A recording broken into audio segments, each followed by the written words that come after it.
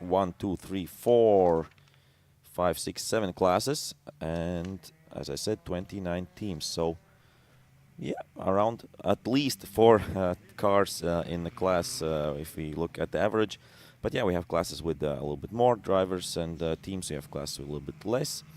But the main thing we see here, it comes the pole setter, Anjese by Dream to Drive, and it will be driven by Aurimas Mištautas. Aurimas Mištautas yesterday, of course, was driving in 325 Cup with quite good results. I think he was in the top 10. And we are moving on to the grid, I think, and Oskars will speak now. Good morning, racing fans, or should I say good afternoon to some. I don't know where you're watching from all around the world. Welcome to the Parnu Summer Race 2023 edition, day 2. And this day is going to be all about endurance. And of course, I'm talking about the Nankang Endurance Academy 2-hour race and the Baltic Endurance Championship 4-hour race. That's in our menus today. Obviously, it's gonna be a lot of action, a lot of racing action here in beautiful Porsche ring in Estonia near Parnu. And by the way, speaking of Estonia, shout out to all my Estonian friends and to all the Estonian fans out there.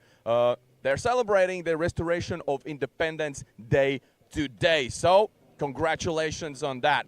On this positive note, we're going to have a look who do we have here on the starting grid. And actually, we have quite a lot of teams entered. In total, 29 teams for the Nankang Endurance Academy 2-hour race. And the first row and pole position goes to Anjese by D2D. And that is, of course, our friend Aurimas Mištautas from Lithuania. He is already all set up. The team is still working on the car. Let's see if we can have a chat with Aurimas. He's all focused and all ready. Aurimas, good morning. How are you feeling before the start of the 2-hour race? Try to concentrate to the race. I know it will be difficult. I will drive 2 hours alone. So biggest goal to be concentrate all the race. Obviously, you will have one pit stop, so at least some minutes to spare for some rest. But it's quite challenging, isn't it? Yes, it will be difficult. I think so. Just 5 minutes, it's a very small time, so I don't know, we will see. All right, best of luck to you and to your team. Of course, if we talk about the endurance challenges and the endurance races, it's all about the team and all about the teamwork. Obviously, the teamwork makes the dream work, if you know the saying. We're still waiting for some cars to arrive on the start grid, but obviously we'll have quite fun company, if you ask me. All of the guys have done their qualifying, and obviously, well, they're quite good grips with the track, obviously, because most of the guys that we're going to see out there racing in 2 hours already did their races yesterday as well in the sprint category races. So obviously they have kind of, you know, get used to the track with the ever-changing conditions, and I'm talking about weather conditions. So yesterday we also experienced some rain, a little bit of rain at some sprint races that did change quite some things. And if you look at the sky right now, it's quite cloudy, which means in any point of the day there could be some rain. It is forecasted, so let's see if that changes anything. Of course, the track gets slippery, and the results turn upside down. We've seen it all.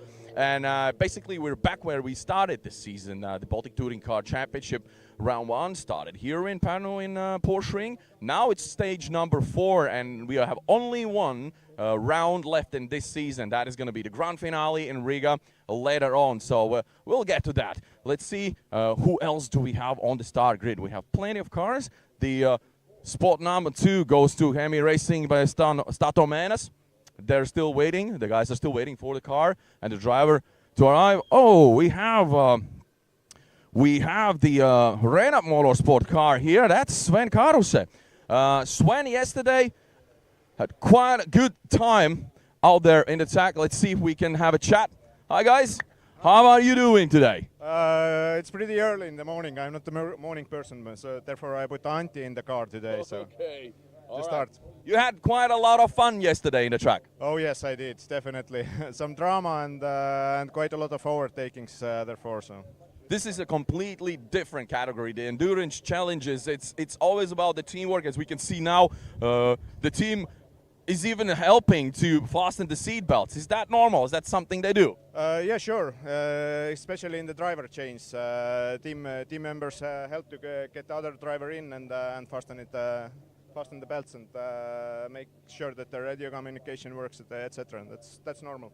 How different the mindset has to be in these long stints you have to do? Because in sprint races, you basically push from the start till the finish. How different the driving changes in the endurance? Endurance races are normally more aggressive or less aggressive, meaning that you definitely don't win the race in the first corner, even in the first lap, or even during first 10 minutes. So you have to wait for your time and not be overly aggressive. But in the same time, you have to pass the slower cars quite fast. Yeah, of course. There's always the traffic, and you have to be really careful with that. Yeah, that's the main difference. If you look at the grid, there are so different paced cars here that you have to be careful. Looking in the mirrors and looking in front of you at the same time, which is not the case in the sprint races normally. All right. I wish you and Antti the best of luck today. We'll see you in the paddocks in a minute, of course. Cheers. All right, guys, we have to leave the starting grid. We can see in the very last minute the Hemi Racing by Statomenas, the Lithuanian squad, have entered the starting grid. So now we're all ready for some racing. Nankang Endurance Academy, 2-hour endurance races up and coming. So make sure you stay tuned. This is the Baltic Touring Car Championship, round 4 here in Parnu, Summer Race 2023. Let's go racing. Thank you, Oskars, for the great interviews with the leader, the pole position man, Aurimas Mištautas, in the team Agnieszka by Dream to Drive. And yeah, good interview as well there with the Reino Motorsport driver Sven Karuse, who had, of course, lots of action yesterday in his Honda TCR. Had to battle from the back to the front, and that's why he said he had a lot of overtaking happening and doing. So yeah, interesting to see that really. I would say, yeah, not maybe the half, but around something like that. The drivers who are competing today at the Nankang Endurance Academy were driving yesterday already. For example, if we go through, we have in BTC 1 class with Mantas Pociūnas, for example, did drive yesterday already, linked to Ingenieria team. We have Antti Jartsev against Timo Lind, so race attack against Lind Racing, the BTC 2 cars, who were battling it out yesterday in the sprint races. They will battle their hearts out today in the Nankang Endurance Academy 2-hour race, that's for sure. We have Sven Karuse, as mentioned, from front-wheel drive to rear-wheel drive today. They'll be driving a BMW E36 M3 Reino Motorsport together with Antti Ramo. Then we have Foxtail Racing, one of the few Latvian teams out there. It's Artyoms Kotsamazashvili and Matis Mežaks, who were driving a 325 Cup car yesterday, but right now they are driving a BMW E46 330. So 3-liter displacement, and they're driving in BTC 3 class. We see they are starting, I think, from 1, 2, 3, 4, 5, from 6th position. Yep, exactly. And right now they are going on to the warm-up lap. Of course, it will be a rolling start here at BTC at Nankang Endurance Academy. Fast cars, so better not to stress the transmission too much. And that's why. Here we see also one driver from yesterday, Alex Reimann, in the number 99 car. Yesterday, he had a good race in 325 Cup, but had some penalties, unfortunately. So that meant he was off the podium, but I think both times he finished in the top 3. And afterwards, of course, some penalties applied, and that's why he moved down the order. And today is a new day. I think if you look at the 325 Cup cars, I think he is on pole position. Yes, exactly, number 99. And the closest, I think, 325 Cup team to Alex Reimann. So he's driving S1 Racing. The closest team to him, let's have a look, is his teammate, we could say, S1 Racing with Romet Reisen and Priitka Dastik. And then, then we have KTK Racing, Ren 325 Cup. BaTCC team, where also another Latvian driver is driving, Jānis Hans. So yeah, a lot of action upcoming, and as I said, we have 29 cars on the grid. On the entry list, I have 28 teams. So one team I won't know who's driving there, but let's hope it will be okay. We have some teams with some issues yesterday in the qualifying. They're starting from the back, for example. Papas Sacīkš Komanda, number 25. So yeah, I don't have the Papas Sacīkš Komanda's drivers. I will hopefully get the information. Last minute entry from them. And we have there Soderus Racing as well, number 111, starting from the back. That is a Seat Cupra, Darius Zitlinskas and Adomas Petrovas. Zitlinskas yesterday drove also in the BaTCC4 sprint race. Adomas Petrovas, of course, a well-known driver from Lithuania as well. And who else is at the back, not in their right spot? It's Albe Alliance Racing Team, so the number 15, which is driven by Ramūnas Čapkauskas and his son Titas Čapkauskas. So they will have a fight on their hands right from the beginning, trying to get back to their competition. But right now they are starting from the back, so not the best start. But of course, it's 2 hours. It's not a sprint race, and a lot can change, a lot can happen. And yeah, nice to see 29 cars on the grid. So fantastic, fantastic popularity right now. I think one of the reasons, of course, is the track. It's much more smoother and safer than maybe other tracks in the Baltic, and that's why more teams decide, okay, here we can go. It's safer, less risk to have damage, to have a crash. And yeah, that's why we have so many cars here on the grid, also especially in endurance racing.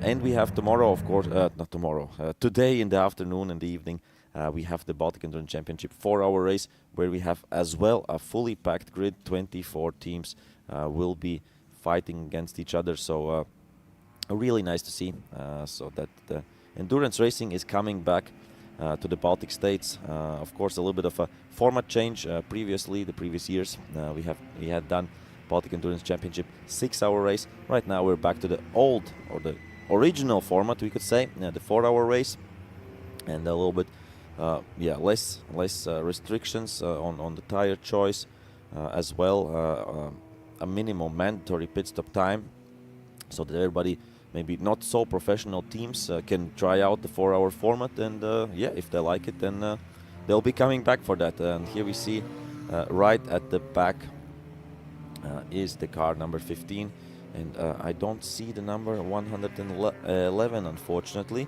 I think Soderus Racing had some issues yesterday, and that's why they are not on the grid. Right now, formation lap, we see the safety car out front. The lights are out. That means the safety car will go into the side road, and it seems like everybody is behaving well, and they are side by side. So I think we will go racing. So a lot of action, a lot of classes, and yeah, we will see.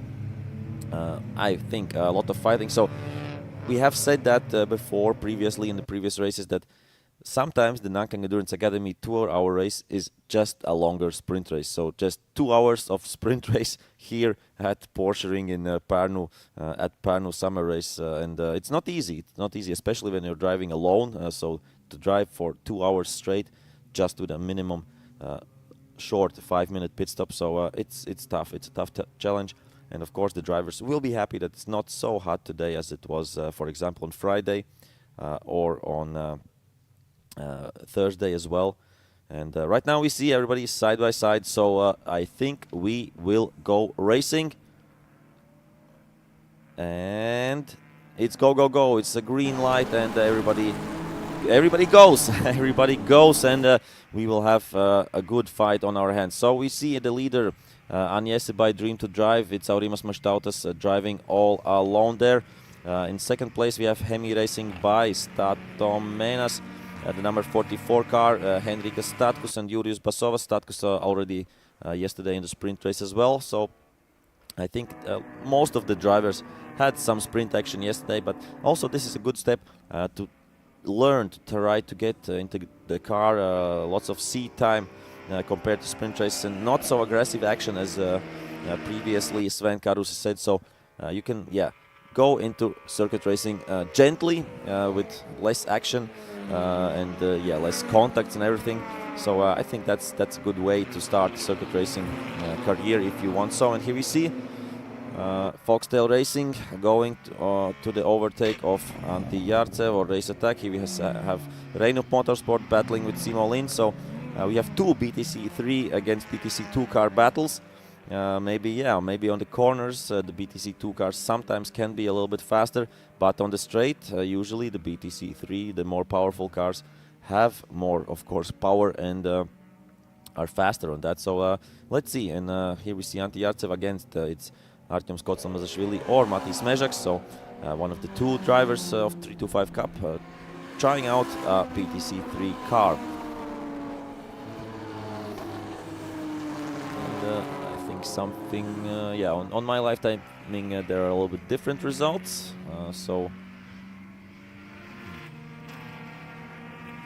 We will check that out. The battle is on, and we are on for 2-hour racing.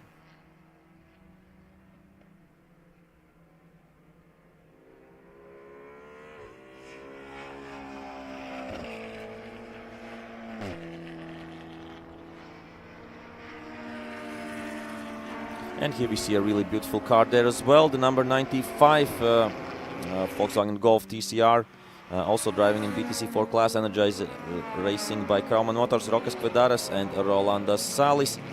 Yesterday in the sprint race was driving Aras Kvedaras, so I suppose it's the son was driving yesterday and the father is driving today. And we see a little bit of spreading out the field right now in the first few minutes, first few laps. We have done, one lap we have done, and we are right now in the second lap. So we have the right results. Great to see that. And I think there are some overtaking maneuvers happening already. Oh, and really good first laps there by Čapkauskas, by the number 15 car, Albe Alliance Racing Team. So I think maybe there's Ramunas behind the wheel.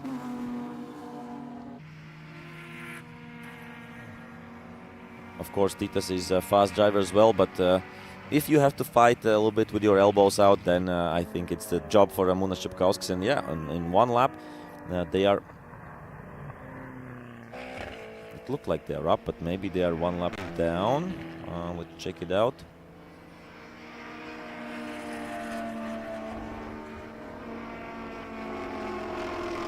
Where is the number 15? Okay, they have the fastest lap, but they're not in front, so my lifetime is... Okay, I have it. So, up to number 4, and right now up to place number 3 for Albe Alliance Racing. So, Čapkauskas within one lap, starting from the back.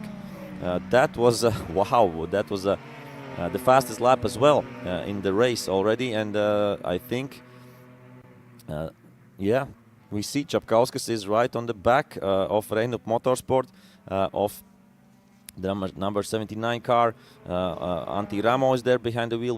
We know that because we talked with Sven Karusse on the grid. So great result by Albe Alliance Racing Team.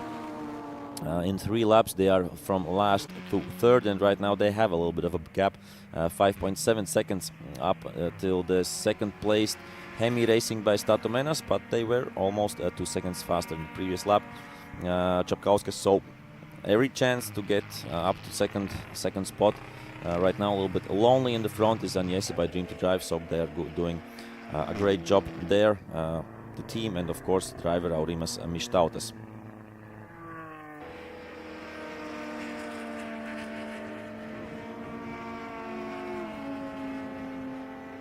And here we see Dvaras Racing against Energizer Racing by Krauman Motors. BTC 3 and BTC 4. And number 30, Diesel Power goes by Energizer Racing. I think that's the car that, let's check it out. I think that's the car that yesterday Gediminas Bilinskas was driving. He borrowed it. Looks like the same car. Or maybe not, but still Alvydas Malakauskas and Giedrius Gudaidis are piloting this car. And yeah, we don't have a special diesel class. The diesel cars are driving in BaTCC 3 class. At least I think if it's a 2-liter engine. For 3 liters, I suppose, as they're turbo, they wouldn't be allowed to drive in BaTCC 3, and I think they had to move to BaTCC 4 class. So the first 6 minutes are around, and that means that the first 4 laps are around, and we will check out, of course, we see the full result on the screen, but we will go through, of course, a little bit more in detail, checking out who's where in the classes, where there is a fight maybe on our hands, and yeah, I think we will have a great race. Here we see another, I think, yeah, number 73, a BMW E36 competing in BaTCC 3 class, but they are on to overtaking Energizer Racing by Kraman Motors, the BaTCC 4 class car. So yeah, maybe they are a little bit managing the pace, because I think this type of car should be a little bit faster. Maybe they're carrying a little bit of an issue, or yeah, being gently with tires. As we see, number 31 is coming up there as well. That's S1 Racing, the 325 Cup car, driven by Romet Reizin and Preet Kadastik. So Romet Reizin yesterday, I think he was on the podium in 3rd spot. So great sprint race for him yesterday in his home track. And right now, of course, he will try to get the best result as possible also here in the 2-hour race.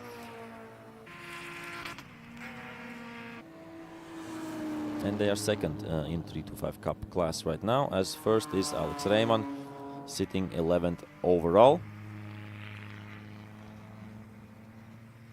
And here we have number 30, Diesel Power, against RS Racing Team. So RS Racing Team, yep, number 87 is driven by Raigo Sarapu and Peter Kaira. So an Estonian team.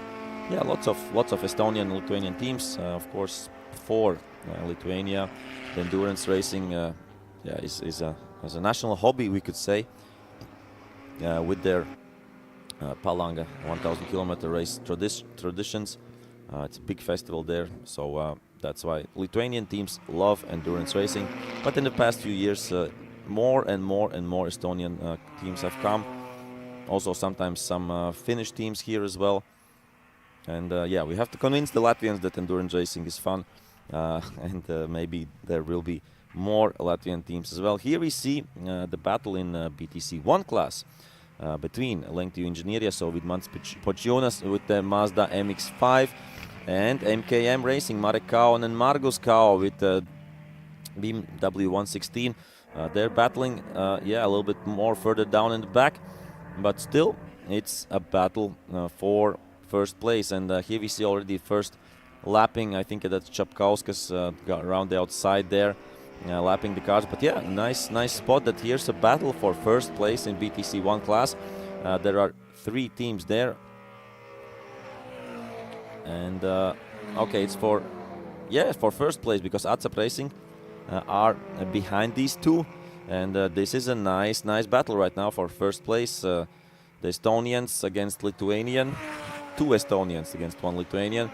And we see how small, in comparison, the Mazda MX-5 is to the 116 BMW. The 1 Series BMW isn't the biggest car out there in the world, or also on the racetrack. But here we see they're having fun.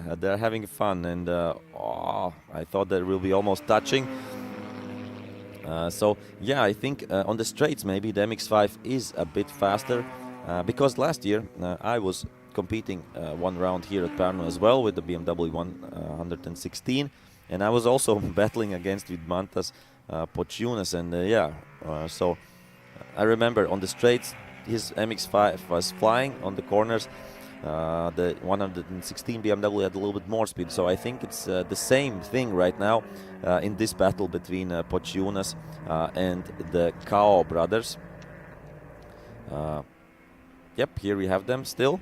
I will check if there's some in Albe Alliance Racing. So the Čapkauskas has caught Hemi Racing by Statumenes, so I assume there could be or should be a position change just coming in. As we see here, Simo Lind is lapping already, so we have driven only 7 laps and already lapping the BTC 1 cars. And of course we have some ABC race cars here as well, and V1600, one team competing here as well. And so Simo Lind right now in the lead in BTC 2 class. Race at and number 111. That's a shame. That's a shame. That's of course Soderus Racing. I think they didn't go out during the start. Started a little bit later.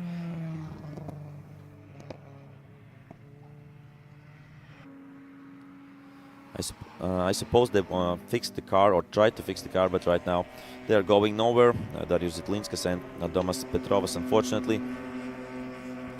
And while we were talking about that, yeah, no change. So a little bit spread out right now. So maybe Vidmantas Pačiūnas found some speed, or the one of the Kao brothers made a mistake, so lost out. And we have a lead change as well. So Albe Alliance Racing team are right now in front. They have overtaken Agnese by Dream to Drive. And quite close battle. And the top 3 is within 1.7 seconds. But it seems like, the speed of Čapkauskas compared to everybody else is amazing. He's, as I said before, from the back right now to the front, and all that within 8 laps. So Čapkauskas had to overtake 26-7 cars. So wow, great job by the Lithuanian driver. And as I said, I don't know if it is Titas or if it is Ramūnas, but I think it could be Ramūnas behind the wheel in the first hour. And so and right now 1 lap, and in the previous lap they were 3 seconds faster than the second placed. Here we see the second placed Agnese by Dream to Drive, Aurimas Mištautas, Hemi Racing by Statumenes right behind them. But within 1 lap, Albe Alliance Racing team Čapkauskas was 3 seconds faster than the BMW M3 of Mištautas. So he's away and no fight there, but this is the fight for second place overall. Both cars in BTC 4 class. And I think that's, we can of course, here's the leader, number 15, but I think we can hear from the sound that that's a V8. I think it's a V8 engine there for Mištautas in the BMW E92 M3. And of course, catching him, the TCR Seat, the number 44. Let's check out the official name of the car, the Seat Leon TCR, driven by Henrikas Statkus and Jurijus Basovas. And we see, as I said, Lithuanians love endurance racing. The top 3 spots are for Lithuanian teams. In 4th position we have number 79 Reinup Motorsport, so 4th position, highest non-Lithuanian team right now, and that's a team from Estonia. And we have 3 Estonian teams, Reinup Motorsport, Lind Racing and Race Attack in the positions 4, 5, 6 overally. And then we have one of the few Latvian teams, Foxtail Racing, in P7 overally right now. Maybe we can check out a little bit of the class results. So the first 3 places are BTC 4 cars. Reinup Motorsport first right now in BTC 3. Foxtail Racing is second, and Tvaras Racing is third in the BTC 3 class. If we look at BTC 2, then we have Lind Racing and Race Attack. And I think in 3rd place is Alko Budis Poland edition, if I'm looking there correctly. I think yes. And here we have some lapping going on. The leaders are lapping a little bit slower cars, the 3 to 5 Cup cars. So let's check out the other classes here as well.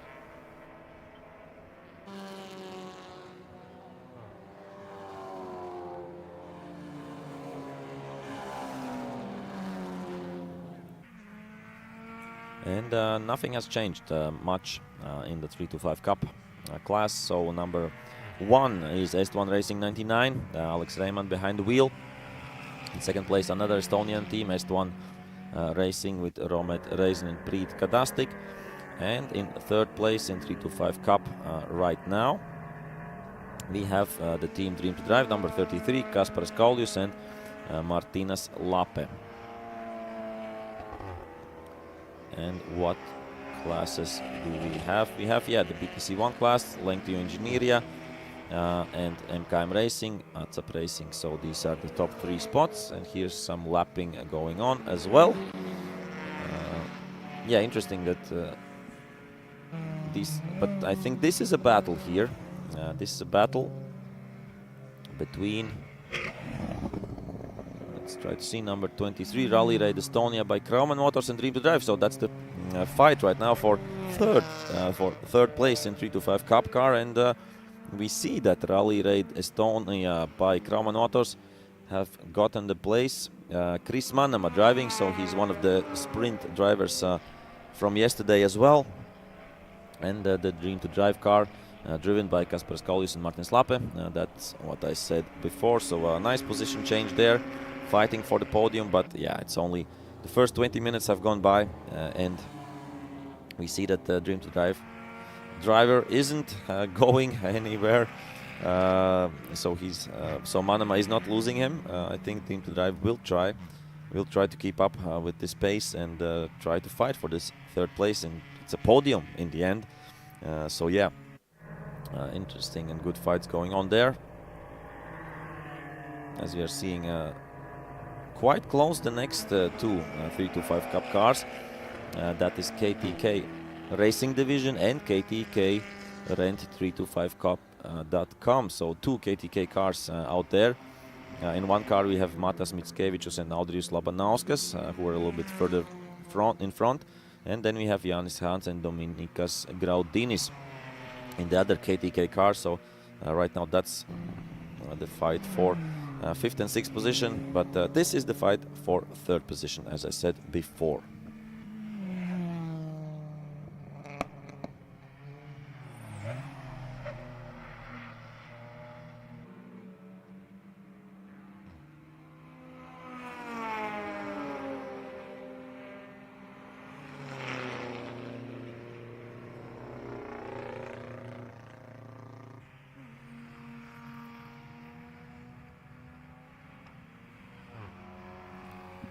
And let's have a look what is happening here. That's number 24, Alko Budis Poland edition. Who is driving there? Interesting team name. So number 24. I don't have, I think, this team on my entry list.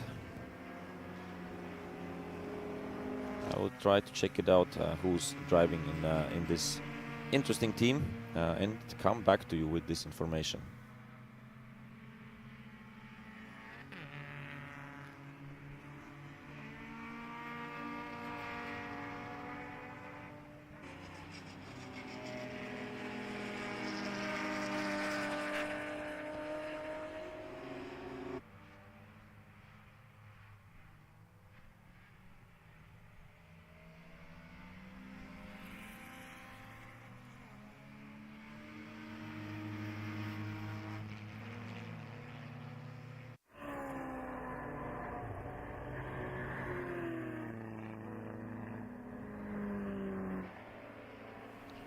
And here number 87 and number 30, that's the fight for 9th place overally, and I think, let's check it out, I think RS Racing Team is driving in BaTCC 3 class as well. So that's the fight for, looks like, 4th position right now in class, but that can change quickly. So as I said, for a lot of drivers, a lot of teams, this will be a sprint race, but just 2 hours long. So it's I would say a little bit more physical and demanding than a normal sprint race. Here we have number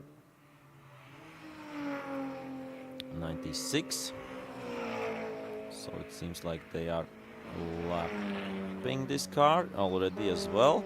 96 is driving in BaTCC2 class, Auto Kaslita, with a interesting Honda S2000, Kastitis Valbekas and Valdas Laurinkevicius.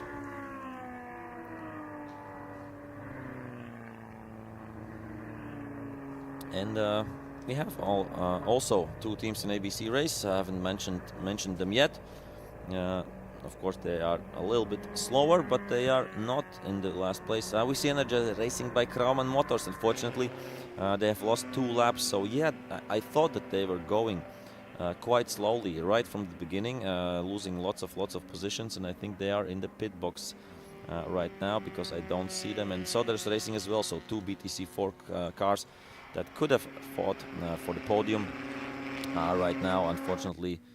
Out. So there's racing it looks like definitely out. They are 14 laps down from the leaders. Energizer racing with Krauman Motors right now 5 laps down.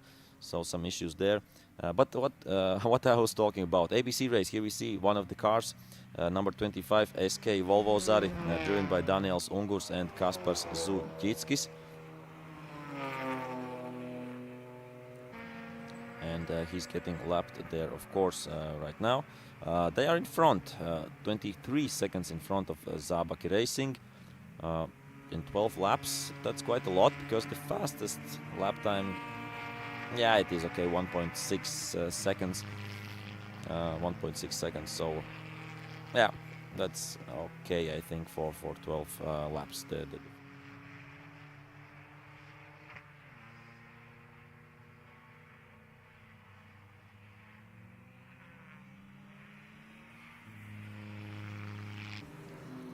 So here we have some lapping going on as well, but I don't think this is lapping. This is number 88 and number 888 and number 3. They're in different classes, but they're fighting right now on the track. That's for 6th position overall. Here we see Ante Yartsev, so the team Race Attack with the Honda Integra. Oh, and going really wide is one of the Foxtail Racing drivers. I think that is Mati Smežaks behind the wheel. If I saw correctly, his teammate is Artem Skotsimozashvili. But I think, if I see correctly, I think that is Mati Smežaks. And they are right now lapping the number 40 car. Number 40 car, one of the 325 Cup cars. That's KTK Racing Rent 325 Cup. And Simo Lind is off the track, smoking coming from the engine. Unfortunately, the leader of BTC2 class, yesterday he said that he had some issues with the gearbox, but the smoke is coming from the engine bay, and oh, what a shame. So, yeah, he waves his hands and says, what can I do? That's a shame. Lind Racing, Simo Lind, unfortunately, did get the win yesterday in sprint race. That's, of course, more important for him. But yeah, right now Simo Lind is out. Simo Lind is out.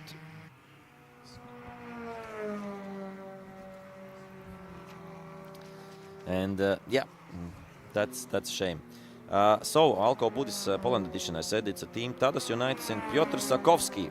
So they have the number 24 and they had number 10. So they changed quickly just the cars, I think, and that's why the number 24 has appeared. So thanks to the secretary staff at BaTCC, and they got quickly the information to me. And we see Foxtail Racing has gone by Ante Yartsev or Race Attack and up to P5 right now overall, because yeah, Simo Lind unfortunately has parked his car. We see the car, we see Simo Lind, and he's just looking at the other cars driving by and thinking, yeah, that's it, unfortunately for me. And that means that Race Attack, or driven by Ante Yartsev, is up to P1 in BTC2 class, and that means that the podium has changed there as well. So we have Alko Buddhist Poland edition in 2nd place, and I think in 3rd place right now is still Lind Racing, but they will lose the position to Auto Kaslita. So I think Auto Kaslita will be right now 3rd in the class. Yeah, that's exactly what's happening, because there were 4 teams and right now there are only 3 teams left. So we have driven for 25 minutes, so that means in 25 minutes the pit stop, mandatory pit stop window will open. So that will happen in 25 minutes. Right now the field is, I think it's a little bit spread out, but we still have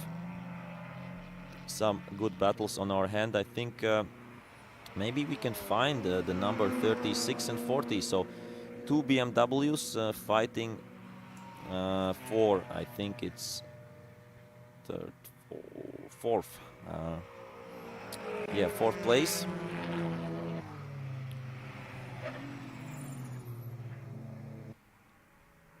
And here we see who's that. That's a lapping there, done by Foxtail Racing. So they are also up into 5th place overall. And they're lapping the number 24 car of Alko Buddhist Poland edition.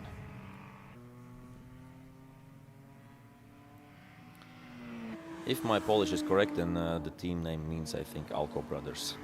Buddhist sounds like brothers in Polish. So who was driving by here?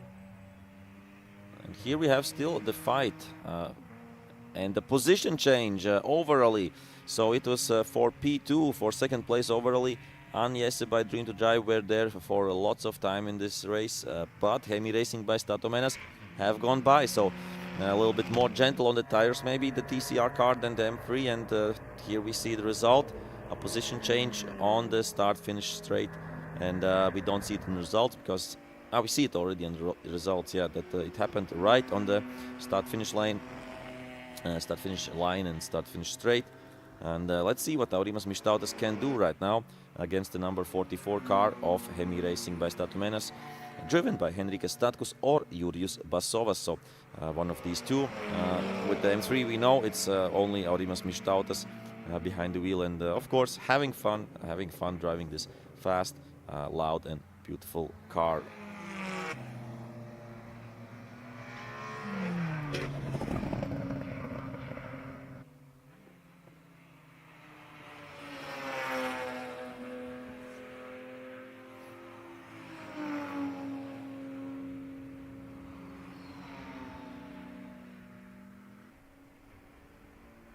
And it seems like Hemi Racing by Statomenas is quite fast, and they have built a gap already to NeA by Dream to Drive.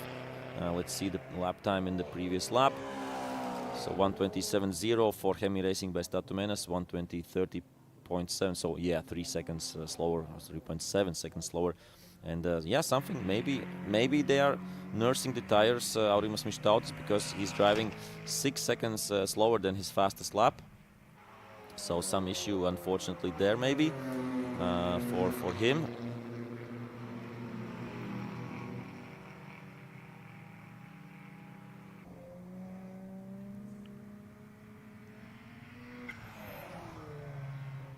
And here we see, yeah, the fight that I was talking previously, the two KTK cars fighting against each other for, I think, as I said before, it's 4th position in the class.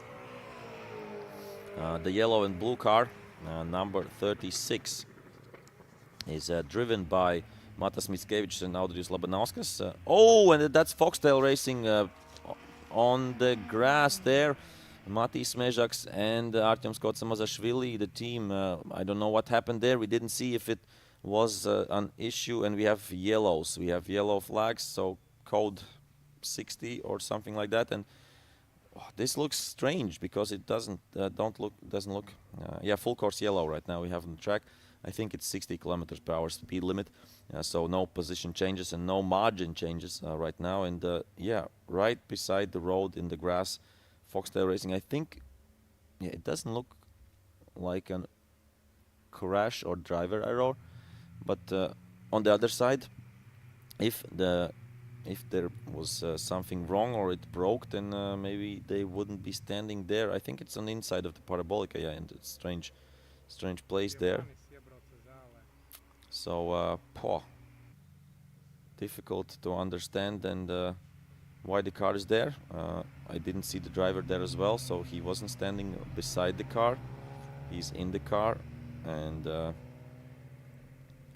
here we see that yeah, no gap change. Everybody has to drive at 60 kilometers per hour, full course yellow. Exactly, that's what's happening right now on the track.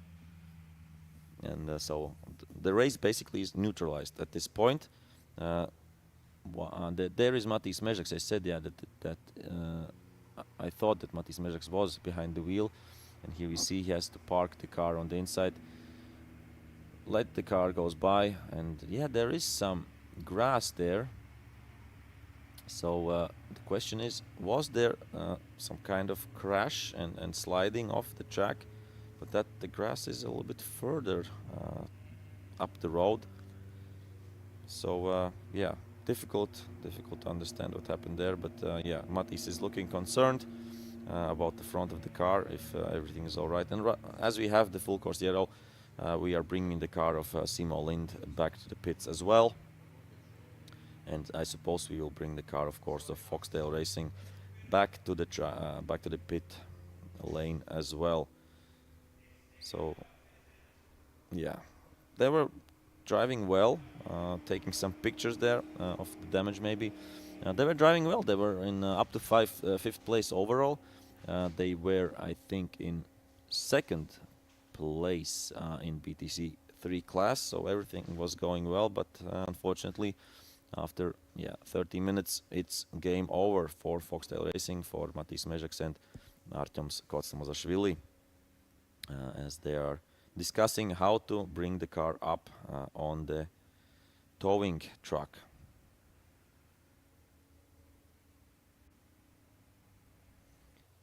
And yeah, we have driven only 32 minutes, so they are not allowed to make the mandatory pit stop right now.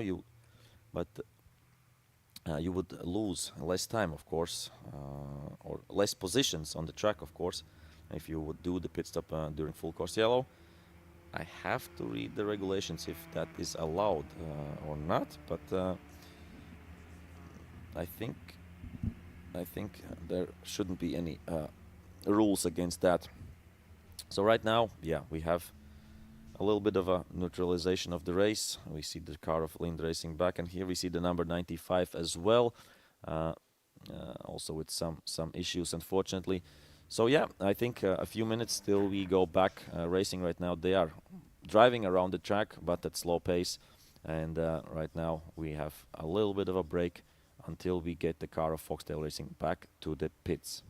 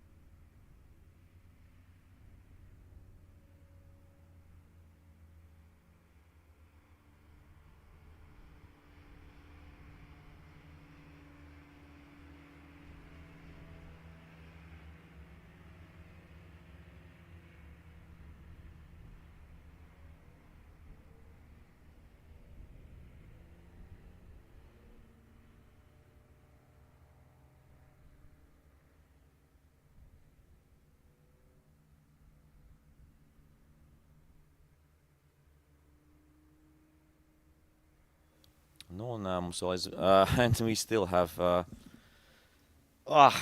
It's the second time this weekend that I start to speak Latvian. Sorry for that. So we see that it's still full course yellow. The car of Foxtail Racing is on the tow track. It will be brought safely home to the pits, and I suppose and I hope we will hear maybe from Mattis to understand what happened there, because it was a good run. They were up to P5 overall and P2 in the class, but something went wrong there.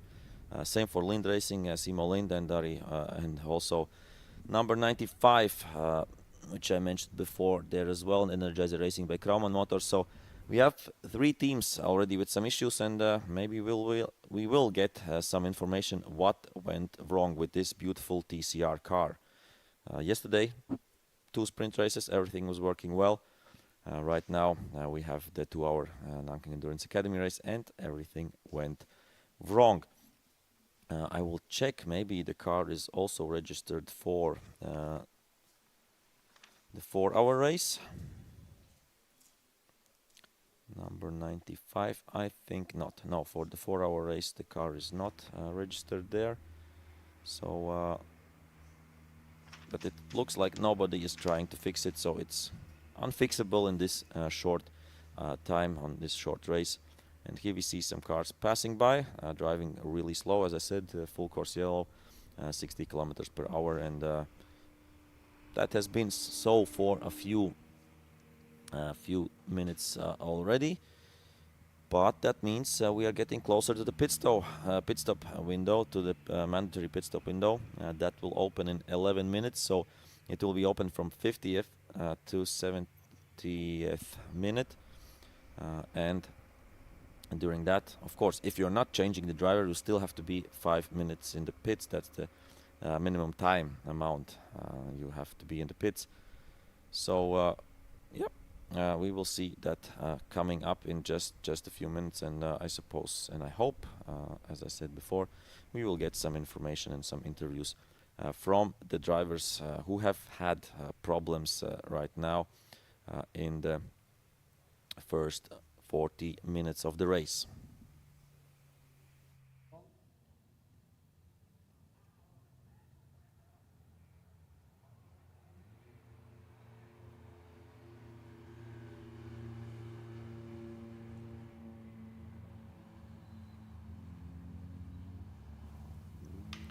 Yeah, it looks like they're almost stopping there on the start-finish straight. But yeah, full course yellows means I think 60 kilometers per hour. That is the rule, and usually they're driving here around 160, 70, maybe 80 on the straight, and at the back of the straight. And right now they're driving 3 times slower, so that's why I think they're crawling there. But no, it's everything all right. And here we see the car coming back to the pits of Foxtail Racing. And let's hope we can hear from some drivers to understand what went wrong. We have, as I said, 3 cars already out at this point, at this minute. Maybe Lind Racing, I think they are trying to fix something. Maybe they will try to come back, but of course everything is lost. And if nothing magical happens, then the podium is lost there for Simo Lind. As we are seeing some lapping again. Albellian's racing team, number 15, driven by the Chapkauskas, father and son combination, is lapping already the 6th position, number 30. That's diesel power. So, yeah. Let's see how far, how many he will. And here we have Oscars at Foxtail Racing. We have the camera here, and so it seems like there was some off-track action, unfortunately, some crash, maybe some damage to the wheel and suspension as well. So yeah, Mattis didn't risk to drive further. But, okay, guys, we are here in the service park together with Mattis Mežaks. Unfortunate luck for you. It looks like the wheel has left the chat. Yes, it did. How did it happen? Well, he just left the chat. I don't know why. You were driving. You did not do anything wrong. No, no. Your car looks like a lawnmower right now. There's lots of grass. It's a cow actually. Could it be like a scary moment if something like this happens? Did you actually crash or something? Depending on the spot where it happens. Okay, all right. But in this one, no, it's not really. Yeah, that's unfortunate luck for the team. Obviously, Artem didn't have a chance to drive at all. Yeah, he didn't. But it's his car. All right, best of luck to you guys. Cheers. So these things happen. The Endurance Championship, the Endurance Challenges in Nankang Endurance Academy 2-hour race has the first victims already. The Energizer team you already saw. They're also standing in the paddocks trying to figure out what's wrong with the car. In few minutes, we're going to be there in paddocks seeing all the teams coming in, changing their drivers or refueling or changing the tires. So we'll make sure we bring you all the action from the paddocks, and let's talk to the drivers as well. How did they do on the first stint? Yeah, thank you for the interview. Really bad luck there for Matis Mezaks. So the wheel became loose somehow. It was still on the car, but yeah, he had to drive off the track, and it looked like in the fast part there after the second straight, after the first corner. So because he was standing there in the inside of the Parabolica, and yeah, it had lawn a little bit the grass, but yeah, it wasn't a crash or something like that. So yeah, bad luck there, unfortunately. And I like the response of Matis when Oskars asked him, yeah, Artem didn't get to drive at all, and he said, yeah, it's his car, it's his fault that the car isn't working properly or working for 2 hours. So having a little bit of fun. And here we see another team with the issues. They did, I think, only 1 lap. They did 6 laps, so there's racing, and right now it looks like they're trying to fix it. No hectic there, so they're not stressing anything. But yeah, they are trying to fix it, and here we see Oskars trying to get somebody to speak with him. I suppose he will get someone. Everybody likes to speak to Oskars, so he will get the chance to talk to somebody. As we have here, I think it's a position change. The number 40 and 36, they were battling it out, the 2 KTK cars. And right now we have a position change there. The number 36 car is in front of number 40. And I think it was the other way around previously. Yeah, the 36 car was in front, the blue and yellow, and right now the black one, KTK Racing Rent325cup.com car, is in front, so good job there. And here we see the third placed Anjese by Dream to Drive, driven by Aurimas Ništautas. Yeah, around 8 seconds between second and third, so right now seems like no chance for Hemi Racing, no chance for Anjese by Dream to Drive. Hemi Racing by Statomenas is on a good pace, and Anjese by Dream to Drive has better lap times right now too, when we compare how the laps were previously.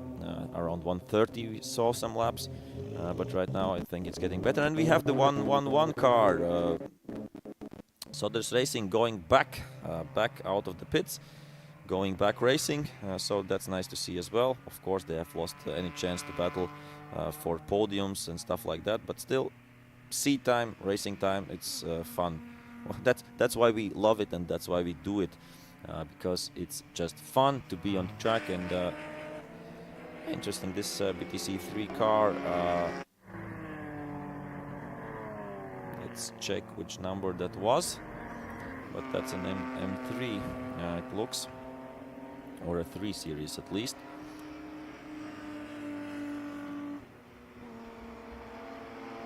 I think it's Dvaras Racing, number 69, which we saw there. Right now in, let's check the position, in 5th place overall, and in 2nd place in BTC 3 class. So the diesel cars are loving this Endurance Championship.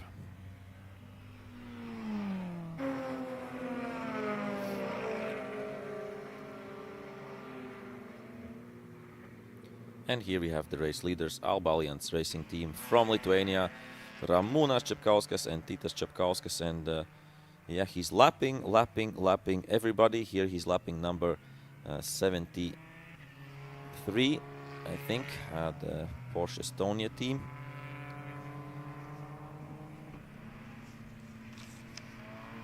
And number 81 as well. And number 11 as well. So, but there's there's lots of lapping going on, so the cars are getting more and more spread out, and within a few laps as well, so not only seconds but laps as well.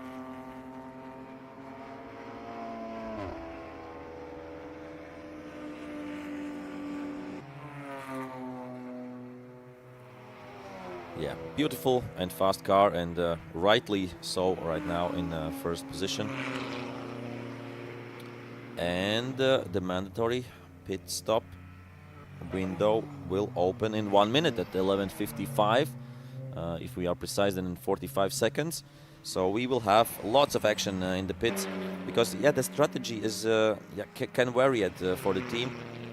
Of course, when there is somebody driving all alone, then of course he will get the full seat time. But I think it's quite important to get the strategy right also if you're driving alone, because maybe you can, if you're right now stuck or have to lap a lot of cars, then maybe it's a good idea to wait outside. Or yeah, if you have free track, then go for it on the free track, and go a little bit later into the pits. But if you're stuck somewhere or you have to lap a lot of cars, you see that, and you will lose time there, then maybe it's a good choice to go into the pits, do your pit stop, and hope that you come out in a fresher, cleaner air, and don't have to overtake so much. So yeah, it's still involved a lot of calculating and thinking in these team decisions. And I think number 95 is back on track. Yep, exactly. Energizer Racing by Kraumann Motors. They have fixed something on the car. Previous lap, of course, not very fast, but 1 minute 30.5. Here we see some lapping going on as well from Čepkauskas.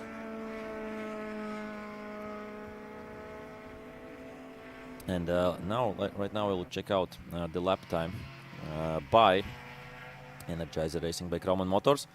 1 minute 28.8, so only 1 second slower than their best lap previously. So I think everything is going well right now, and we have the pit window open. So at 11:55 for a minute it's open already. Here we have number 79, Reino Motorsport, the highest non-Lithuanian team right now in the classified standings. As we are waiting for the first cars to come into the pits. And yeah, of course there are within teams discussions which driver will drive a little bit more if there are two drivers.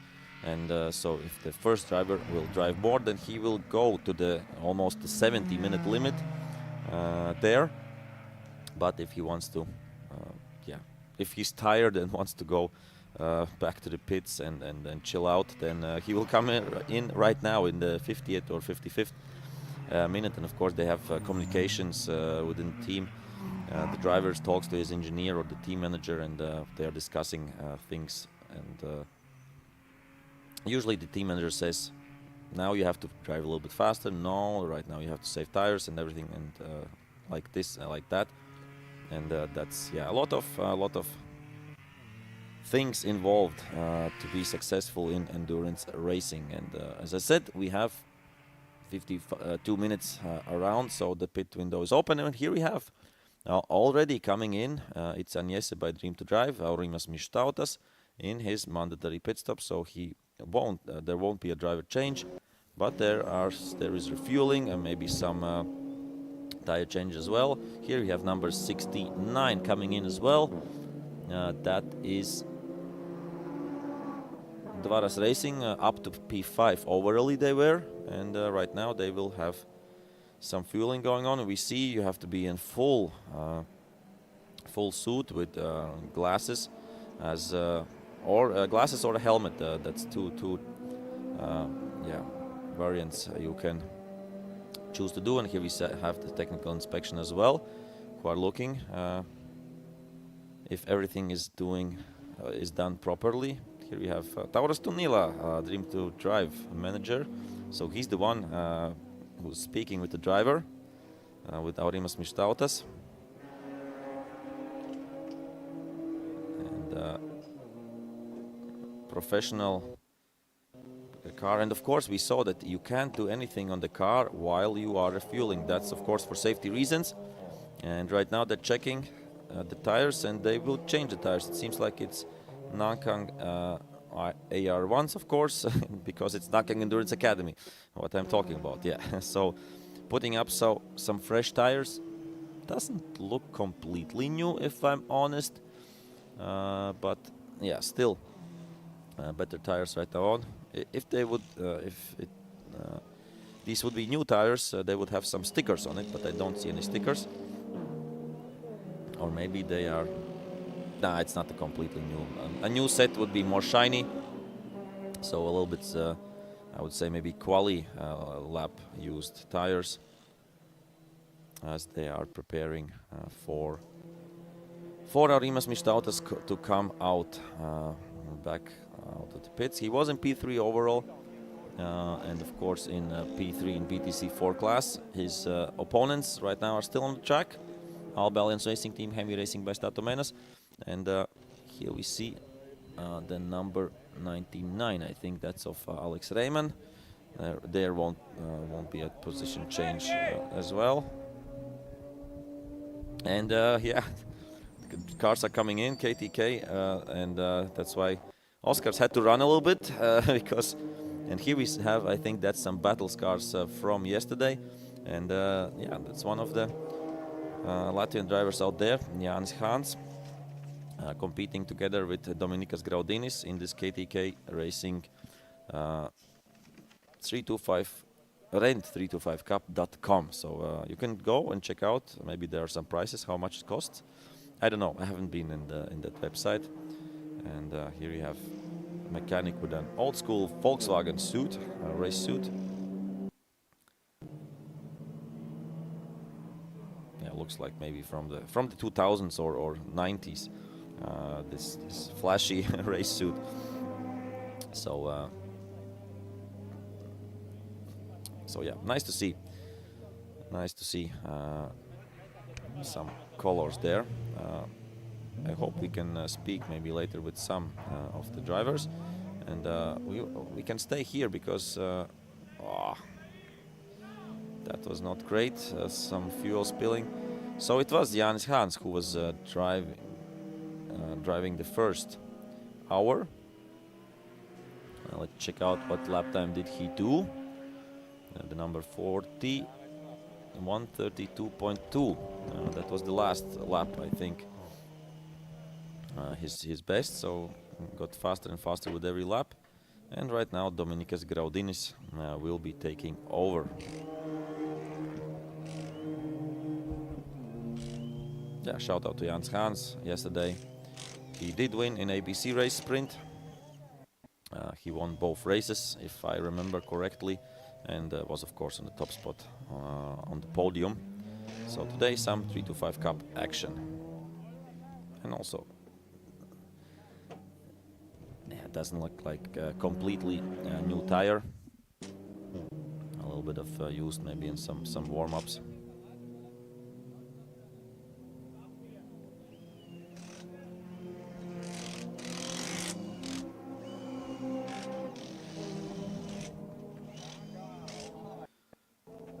And we will try to get some interviews. Okay. So here we are in the paddock. The driver changes, the tire changes, everything's going on in the Endurance Academy, the Nankang Endurance Academy 2-hour race. Now, I'm just Hans. You're in a fight for the podium right now. It looks very good. A good stint. I don't know how it's look, but in the first half of the car, I don't have a speed and maybe a little bit too stuck from my teammate, but this is absolutely my fault. And after the full course yellow flags and I see the green flags, I understood I have 4 laps, and then I'm just pushing.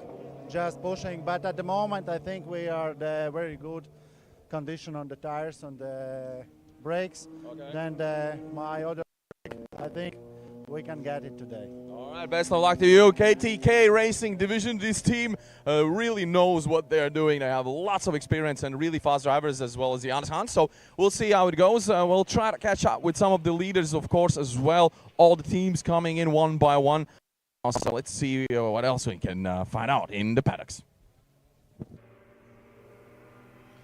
So Johannes Hans, we talked about him earlier, just a few moments ago. Admitted that there wasn't speed from his side for the first half an hour, but then he was pushing, and we see the previous lap was the fastest lap before he went into the pits, 1:32.2, and yeah, I think they are. Let's check out. So I think they are in the fight for the podium, or at least for 4th position, maybe.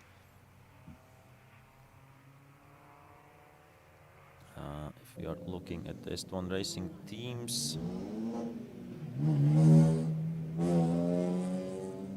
yeah, of course we will have a full understanding when everybody has done their pit stop. So here we see Emil Sjakrins and Leo Dambovska, the only team in V1600 class, and there's the refueling going on. It's interesting that on the left side of the car, but yeah, I can explain why, because the most cars in Europe have the fuel tank or the fuel opening, refuel cap on the right side, but as this is an English car, of course it's owned by BMW Group, the Mini brand. But as an English car, and the Japanese cars all have it on the left. And why is that? Because originally they come with the steering on the right side, so in their country where they are built. So that's why Japanese cars have it on the right, and makes sense. Yeah, if you're driving in Japan with the right-hand drive car, it will be easier to get out on the right side when you park your car with left to refuel it. So that's that about the refueling caps and why they are sometimes on the right side and sometimes on the left side. As we're seeing a few cars in the pits, a few cars on this track, I think we can check out some driver changes as well, because right now I think there isn't a big battle on our hands on the track. So while we have the chance, I think we can. Yeah, we will switch to the pits in a moment. Here we have Alex Raymond, S1 Racing team, who is going for the win. He was going for the win yesterday as well, but got some penalties, unfortunately, and that was that for him, for his podium wishes. And here we have number 36, the other KTK car, and they are right now refueling the cars. So as I said, while you are refueling the car, you are not allowed to do anything else on the track. And here we see the blowers there. The blowers there to keep the brakes a little bit cooler so they don't burn.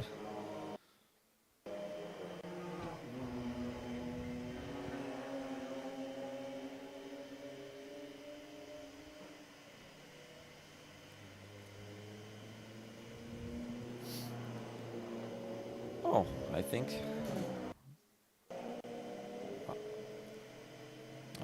I know this guy with the white T-shirt, the long one, to the left a little bit. No, to the left. Yeah, that's Karols Jovaiša on the left, who is, of course, one of the driver coaches of KTK Racing Division, champion of 2021 325 Cup, and this year enjoying and having some fun with fast Porsches, and I think he will drive today in the Baltic Endurance Championship 4-hour race.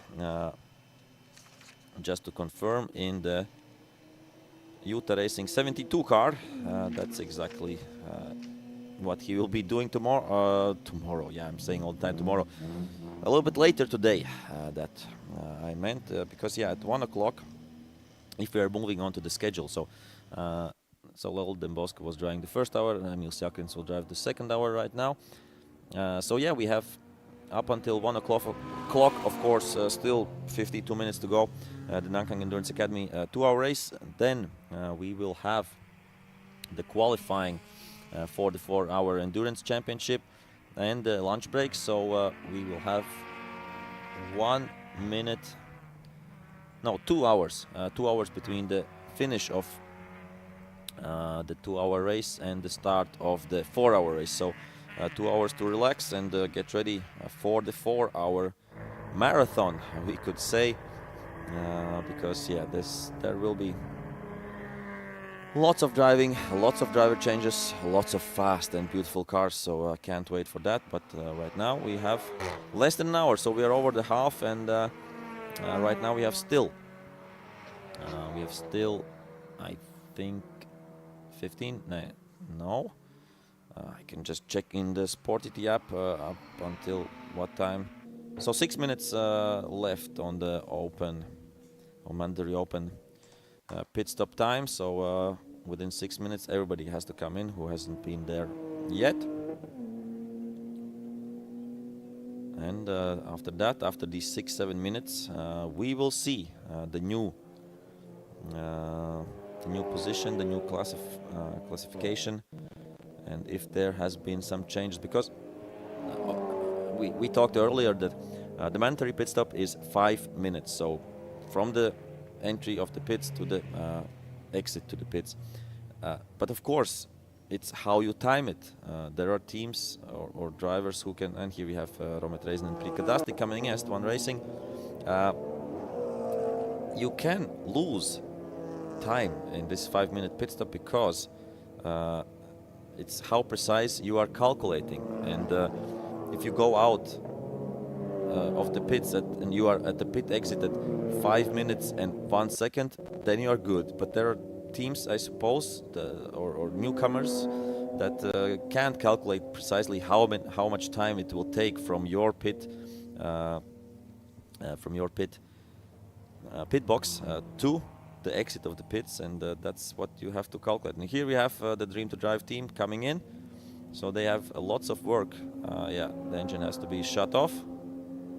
That's as I said before, Tauras Tunila, team manager, giving the orders there.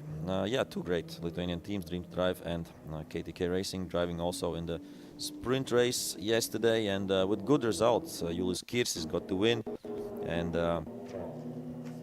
what are the results? I have to check quickly that.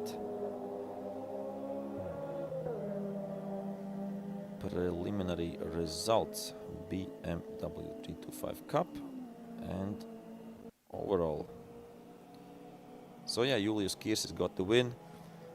Paulius Bonkevičius was really close to the podium, but missed it, unfortunately, out. He was fourth from KTK Racing Division, the team leader there. And here we will have the driver change for this Dream to Drive team. Kaspars Kaulius and Martinas Lape. Of course, this team was famous the past few years with their fast driver Dinas Žadeikis, but right now the new team leader is Julius Kirsis, and he just won an event, so on his birthday as well. So great day yesterday for Julius Kirsis and the Dream to Drive team. And here we have new tires coming on.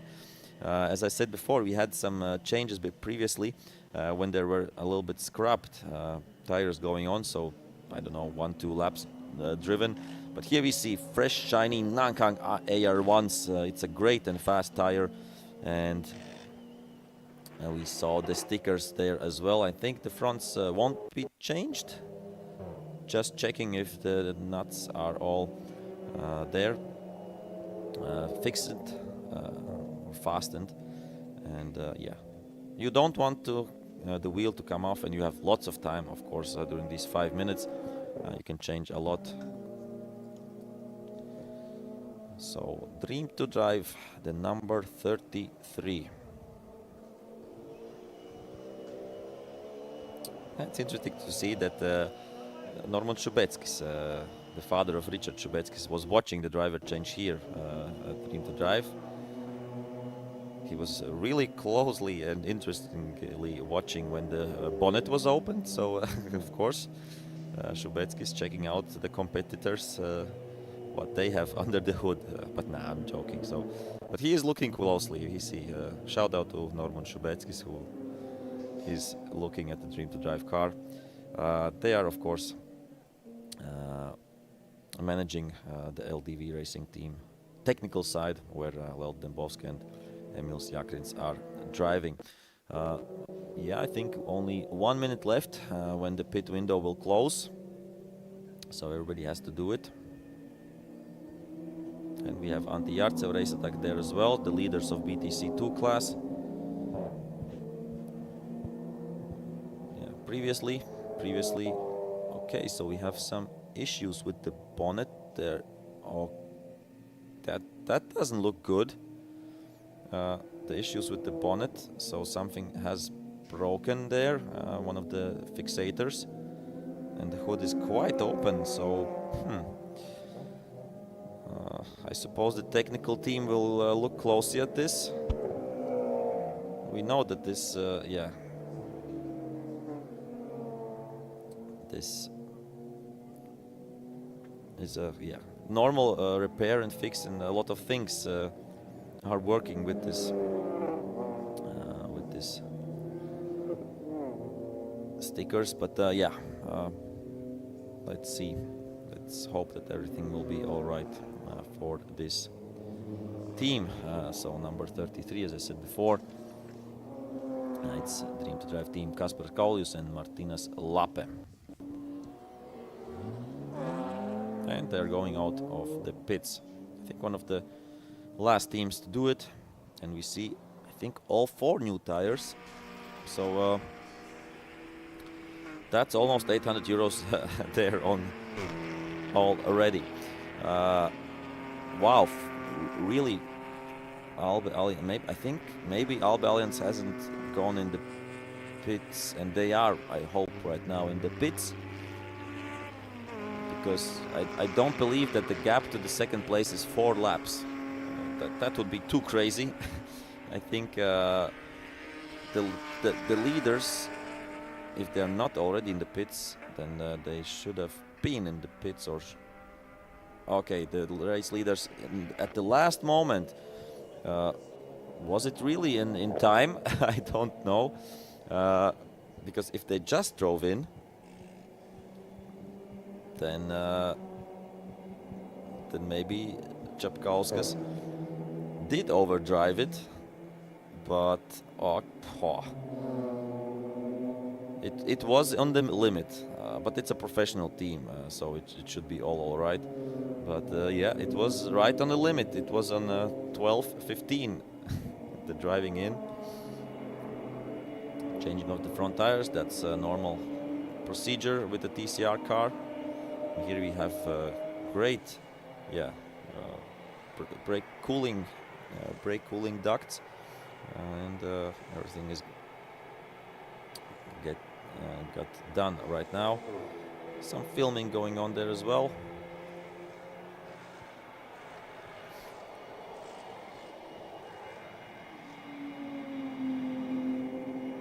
And some talk between the drivers. So they did it a little bit differently.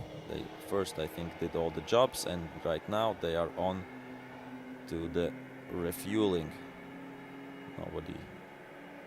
Nobody is allowed right now to work on the car while the car is getting refueled.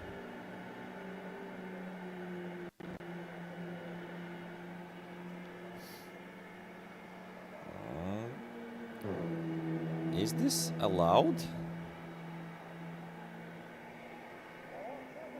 It's not.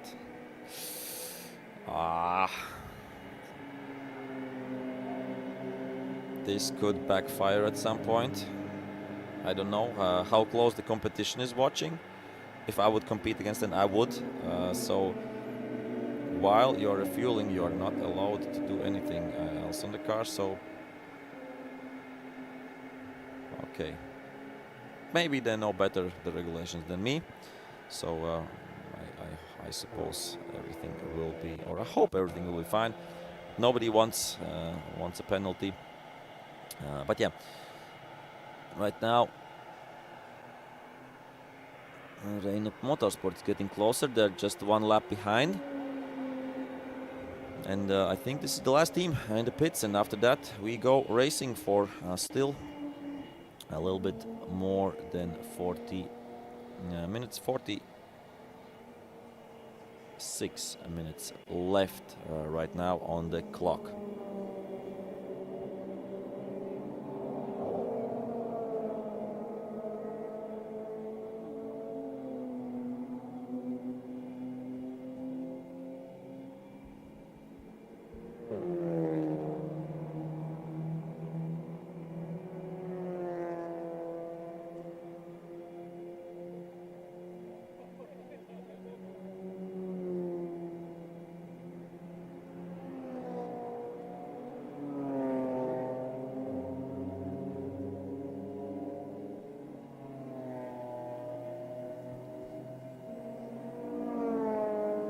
So we see the last moments of this pit stop.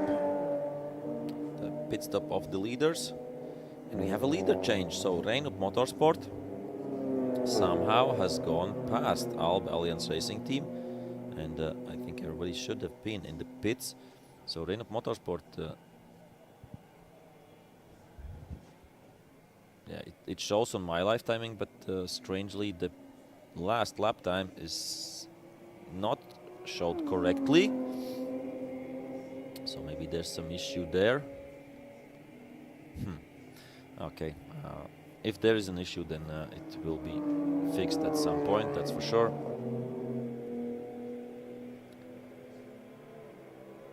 Yeah.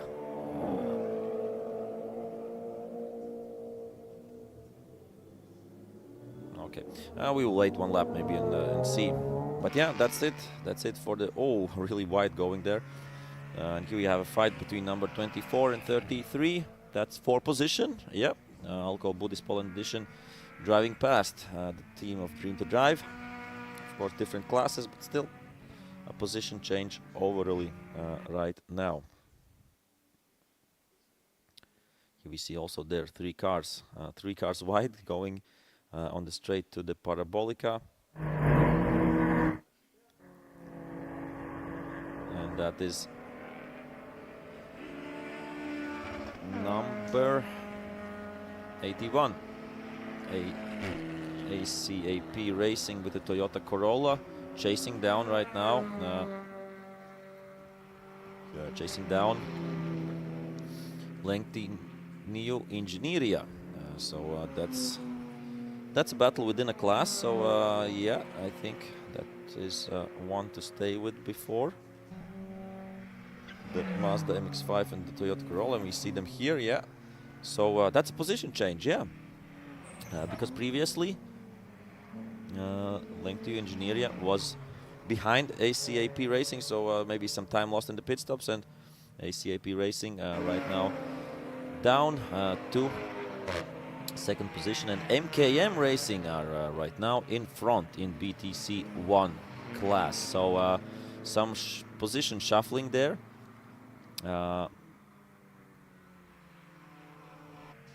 And let's, oh, that's sideways action there by Vidmantas Pociūnas. The team is called NeA R.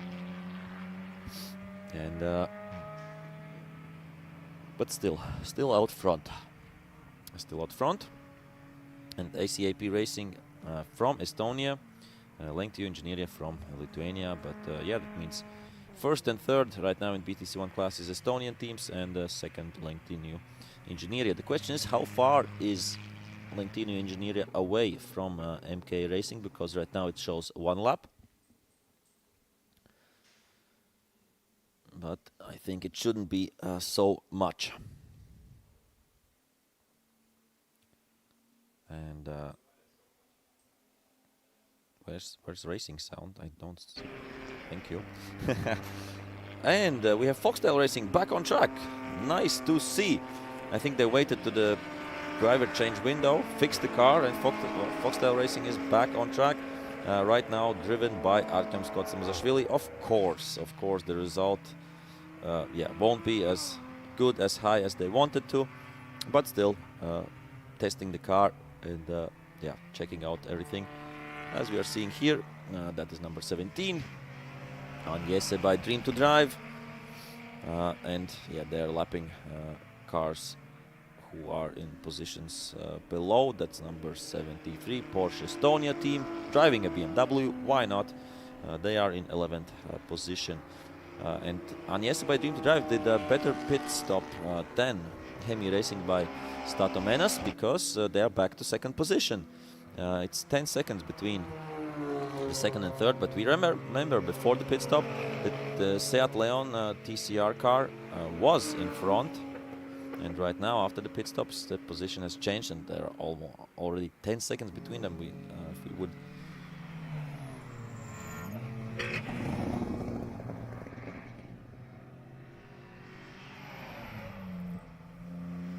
so yeah, number 73, that is that. Some more lapping going on as we see. Let's I will try quickly to go through the classification to see if there is some close fights for positions.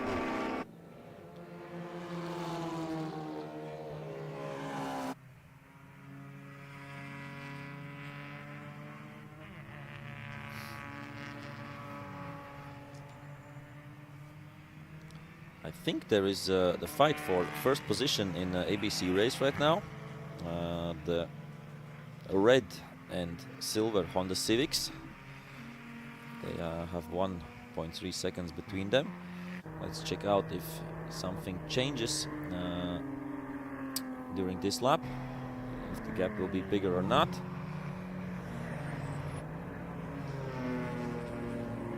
No, these are not these cars, but oh, why is MKM Racing behind ACAP? Ah, no, that's okay. They are one lap ahead. Okay, understood.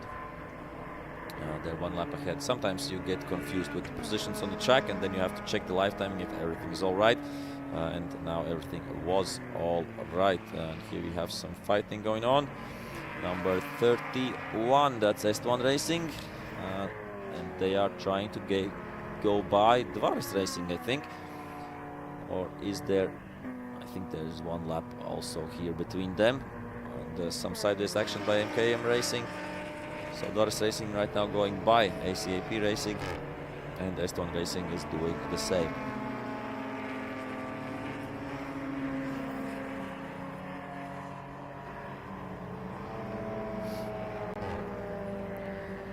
So, yeah, still around 38 minutes left.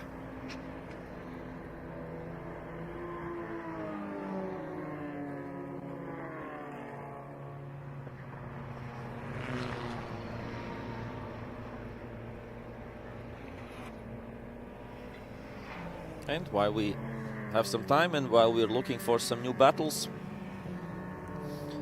is there some time change there between the ABC race teams? Yeah, I think we can try to find the red and silver Honda Civics. So two Honda Civics battling it out really close on the track behind each other. I don't know where they are. Oh, they are there on the long straight. On the long straight. On the long fast straight. Right now they're coming to the two left-handers. So yes, thank you. This is Daniel Ungurs or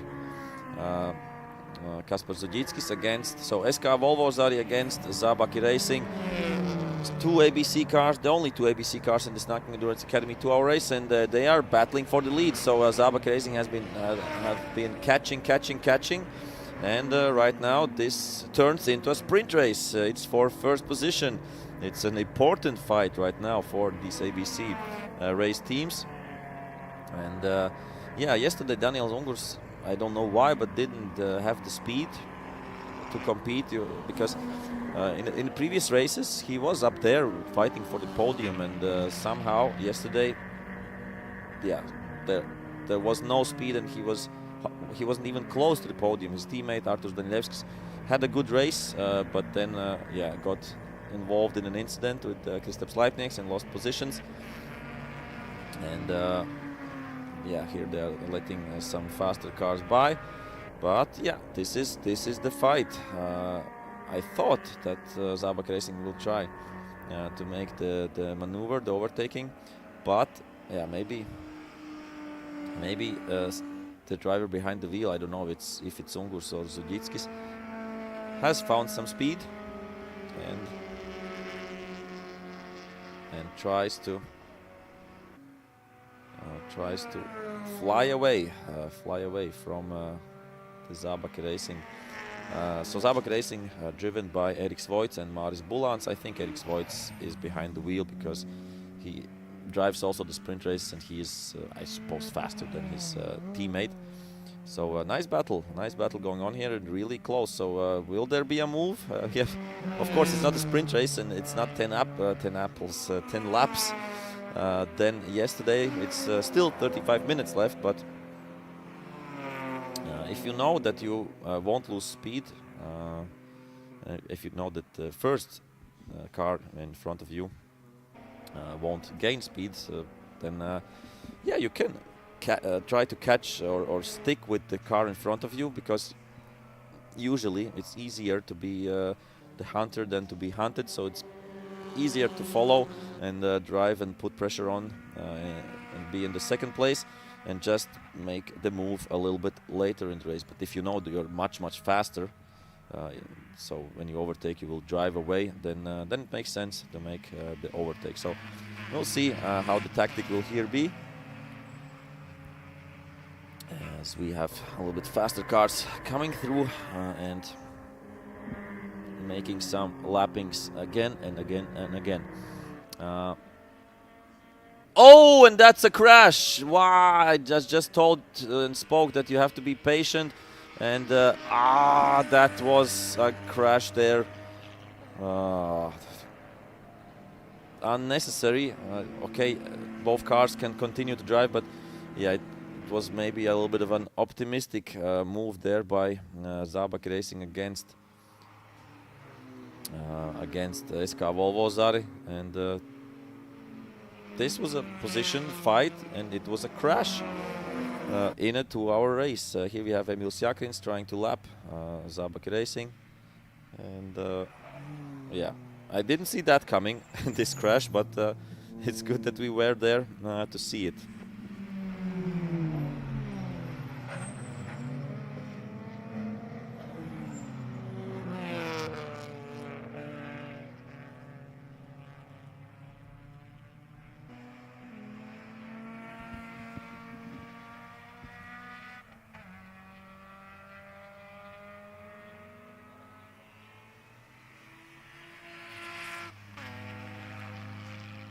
So we will get, I think, the replay in just a few moments to see what happened there.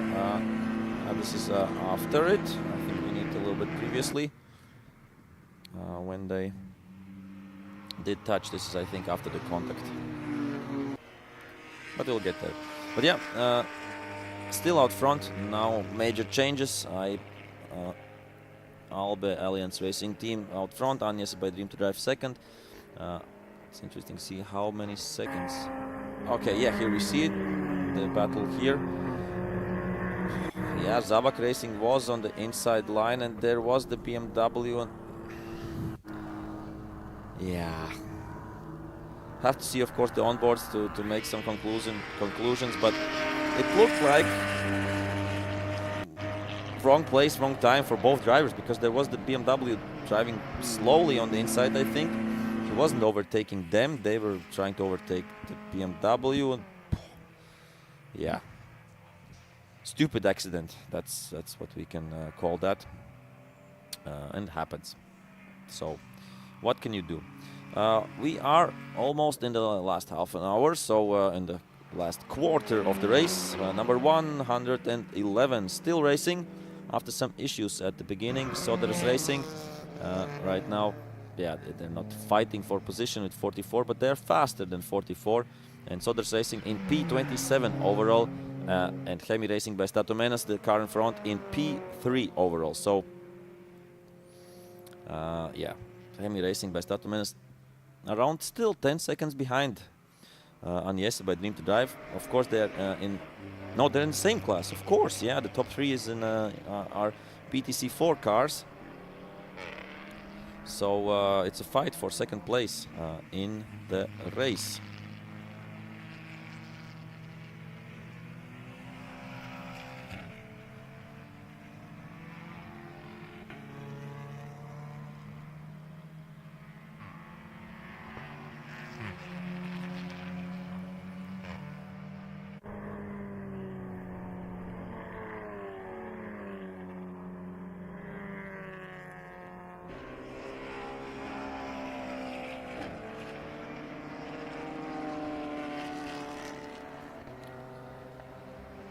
So yeah, the leaders, 24 seconds between them. I think they're 24 seconds. I think there's some issues with the Renault Motorsport transponder or something like that.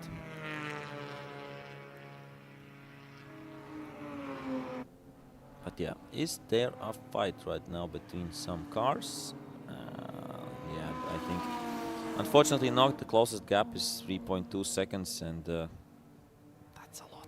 That's not a fight. So yeah, we can just look at all the cars, try to see different cars, and just check out maybe some, of course, some lapping.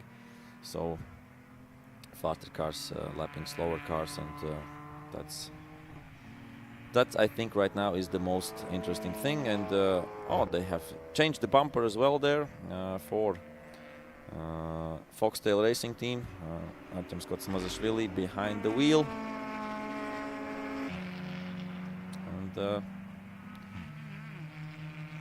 yeah, there was some technical issues on the front, so that's why the wheel almost came off, but it stayed on the wheel on the car. And right now, let's see what times are they showing. Foxtail Racing Team 1:30.3 the previous lap, so around 3 seconds slower than their fastest lap.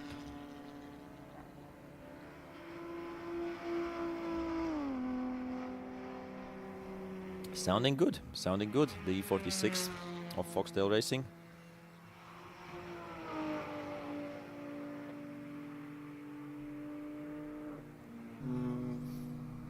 And okay, let's quickly go through the classes and see who is right now on podium course.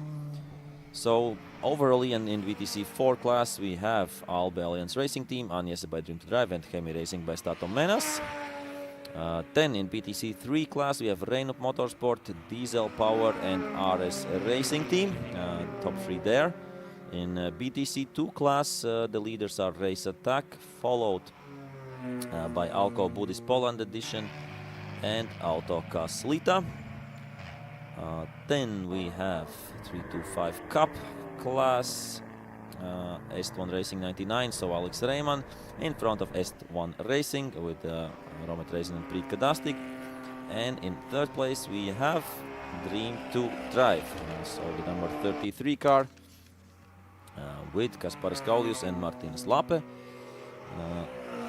14 seconds behind him is the closest KTK car, so right now doesn't look like a big fight between them. And yeah, the lap times are quite similar there as well.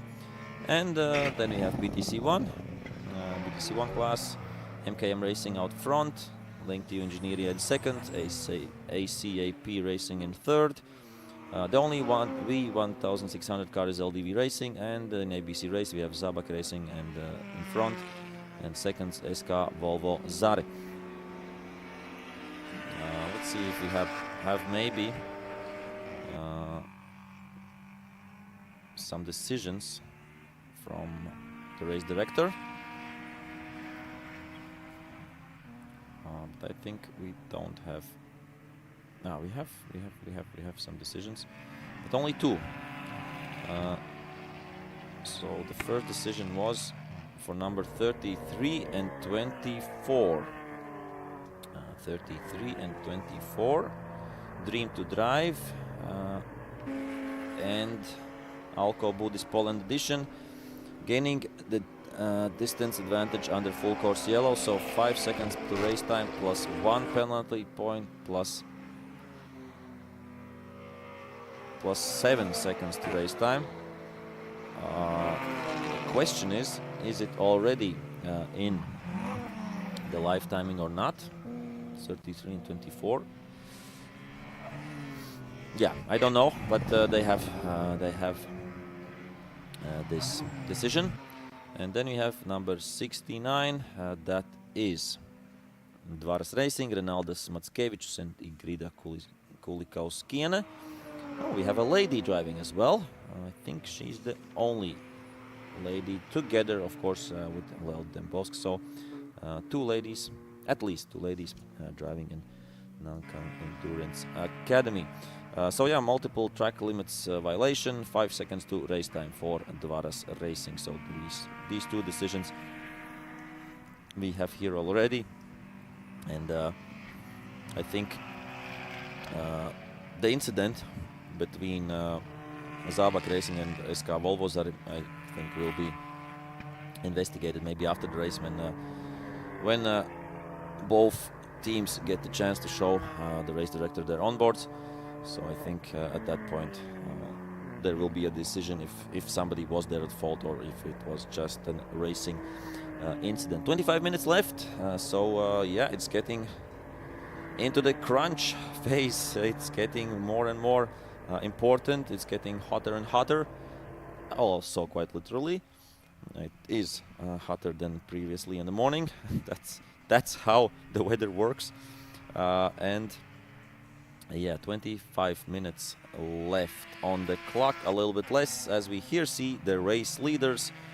Alba Alliance Racing Team, they will go by Autoka Slita, they will go by Alko Buddhist Poland edition, and the next cars to lap will be coming up shortly for them. So yeah, dominant lead right now, and we have track limit violation in Marshall Post MP15 noted for number 33. Dream to Drive, yeah, with some issues staying on the track right now, and also with some issues of speed during full course yellow.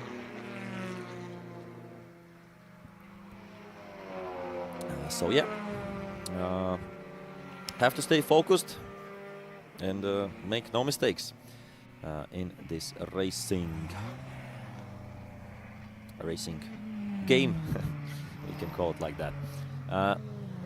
Yeah, we have gone through, and S1 Racing, Prikadastik or Romet Racing with their personal best lap time, 1 minute 30.6.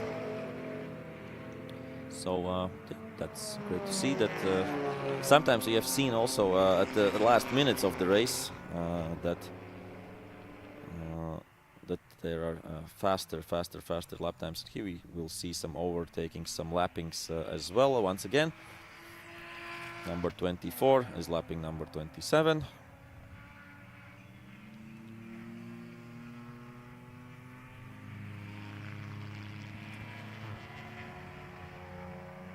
As we see in the back, there is the green safety car of Parnu Summer Race 2023. It's green as grass, so it can be lost if it stays or on the grass.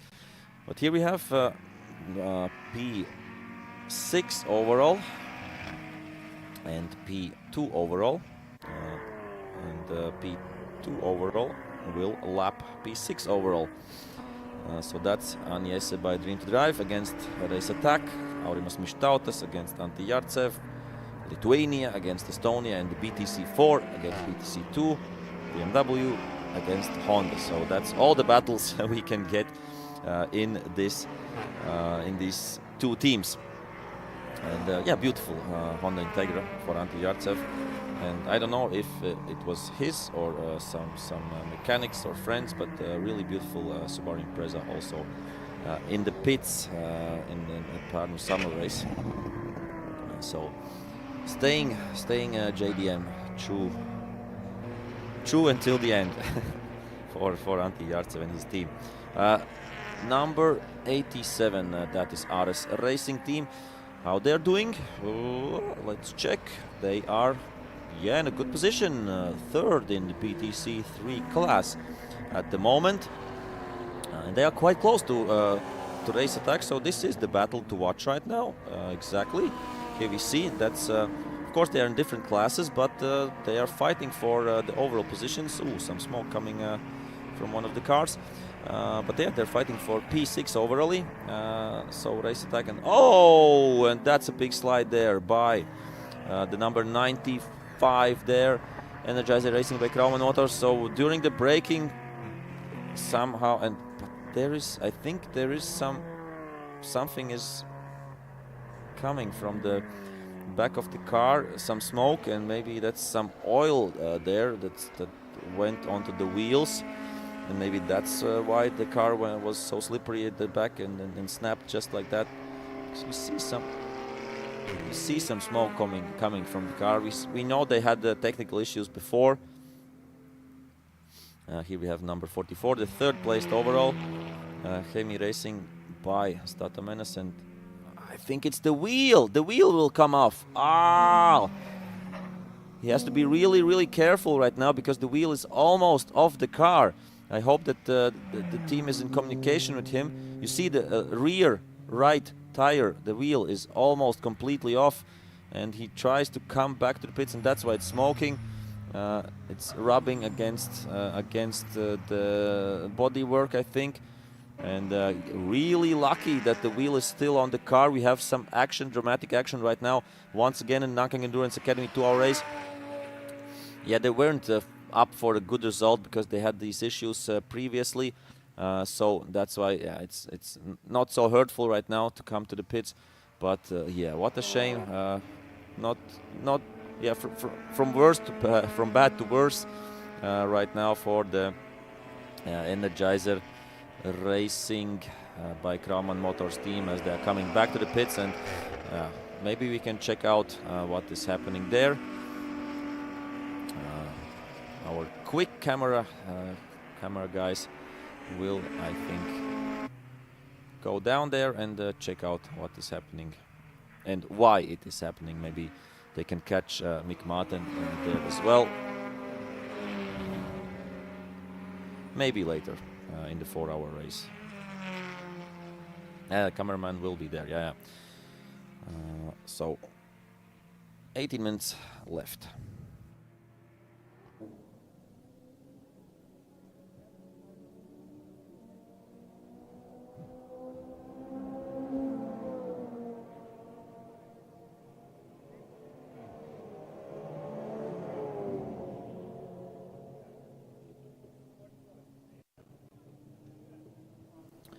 So yeah, we can see there is, yeah, it shouldn't move like that.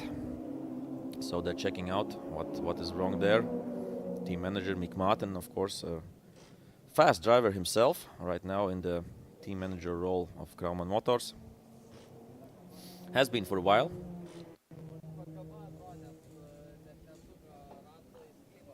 So yeah, something is definitely wrong there. And it's of course hot there as well. So that seems that's it for this team. And yeah, beautiful TCR Golf. I really like these TCR cars. Visually, they're quite fast, usually reliable, but of course the cars are getting older and older, and there are parts that you are not usually changing, and they don't have a maintaining schedule. But as the cars are getting older and older, the kilometers are getting more and more in the cars. There will be things that will break, and unfortunately this was the case. This was the case here. So 17 minutes left in this Nankang Endurance Academy 2-hour race. For some it has been a 2-hour sprint, but yeah, I think overall, we didn't have, except for the ABC race fight and ABC race crash between Zabaki Racing and SK Volvo Zari. Otherwise, it has been quite a clean race, which is what we want to see. But yeah, as I said, great looking TCR Golf there. Here we have some lapping going on again. That was number 69. Dvaras Racing lapping the Toyota Corolla of ACAP Racing.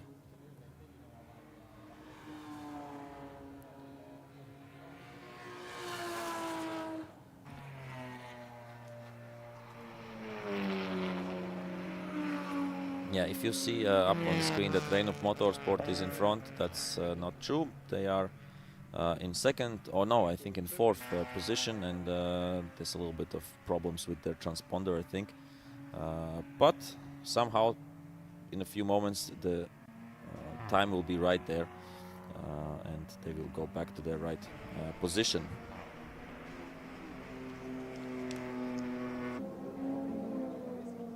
But they're trying to fix it, so nice to see that they're not giving up. Krauman Motors trying to fix the car to get it maybe out for the last 10 minutes, to see the checkered flag at least. That's something. Plus to get the driver some more laps in. Let's see, let's check out the teams who are still racing but have a big distance to the front. So 21 laps behind is Energized Racing by Krauman Motors. They had an issue before. Oh, what a fight is going on there. 4 cars. That reminds me of yesterday's 325 Cup race. They will be on the start-finish line in just a moment. Okay, but I think it's lapping. It's not for position. Yeah, it's definitely lapping, but still nice to see. So S1 Racing is lapping. The same class cars are lapping each other, lapping KTK, and in front of them, this is Reino Motorsport. Really beautiful and clean. It looks like a 325 BMW,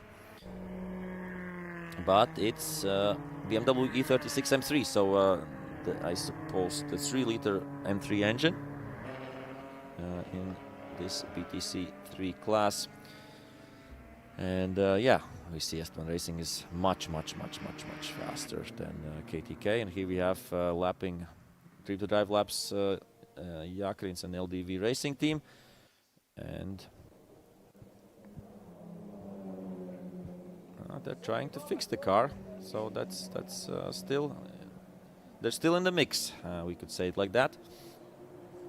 But yeah, here we see, S1 Racing has lapped LDV Racing Team, and they will try to catch the Dream to Drive team in front, as they are trying to catch RS Racing Team in front. Also, RS Racing Team previous laps 129.9 the lap time. Yeah, around 1 second faster than the S1 Racing, so even 2 seconds faster than the S1 Racing teams. And here we have the leader of 325 Cup, Alex Reimann. Right now out in front. Yeah, big gap, 15 seconds between the first and second place in 325 Cup.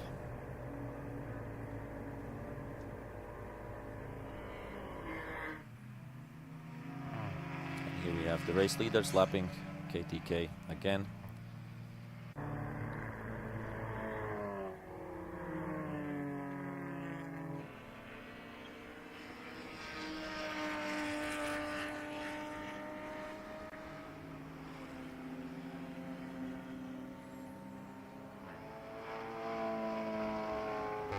Yeah, 17 seconds. And the previous lap on Jesse by Dream to Drive was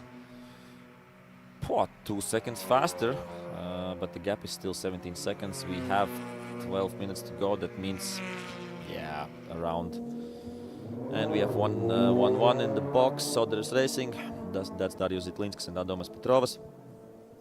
That wasn't a scheduled pit stop, that's for sure.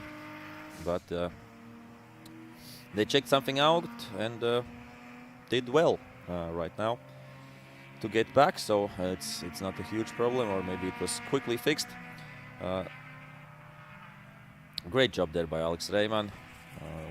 With, I think, theoretically slower car, keeping up there and passing Dvaras Racing. Yeah, looks like that. Maybe they are a lap down, but yeah, never mind.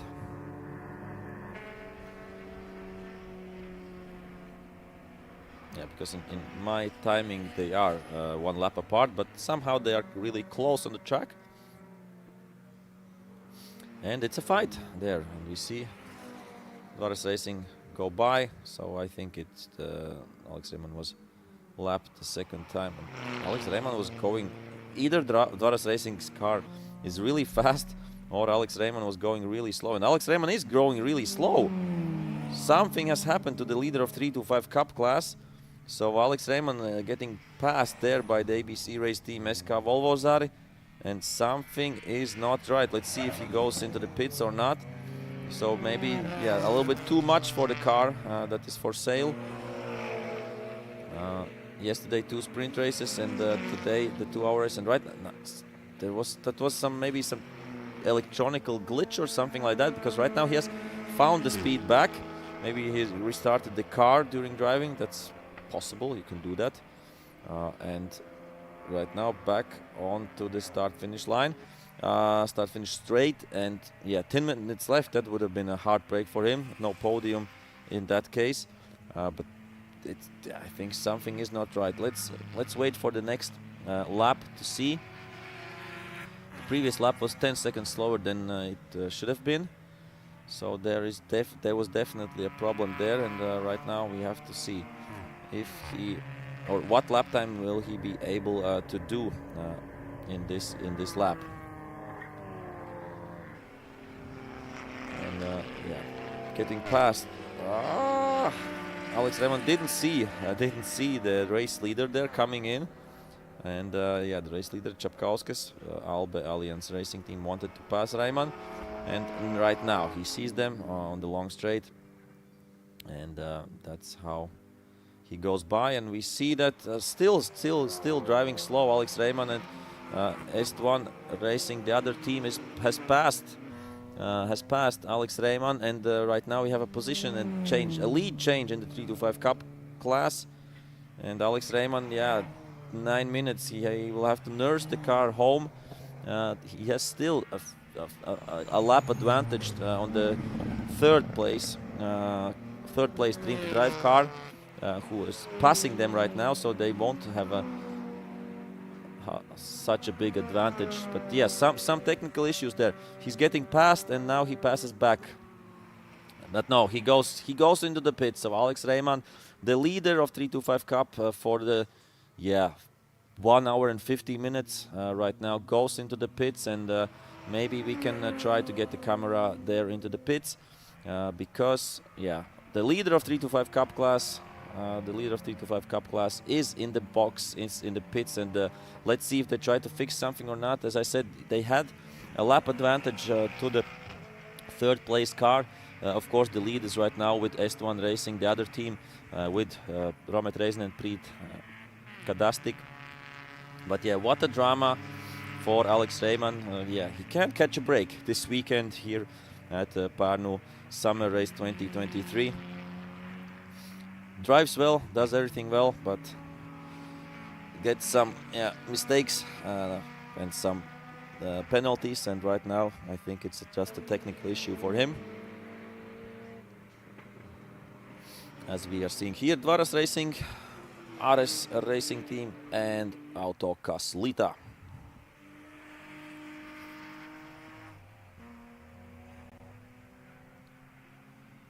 So yeah, no big fights, I think, happening up and down the field.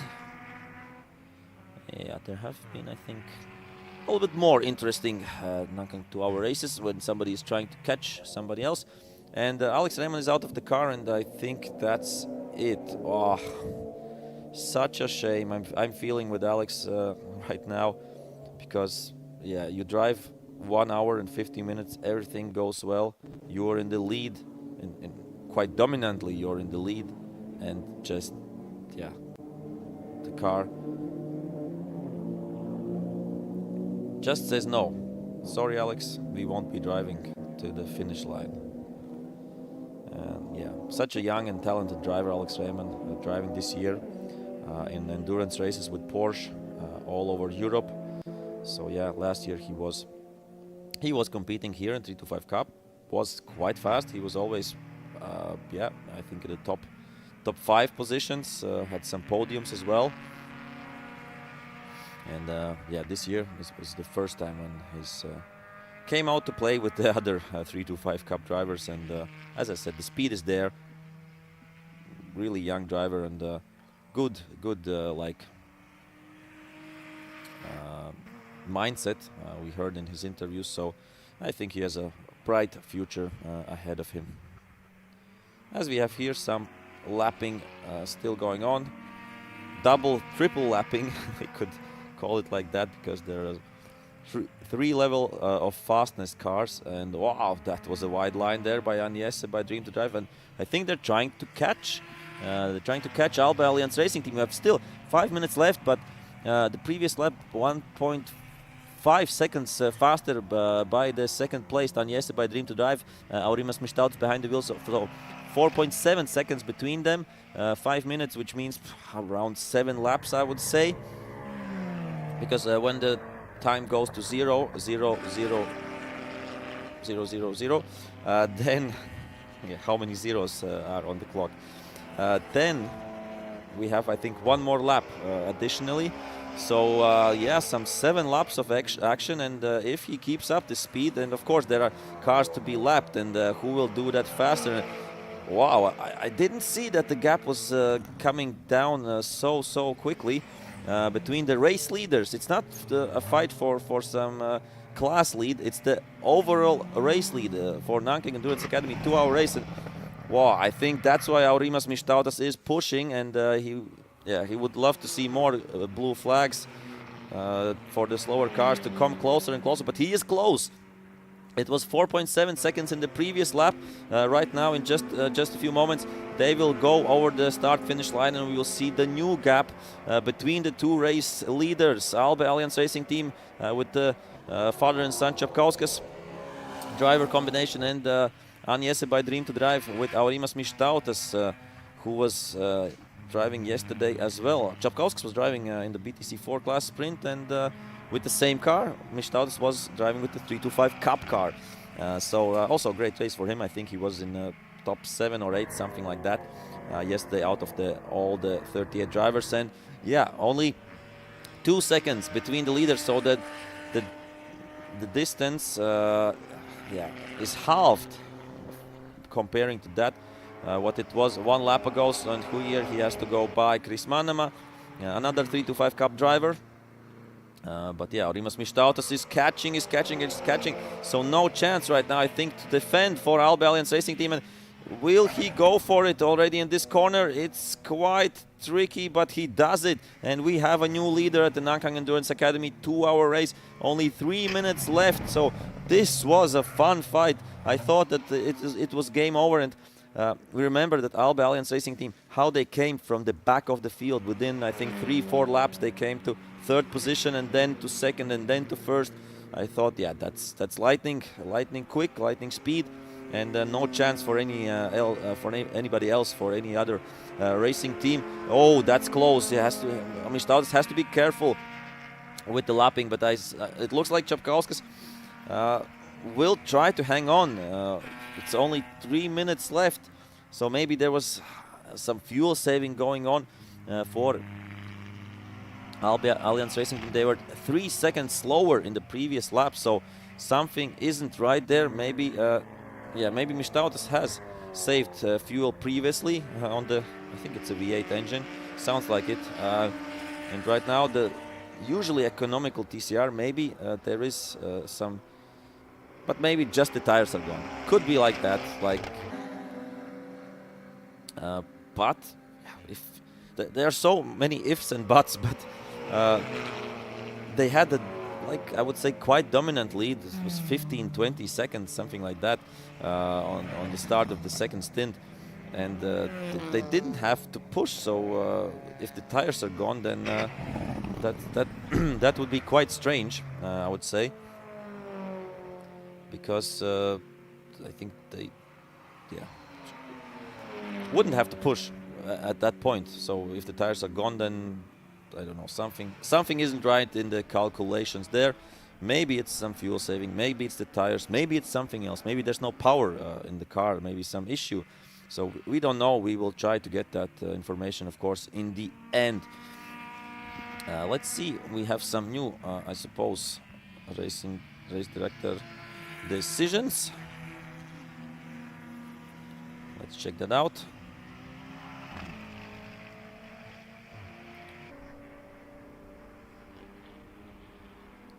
Oh, and it's number 116. It seems like it was a spin, because we saw, looking at the grass, I think it was a spin for MKM Racing, the team from Estonia, Marek and Margus Kao.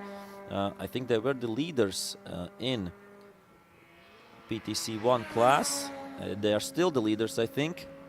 But no, something is wrong with the car, as we are, yeah, only 40 seconds. So for 20 minutes, for 20 minutes, nothing was happening. And right now, at the end, when we are just counting down the seconds, everything turns upside down. So MK Racing, I would say, one lap before the end, they are out of the track, and they were the leaders in BaTCC 1 class. They had quite a dominant lead, more than 1 minute. 1 minute 32, and right now they are on the grass. So the seconds are ticking down. I think on NeA by Dream to Drive, will they cross the line? No, it's the last lap. So right now we are okay. It was already the finish. It seems like, already, when it's clocking down, ticking down when it's 0, then you already show the finish flag. So that's it. Congratulations to NeA by Dream to Drive, to Aurimas Mištautas. What a sprint in the end to catch Albe Alliance Racing Team and pass them, who hadn't the speed to defend in the end. And then in third place, Hemi Racing by Statomenas. That's the top 3 overall and top 3 in BaTCC 4 class. In BaTCC 3, we have Reinup Motorsport, Diesel Power, and RS Racing Team. Congrats to them. Then BaTCC 2, Race Attack in first place, Alko Budis Poland Edition second place, and Autokoslita third place. Congrats to them. BaTCC 1 class, what's the final score? I think MKM Racing, although they didn't finish, they still are in. Oh no, Length to You Ingenieria got by them. So Length to You Ingenieria in first, MKM Racing in second place, and ACAP Racing in third place. So they were quite down, so didn't capitalize on this issue. V1600 LDV Racing, the only team, and that means they're the winners. And in ABC race, Zabak Racing and SK Volvozar. So 15 seconds between them, but maybe there will be the watching of the incident, the crash between them. Maybe there will be some penalties awarded there. And last but not least, BMW 325 Cup, S1 Racing in front. Second place for Dream to Drive. I think, I don't know, they have some penalties, but And in third place, KTK Racing, Rent325Cup.com, and that is the team with Jānis Hans on it and Dominikas Graudinis. That's the top 3s in every class, and I suppose I know that we will hear from the leaders. So now to Oscars, and at 3 o'clock we are back with Baltic Endurance Championship 4-hour race. So right now we have a little bit of a pause, but stay tuned for the interviews and see you back at 3 o'clock.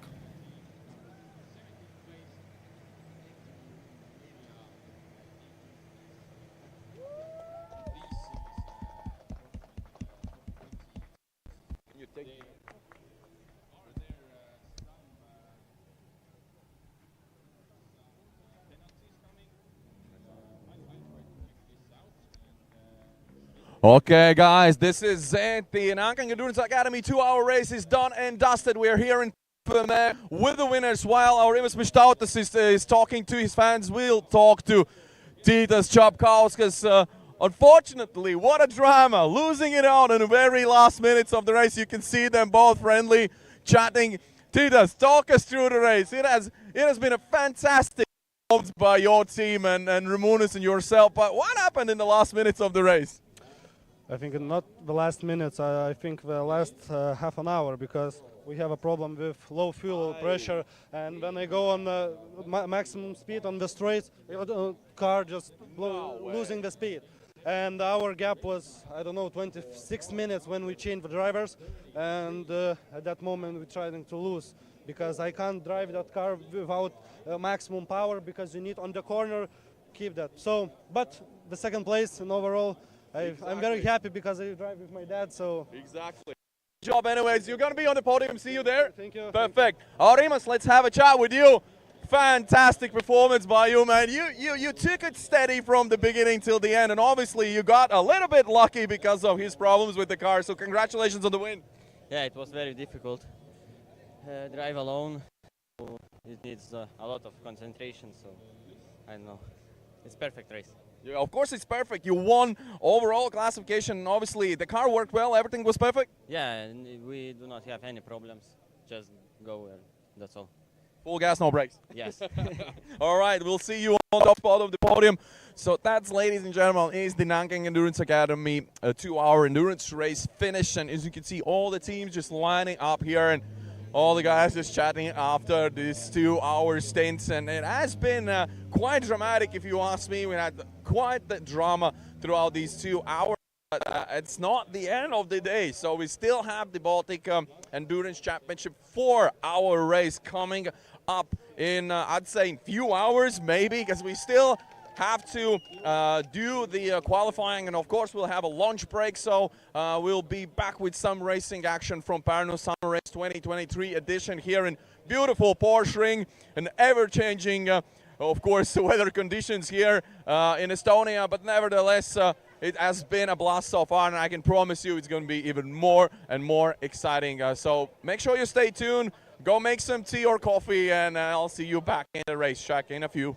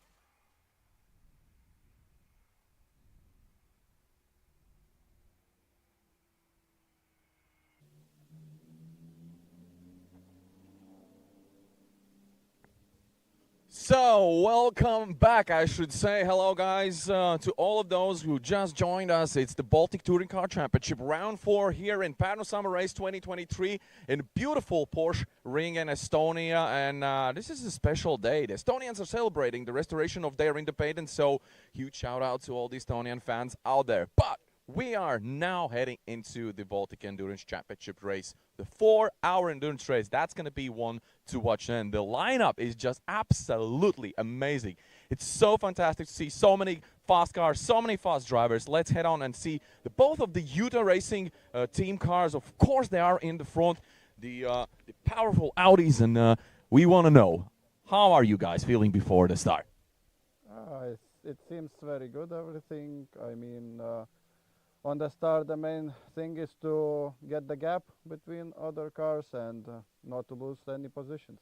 All right, best of luck to you guys. See you all there. So obviously they're already focusing. As I said, both of the Audis, the Utah Racing team cars are up in the front. Obviously, we'll catch up with some rest of the guys. Let's have a chat. Hello there. How are you feeling before the start? Oh, I don't know, quite relaxed. We will see what the future brings. Okay. Have you checked the weather forecast? Does that influence anything? No, for me it's better not to check it, because then you just go on the conditions and don't do any overthinking about what the weather will bring. So we just face the situation and see what happens. All right, that's good enough. Thank you. And yeah, obviously, as they say in racing, the conditions are the same for everybody. So it means it just depends on how you cope with the changing conditions. And they have been changing throughout the weekend, to be honest with you. So we see, the fastest guys from the Porsche GT3 Cup. If I'm not mistaken, this is the NeA R Racing team. Exactly. Salonen and Parnu. Hi, guys. Well, welcome to the starting grid. You're the fastest guys from the Porsche GT3 Cup. How did you manage that? Well, it's a familiar track. We have been here before, and let's see how it goes with those GT3 cars. All right, best of luck to you guys. Obviously looking good already, starting from row 2, from position number 3. Oh, and then this is definitely one to watch. Now, I gotta tell you that the H Mobile by AMG customer racing team with 2 drivers, Reinis Nitiš and Ignacio Mantas, they had some issues with the car actually before the race. Now, we saw the Mercedes yesterday in the sprint races, obviously. Now they have fixed the car. Reinis Nitiš is now behind the wheel. We'll see if we can have a chat with him. Reinis, welcome to Parnu Summer Race, and it's definitely nice to see you behind the steering wheel of this beast. But as far as I understand, it wasn't so smooth before the race with the car. Talk us through what happened in the paddocks. Yeah, there was issues for the car yesterday. Alternator gave up, and we were not able to find it till today's midday. So we skipped the practice, and quali was like first laps back in the car, back in the track. But I think it's okay. Traffic was quite big as well. But yeah, we are P4 at the moment, and let's fight. You are doing the first stint, obviously. Is that like team strategy, the tactics, or you just rock, paper, scissors do the choices? No, the teammate haven't done any lap, so yeah, teammate changed overnight because the guy who was supposed to drive with me had some health issues, and we found new driver this morning, so. He haven't been in the car, so we decided that it's better for me to start, and then he will follow. Obviously, with all your knowledge and experience, you're going to make sure you help him to get in grips with the car and the track, obviously. Yeah, I have been driving with this car before and different car in this track before, so I think he will get to use it quite fast. All right, best of luck to you, Randy. See you out there in the track. So you heard Ignacio Mantas. Ignacio Mantas is definitely going to have a lot of fun with the car. First time in the car in this race. Woo, that's a challenging one if you ask me. But Nevertheless, it's going to be a fun race to watch. 4 hours of racing action here in Parnu, Summer Race 2023. What can we wish for more? I think Arturs and definitely all the viewers will agree with me on that one. So we're basically minutes away from the point. Yeah, we can hear the signal. So it means we're minutes away from the point where all the teams, all the cars will go out there on the warm-up lap, and we're going to have a flying start. And obviously from that point on, the countdown is going to go down. 4 hours of racing. That's going to be really, really interesting to watch. Of course, we're going to join them in the paddock and the drivers change and the refuels and just see what the team's doing, and we'll chat with the drivers and see what their experience was there out there in this beautiful Porsche racing circuit. So stay tuned, and we'll be back with some racing action. Yeah, thank you, Oskars, from the starting grid. As we are getting ready, we see 5 minutes till the start, because the start is planned at 3 o'clock. And I love the grid. It's so fully packed, 24 teams going at each other in 1, 2, 3, 4, 5, 6 different classes. So there will be a big fight for the podium places. Of course, overall, the first cars. It will be interesting to see, as I think it was Mika Parnu who said that it will be interesting to see how the Porsches can compete or can't compete with the GT3 cars. Of course, the GT3 cars are faster, but one thing that is good for the Porsches, they have a little bit less fuel consumption. I will check the sporting regulations to see and tell you everything about the driver changes. As we here see another beautiful Porsche. So if you look at the grid, we have 3 GT3 cars, so 2 Audis and 1 Mercedes, and then come 1, 2, 3, 4 Porsches. So Porsche GT3 Cup, we saw yesterday the sprint races, right? And right now they will go at the 4-hour race. So here we see back to attack in the Baltic Championship. That's LV Racing with their Audi RS3 TCR, and Ivars Valers will be driving together with Martin Šlapiņš, 2 drivers who we know very well. Valers, of course, last year's TCR champion in the Baltic states, and right now driving in Europe on a usual basis, TCR Eastern Europe. But Martin Šlapiņš, of course, we know him from T25 Cup, but he hasn't competed for the past few rounds, but is now back in the Audi. So same team, different car. And 4 hours of racing ahead of us. So here we see guys are getting ready here to watch and enjoy the 4-hour race as well. So spectators everywhere here on the track. And what a sight, 2 GT3 cars. As same as yesterday on the sprint race. The first race was with this look, and after that the Mercedes of Jomantas got quicker and quicker. I think that Jomantas is the one who is the last-minute change, so that he had some issues that why he can't compete today. So I think there is a replacement driver. I'll try to check that who that could be, and that's why Nitish will be driving the first stint. Of course, they skipped practice, so that means that wasn't the pace they can do on the track. So they were just practicing, and it was, of course, already qualifying, but maybe they were not up to speed there. So it will be interesting.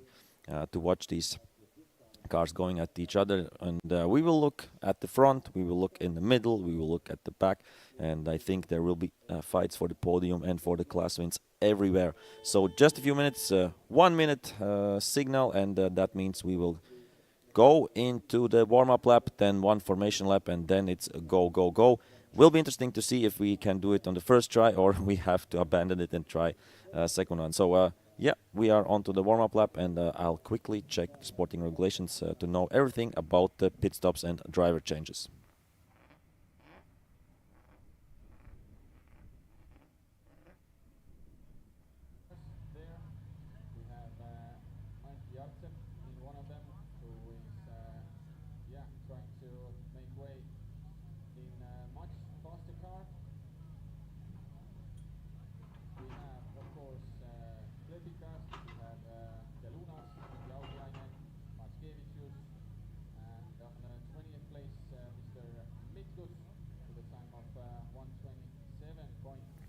So okay, it's really interesting that same as Nankang Endurance Academy 2-hour race, when there is one mandatory pit stop window. Previously, we had in the Baltic Endurance Championship 6-hour races. No restrictions on the times when you go into the pits. So there were restrictions on how long one driver can drive, the maximum, what is the minimum of one driver he has to drive. But here we have, really interesting that we have mandatory pit stops. So the first one is between the 35th and 45th minute. The next one, 75th to 85th minute. Then 115 to 125. And then still, 2 more pit stops. We will have to calculate. But now I will get the messages on the app when pit stop window will be open and when it will be closing. And okay, we have the confirmation for the driver change. It's Edvinas Žadeikis who will be driving with Reinis Nitiš. And congrats, Edvinas, when you're looking afterwards this live stream. Then great opportunity for you, for Edvinas. And it will be interesting that he and his good friend Karols Jovaiš, they were battling in 325 Cup last year, the year before, and right now they are driving GT3 cars because Karols Jovaiš, we saw him, he's on the pole position. Oscar talked with him, the number 72 Audi. So he from P1, from P2 we have right now Ignas Gelžinis, and from P3 we saw it is the team Salonen and Parnu, and then from P4 we have Nitiš and Žadeikis. Great to see these 325 Cup drivers stepping up and driving with these beautiful and fast cars. Žadeikis has driven the car before. It was in the Parnu. We are in Parnu right now, in Palangas, 1,000-kilometer race. He has some experience with the car, but not on this track with it.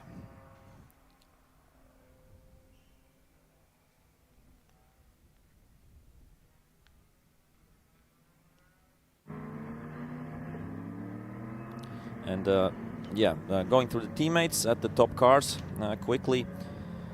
Teammates of Karols Jovaiš are Arminas Kundrotavičius, Andrijus Jasionauskas, and Jonas Gelžinis. And then in the number 71 Audi, starting from P2, is Algirdas Gelžinis, Ignas Gelžinis, Audrijus Navickas, and Leonardas Dirzas. So that's the top 2 cars. Then we have from P3 the previously mentioned fastest Porsche GT3 Cup car, Matias Salonen and Mika Parnu. Of course, obviously from the names, the first row is all Lithuanian, and the second row we have the Finnish Porsche team, and starting side by side with them is the H Mobile by IMG Customer Racing, where Reinis Nitiš, Latvian rallycross driver, and Edvinas Žadeikis will be sharing the car and giving it full beans. Let's see if they can fight with the GT3 cars in front of them, the pair of the Audis.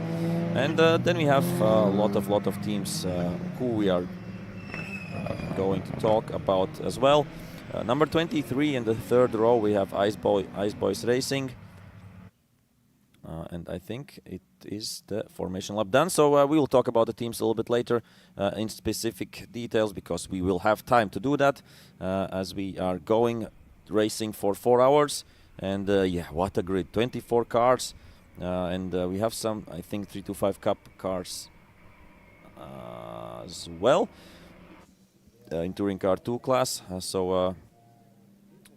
It seems like everybody has behaved. Looks like a good row. And it's go. It's go. Green light, and we are racing. Really great. start there by the pole setter, 72. That's, as I said before, Utah Racing 72, and behind him is Utah Racing 71. But they are under attack a little bit of the number 19, NeA R Racing, Salonen and Parnu. Let's see if they can attack. And where's the Mercedes? Lost the position there. Reinis to, I think, to Ice Boys Racing, the number 3. Oh no, it's ALM Motorsport, the great start.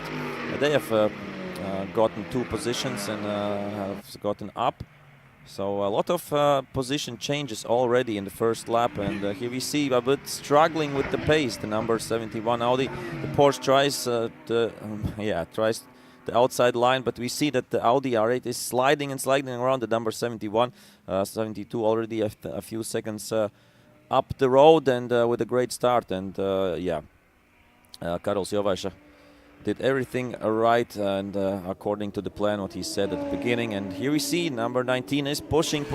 That's NeA R Racing. And in 4th place, it's ALM Motorsport. And let's check who's driving there. Andres Urb, Henry Pichel, and Aaron Vola. So that's the 3 drivers in that Porsche. And yeah, it's interesting. Some teams have 2 drivers. I would say a lot of teams have 2 drivers.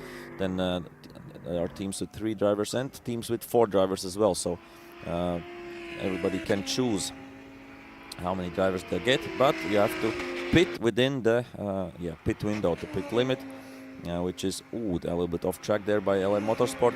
And we see she's getting up to speed and is lining up the Porsche for a move and driving into the inside. Not yet. But yeah, the GT3 cars, of course, are or should be a little bit more powerful, especially when they're not restricted. With some balance of performance stuff, etc. And right now the H Mobile by AMG Customer Racing Mercedes is in a Porsche sandwich. And how often can you say that in the Baltic Championship? And the number 23 is coming closer and closer. This Henry Tuomala and Pekka Seppänen. Tuomala, of course, also one of the fastest drivers in Porsche Sprint Challenge and NeA Championship. And of course, they are trying, attacking and pushing. So great fight right now in the front.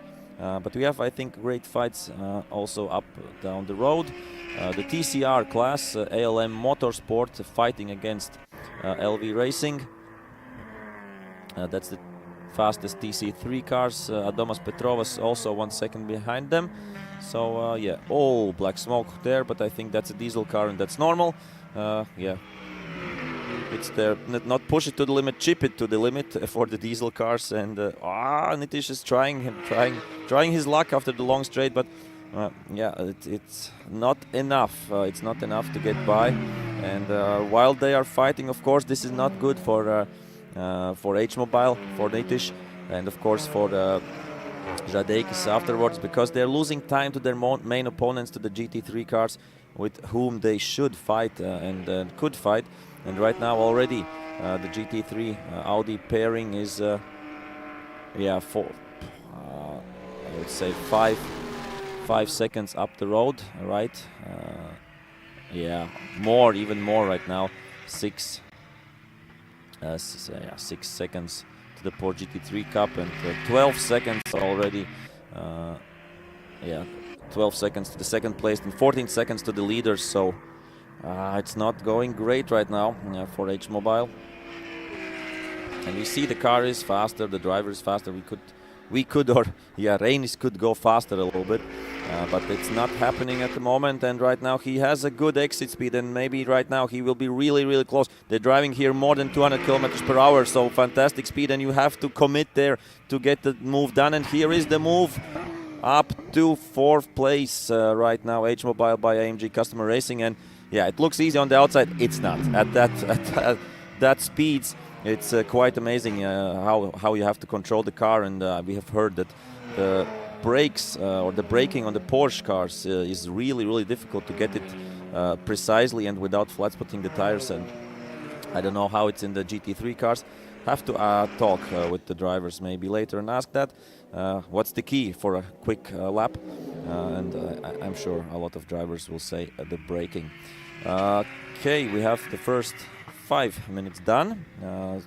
The dust has settled a little bit. The positions have changed, and yeah, it wasn't a great start from P4 down to P6. It was up to P5. Yeah, it was for H Mobile. We are seeing this beautiful Mercedes AMG car. Right out front, I think there isn't a big fight, but I think one of the Audis is fighting with Porsche. Could be at the front, and here we have a nice fight as well for second place in the Porsche class. LM Motorsport out front, and Ice Boys Racing trying to catch them, flashing the lights. Good old tactic with that. Both no, LM Motorsport are an Estonian team, and Ice Boys Racing are a Finnish team, and LM Motorsport with 3 drivers, Ice Boys Racing with 2 drivers.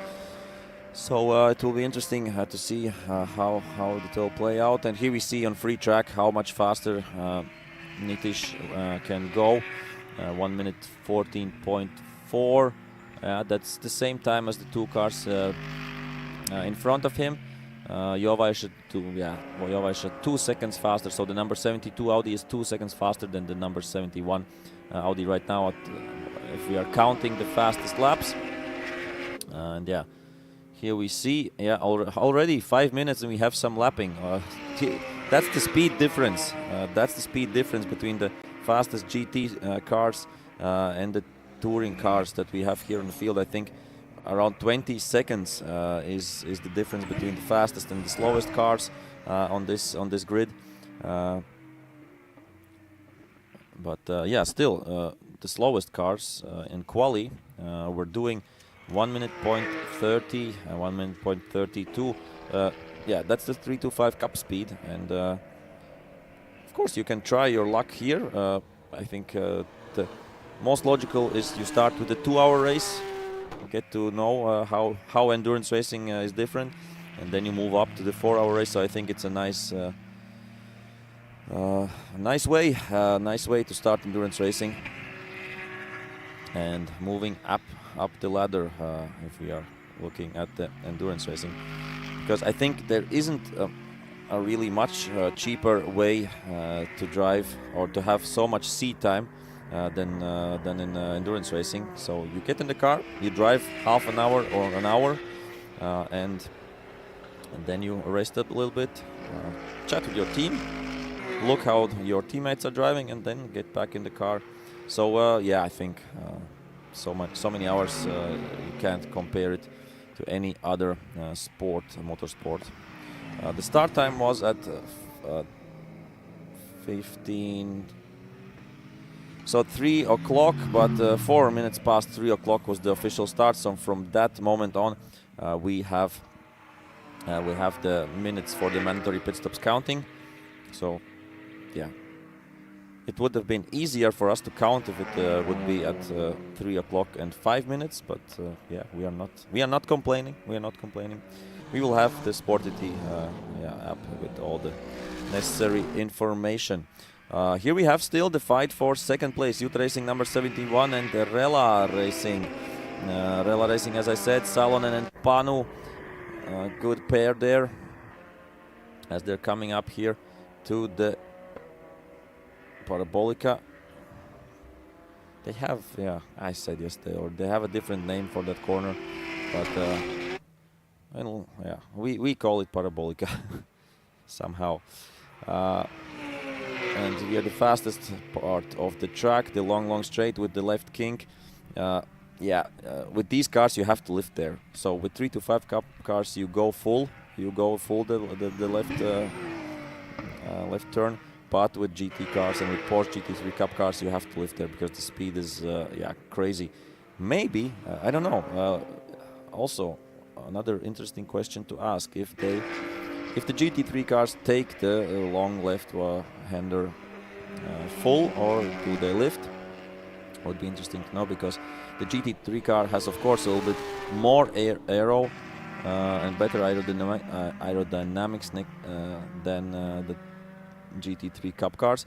So, yeah, maybe the downforce is with the GT3 cars, and here we see it's getting closer and closer. This fight for second place I think it's a better fight than yesterday in the sprint races when the GT cars were driving. So I think if we can maintain so much cars and such a level in the Baltic Endurance Championship, so I think everybody will be happy. And of course we have to remember that the tire choice for the 4 hours is free.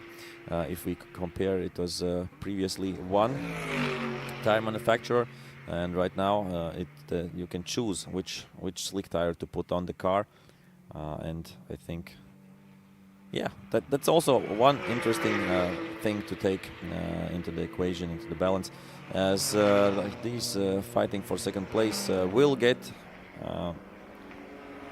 into traffic. They will have to lap cars, and that's a big fight there, I think, between Dream to Drive, the Holland family, number 15 Alliance Racing Team, number 20 Orlen Lietuva Mažeikių ASK. So yeah, 1, 2, 3, 4 car fighting group there. So maybe this is the time when H-Mobile by AMG Custom Racing will gain a little bit of time against this pair and can join the party. As we see, they're fighting for position, so yeah, they have to move, of course, out of the way of the faster cars, but the faster cars have to... I think, yeah, did the Hollands see them? That could have been quite scary, but of course, the key to success will be how fast, if the battles will be tight, the key to success will be how fast can you clear the traffic. And right now with 24 cars on the track, it will be, I think, yeah, almost every lap you will have to clear a little bit and overtake somebody. So yeah, crazy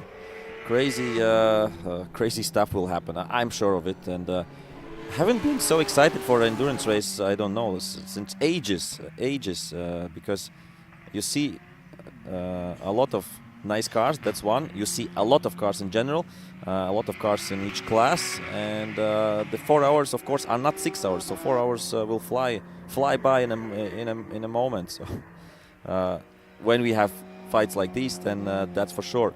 And so the pit window will open, if I'm correct. So 4 past 3 plus 35 minutes. So 3:39 should be the pit window open. And that means, yeah, in around 20 minutes, 21 minutes, the pit window will open. As they are clearing more and more traffic. Number 44, that is Statkus, Hemi Racing by Statomenas. They were driving the 2-hour race already, so yeah, lots of stress on the car, and I think they did pretty well. In the previous race, but right now the focus is on the 4-hour race. And here we have the race leaders, right? It's still number 71, Utah Racing 71, second placed. Here, nice fight for third place still. And we see, I think the Mercedes is catching them, is coming closer. Yeah, we almost had the Mercedes in the screen as well. Here we see a few seconds back. So right now we see the gap has gone down to 2.2 seconds. I think it was bigger in previous. And here, quick overtaking, quick lapping there by Reinis Nitiš. And more traffic coming up, I think it will be really interesting to speak with the drivers and to hear from them how they are doing on the track and what's the traffic situation, because Reinis Nitiš was driving in the first round in Parnu. Yeah, we call it winter race. It was the season opener when there were only, I don't know, 5, 6, 7 degrees out air temperature.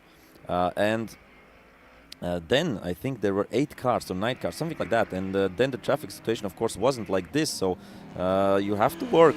You have to work. Okay, maybe if you're not pushing for a position or fighting against a car directly, you still are with a lot of cars around. And here, yeah, we see Reinis Ničić joins the party. So we have Gelžinis. Gelžinis from Rela Racing. Gelžinis, of course, is in the UTA Racing car, the Audi, but another BMW they have to clear. So UTA Racing, Rela Racing, and H Mobile. H Mobile by AMG Customer Racing, and we see that, yeah, the Audi cleared the traffic a little bit better. That means he has a little bit of a breathing space, but they're coming back really quickly, and this is nice because this is the fight for second place overall, and of course second place in Baltic GT. But yeah, I don't think that the number 19 Rela Racing thinks just about being the quickest of the Porsches. No, they have their the overall top 3 in their sights. They are right now in P3, but of course they want to move up. So quite difficult stint there for Ignas Gelžinis, who is behind the wheel. Has to look in the mirrors all the time. But a little bit of a relaxed drive, I would say, for Karols Jovaša. But if you look at the lap times, it's not really relaxed. In qualifying, he did 1 minute 11.8, and right now he's driving 1 minute 12.2, 12.8, 12.6. So yeah, within 1 second almost, to qualifying times.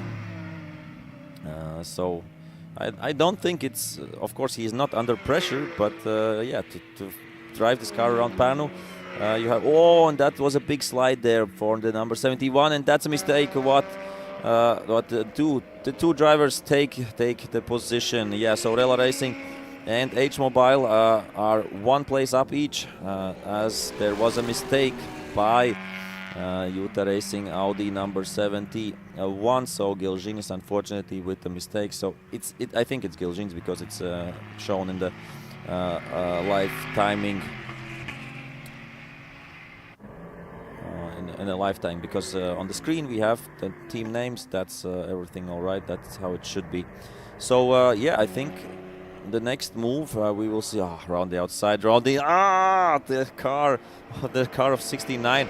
I think that's Dvaras Racing was squeezed there for one GT3 car from one side, the other GT3 car from the other side, and here they are coming up to the next cars to go lapping. So busy day in the office for the GT cars, but of course the other cars also have to look in the mirrors and yeah, try to be as polite as possible.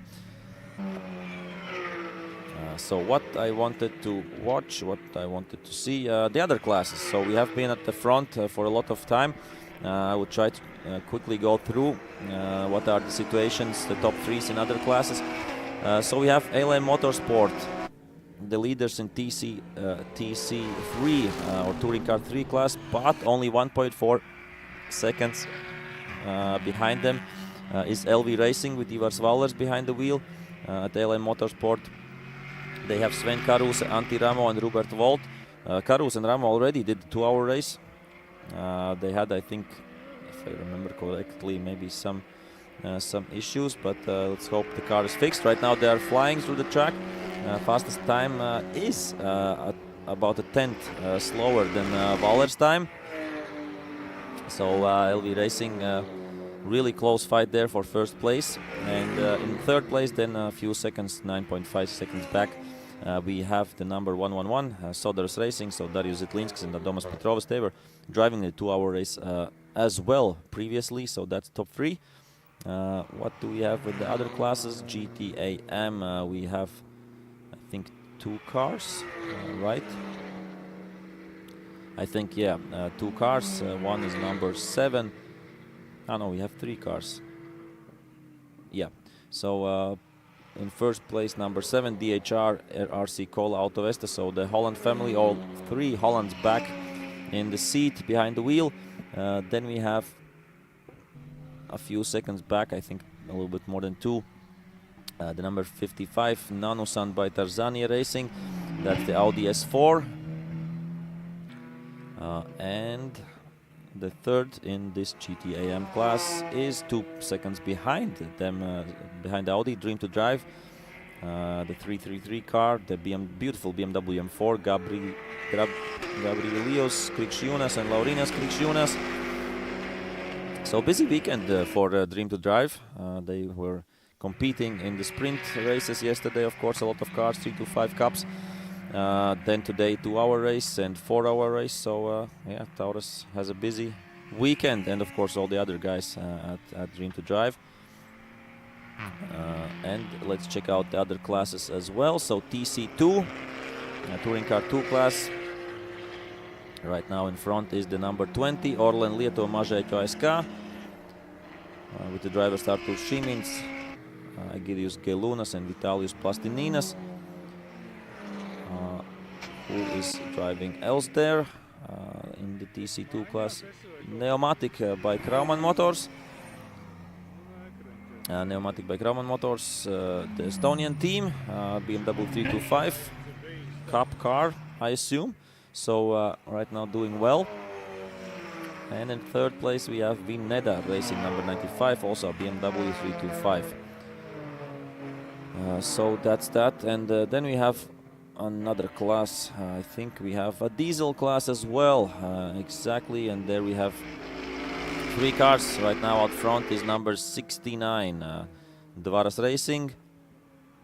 I think the only lady on the starting grid for the 4 hours, it's Ingrida Kulikauskiene. They drove the 2-hour race previously as well. And in third place in TC2 class we have number 746, Meister Racing Team and LGT. No, we have to have no sorry. Yeah, so Dvaras Racing out front in diesel class. In second place we have number 46, that's Special Stage Motorsport, sorry, so in front Lithuania, then a Finnish team, and in third place in diesels we have NeA R Racing Team. So that's for the diesel cars. Okay, back to the front. What's happening there? We have big. Okay, I missed it, but while I was looking at the live timing, I missed, of course, the moment when the Mercedes got past the Porsche. So right now, H-Mobile up to P2 over early, but yeah, a lot of time lost compared to the first car. I think there was something like 40 seconds right now. But of course, the driver changes. The driver changes will change. Yeah, the equation of the game, of the result, because there are slower drivers and there are faster drivers, and you never. Okay, the teams know, but we from the outside never know which driver will drive more and faster, and which driver will drive not so fast. But yeah, right now we are closing in to the first mandatory pit stop. It will be in 10 minutes, and for 10 minutes the window will be open, so we will have busy 10 minutes when all the 24 cars come into the pits. And there is a minimum standing, not a standing, but minimum time you have to be in the pits. And I think it was 3 minutes. I will check. I will go to the sporting regulations. Just a sec. Yeah, so 3 minutes is the minimum. 3 minutes is the minimum time you have to be in the pit.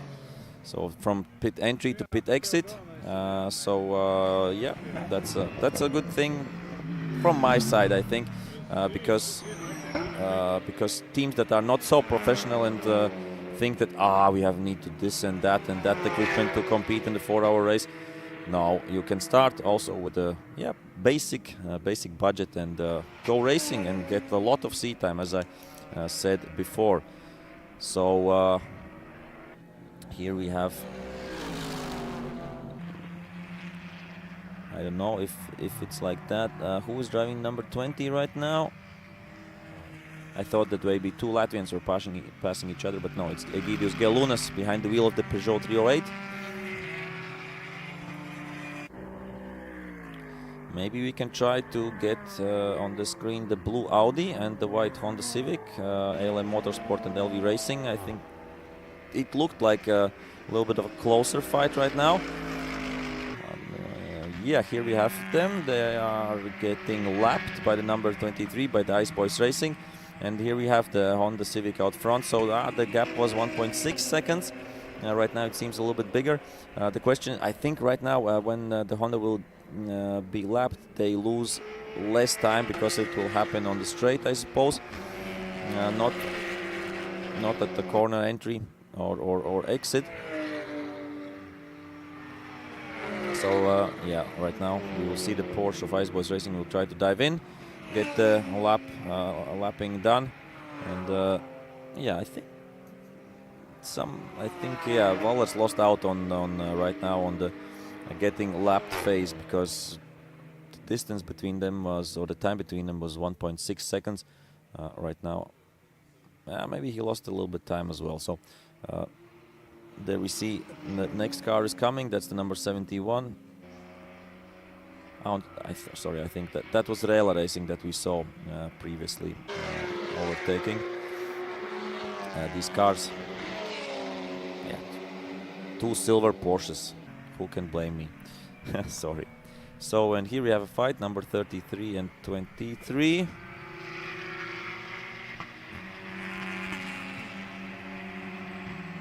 But yeah, there's, I think, already a lap difference between these two Porsches. So yeah, the 33 is lapping the 23 SPP Racing.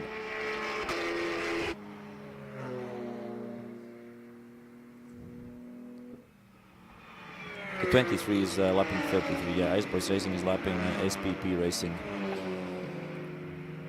And SPP Racing, the team of Simo P-Kangas and Oli Kangas. Oli Kangas yesterday was also driving. I think both were driving in the sprint challenge. And it was a good day for Kangas. For Oli Kangas, he did win the first race. And the second race, can't remember exactly, but he was with good pace. Started a little bit further down. That's why he, I think, didn't stand on the podium in the second race.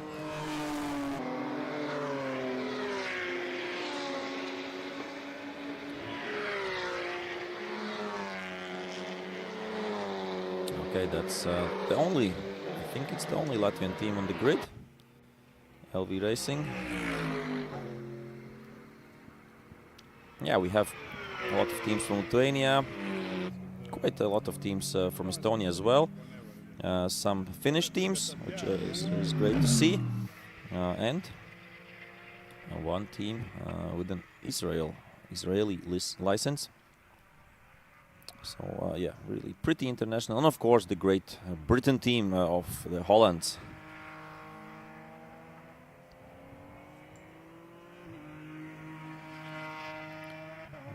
Okay, let's quickly check.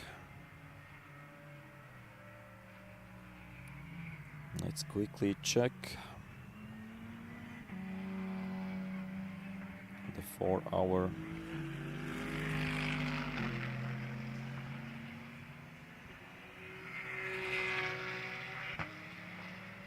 The mandatory pit stop times.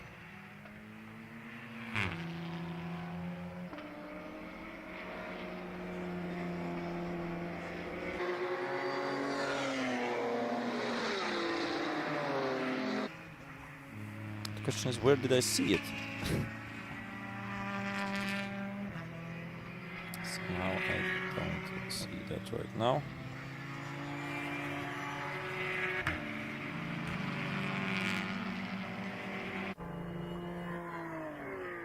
Okay, I have found it. So, in 4 minutes, it seems like 4 minutes we will have the pit window open. It will be open for 10 minutes. I'm sure Oskars will be ready to show us some action and talk maybe with some drivers who will come out of the stint. We have the option, I would say, Karols Jovaš, the race leader, but Reins Nitiš had a little bit more fighting, maybe a few words with him. Yeah, there are options to get some good drivers to speak. And right now we have the first car in, but they are a little bit too fast in. But it was in the regulations, so if the car is in because of technical issues before the mandatory pit stop time, then you can wait and then serve the mandatory pit stop time at the same time. So he would have, yeah, but right now if you need to stand there for 3 minutes, I think, yeah, it looks like it's better not to stand for 3 minutes, but just to go out and do a few laps. So yeah, unfortunate that he couldn't. That was, I think, 1-1-1, right? So there was racing. Looked like it. Yeah, it's a shame that they couldn't wait a few minutes and come in during the mandatory pit stop and then check the car. So of course they lost a lot of time at this point. So we have both Audis right now in one picture, but it's because Karols Jovaš, number 72, will be lapping Gelžinis in the number 71 Audi. So half an hour done. If it will continue like this, but I don't know. I think Jovaš is one of the faster drivers in his team, and we don't know how this can change during the race, because right now, of course, everybody will think half an hour done, one lap ahead, so that means we have how many half an hours in 4 hours? 8, exactly. So they will finish with 8 laps apart, but you have to say that yeah, Jovaš is flying. He's a 325 Cup champion, so that means something. So I think maybe the number 71 team can come back a little bit later in the race, as well as Raela Racing and H Mobile by MG. So nice, quite close if we don't take the number 1 position, then everybody else is a little bit closer, so the gaps aren't huge right now at the moment.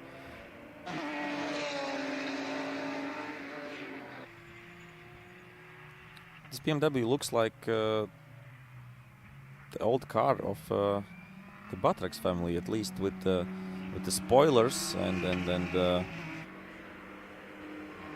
bumpers and everything. Cone Forest Motorsport. No, is that the team? Yeah, it is Cone Forest Motorsport, yeah.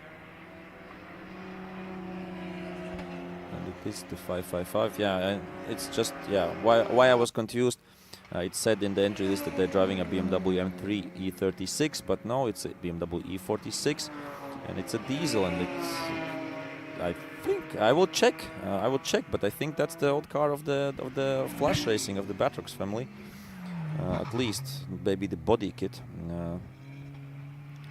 Maybe if somebody is watching, you can hit me up, quickly send me a message on WhatsApp or Messenger or somewhere where you can find me and give me information if this is the old car of BaTCC family.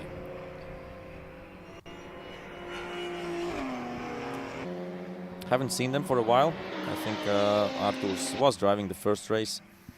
Of the season here at the Baltic Touring Car Championship in Parnu with the Mercedes together with Reins Nitiš and another driver. I think, don't remember who it was.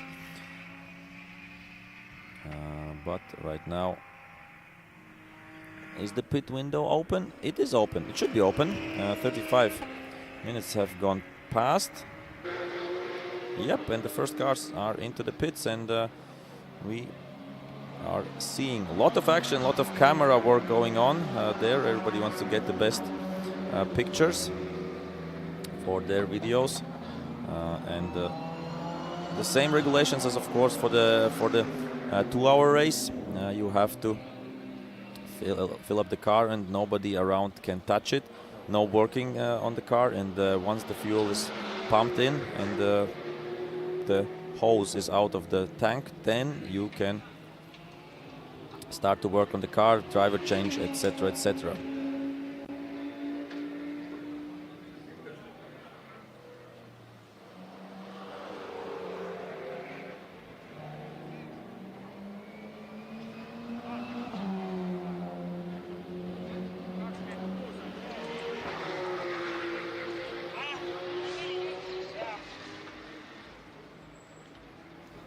So here's the next driver waiting for his turn. We have Sergei Uger and Gidrius Nomeika in the team.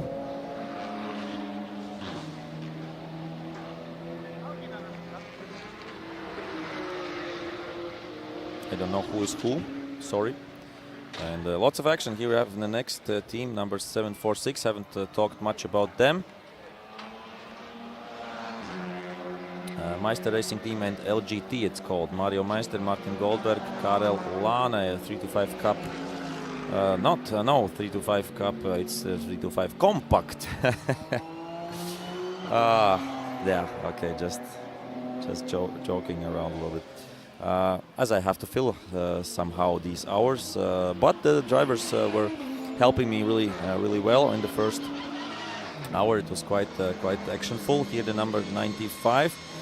Competing in TC2 class, Vined Racing from Estonia. So Estonians are trying to take over endurance racing in the Baltic states. It has been usually a dominant display by the Lithuanians, but right now we have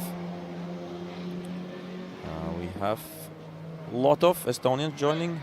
Let's hope the Latvians want to join the party as well. And here we have the Porsches, number 23 Ice Boy Racings, and they will have a driver change as well. Of course, cooling the brakes,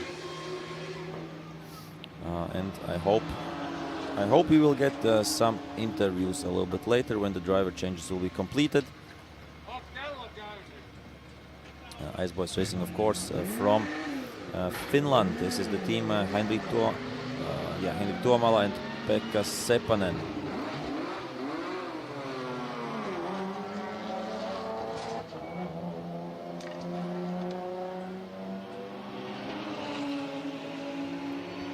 Here we see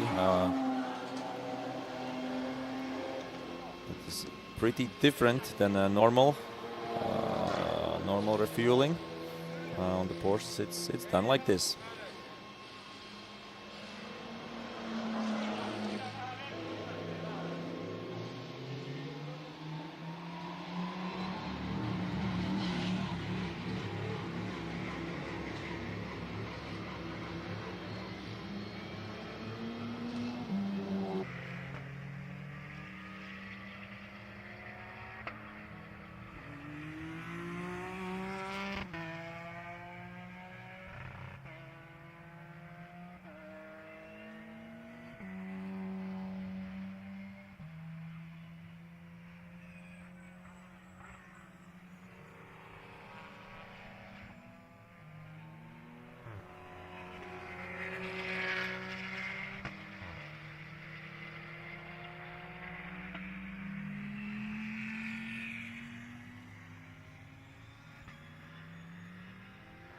So what cars are coming into the pits? I think we haven't seen the fastest, the GT3 cars in the pits yet.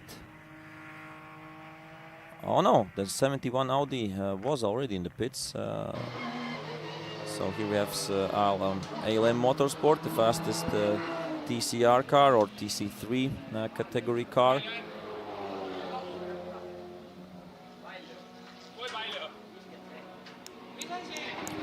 We don't know who will be driving now and who was driving previously, but the team consists of Sven Karuse and Antti Ramo, so the two drivers who were doing the 2-hour race previously, and Robert Volt.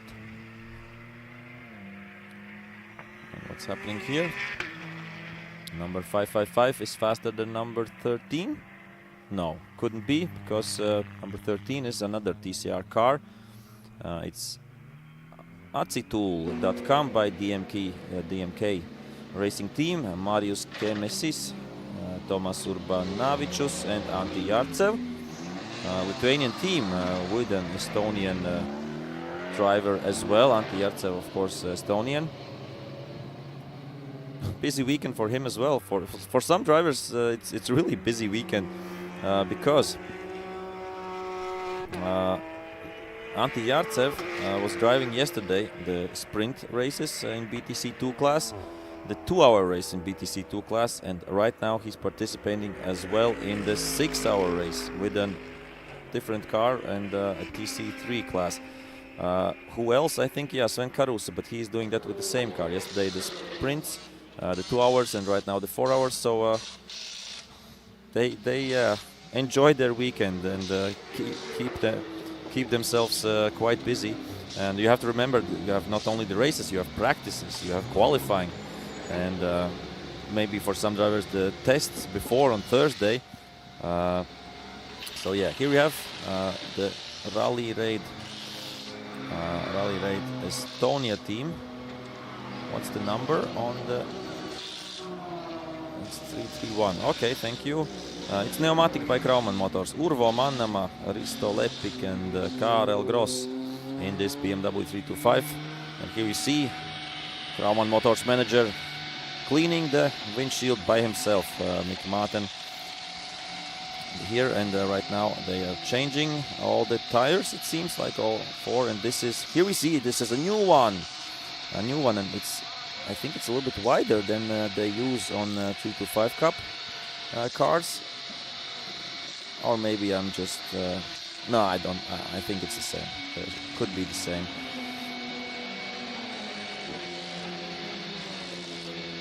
And they're quickly changing, because yeah, 3 minutes is of course the minimum time in the pits, but I think you have to push. You have to push to get everything done in 3 minutes. Fueling, tire change, and of course the relations officer checking everything. Here's the number 55 or 55. The Tarzania Nano-san by Tarzania Racing. They have been driving this Audi for quite a while, I would say a few years. And it's a good looking car, big car, but yeah, not always the most reliable. Sometimes they have some issues and don't see the checkered flag, but they always try. That's the spirit is high there in the Nano-san team. Karolis Bledis, Tomas Isjunas, and Valdas Baciuska. And here we have the driver change. Reinis Nitiš out, Edvinas Žadeikis in. And they were in second position after the first stint. And yeah, you heard the story that they had issues with the alternator, so it just broke yesterday.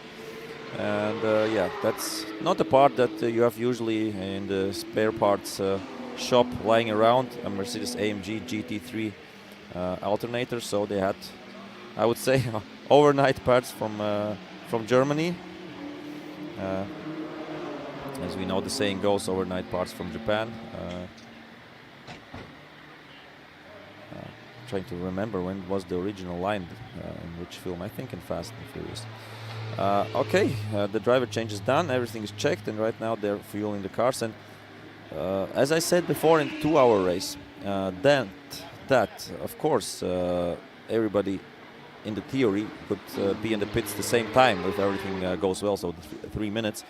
But sometimes while you go to the pit exit, you can go there, I don't know, a few seconds later maybe. And here we have Reinis Nitiš. He is a little bit tired. He looks a little bit tired. I hope we can get a word with him. We spoke with him earlier. Let's allow him to drink a little bit and catch breath. But yeah, beautiful racing suit there from Mercedes.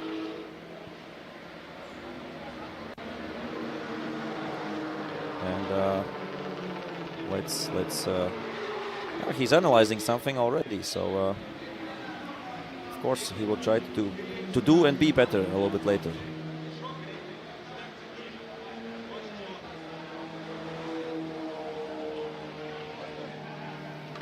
So the fueling is done. So right now, what are they doing there? Some problems for Žadeikis. No. Okay, they are starting car and off he goes. So we will see how the positions will be once everybody has come back to the pits. Back to the track, sorry. Right now we had H-Mobile by MG in front, but they were right now in the pits. So of course the number 72 Audi, I suppose, will maintain their lead. ALM Motorsport have gotten by Rela Racing, but I think they will have to be in the pits as well, or they are right now in the pits. The number 19, and what a black smoke there from. Which team was that? I think it's Special Stage Motorsport, and it's the dream of every diesel fan, BMW E90 303 35D. You know, in standard form it has already 300 horsepower, almost, I think. And then a little bit of chip tuning, and then it's a rocket ship. It's a rocket ship with all the newtons in the world. But here we have number 111. So there is racing, Darius Zitlinskis, Adomas Petrovs. I think they were the ones who were previously a little bit too early in the pits. Yeah, exactly. They have lost quite some time. And here we see that is number 3 LM Motorsport, right? I think they are lap down right now.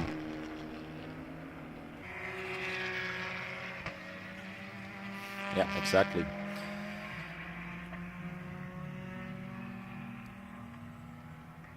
And we have number 72 is still out front. It's driven by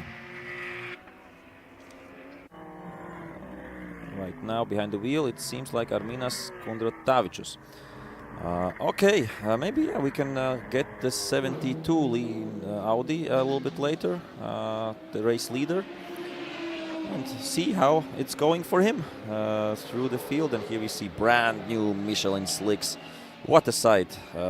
600 euros each, something like that.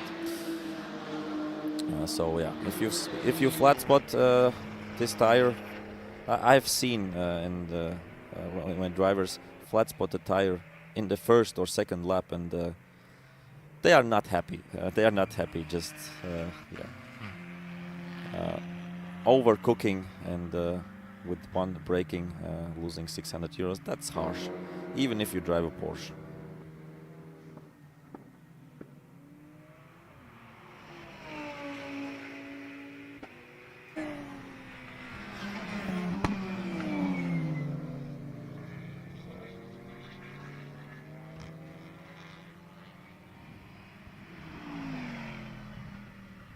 So here we have, the number 72, the race leader. And let's see. I think if we stick with him, then we will see all the other cars. But because this is the fastest car, who is lapping the other cars the most. So right now has a little bit of breathing space. Maybe one clean lap for the Utah Racing car.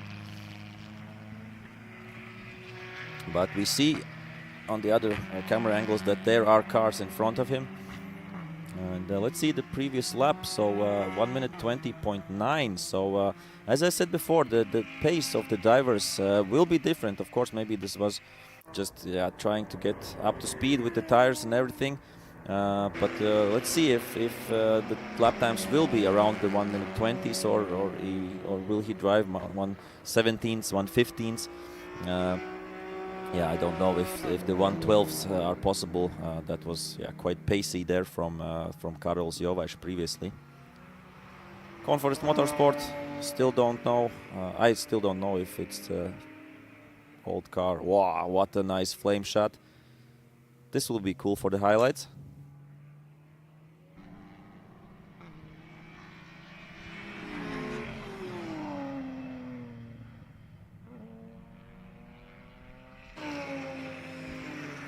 So that's another lap down for the 555 team for Cone Forest Motorsport. How are they doing within their class? Let's have a look. They're driving in a TC3 class, and yeah, TC3 is TCR class, and they're right now not in the podium positions. Still a great fight also going on the TC3 leaders, between the leaders, ALM Motorsport and LV Racing. It was around 2 seconds before the driver change. It is still around 2 seconds between the teams. So maybe it will all come down to the wire, to the last laps after the last driver change. So it will be interesting to see. The lap time's pretty identical right now, driving around the 120s.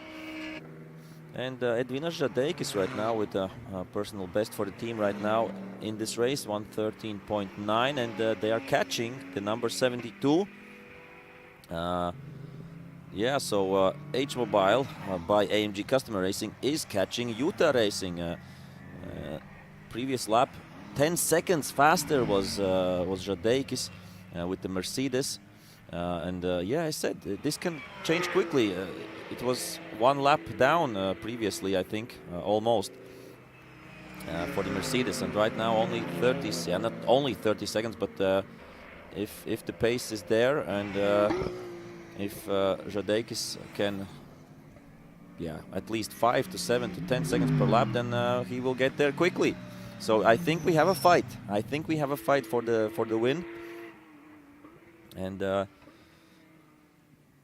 yeah, let's see the times what Rela Racing is doing. 1 minute 18th, the previous lap. So yeah, great. It looks like a great fight right now between the leaders. Or it will be a great fight between the leaders.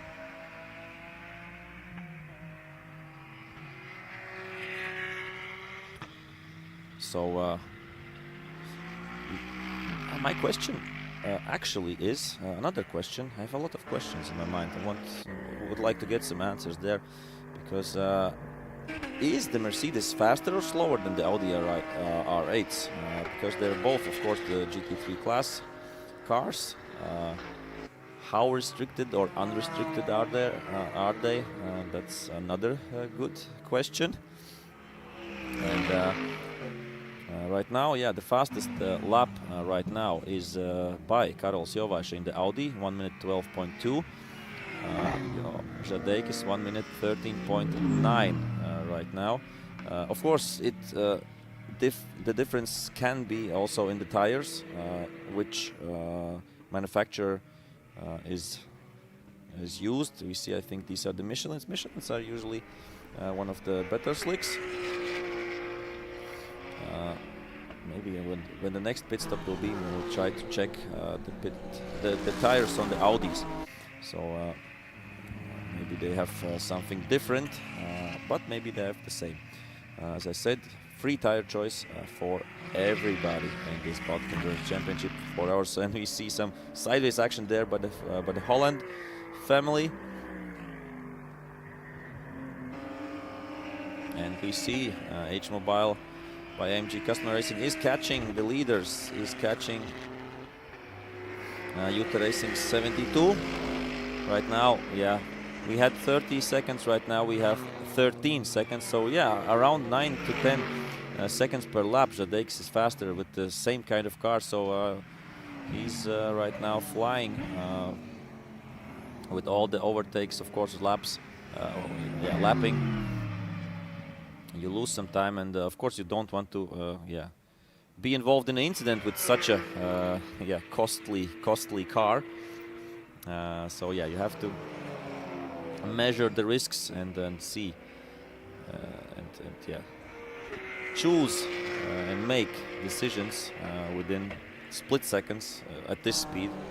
And right now he will overtake a Porsche, one of the Porsches.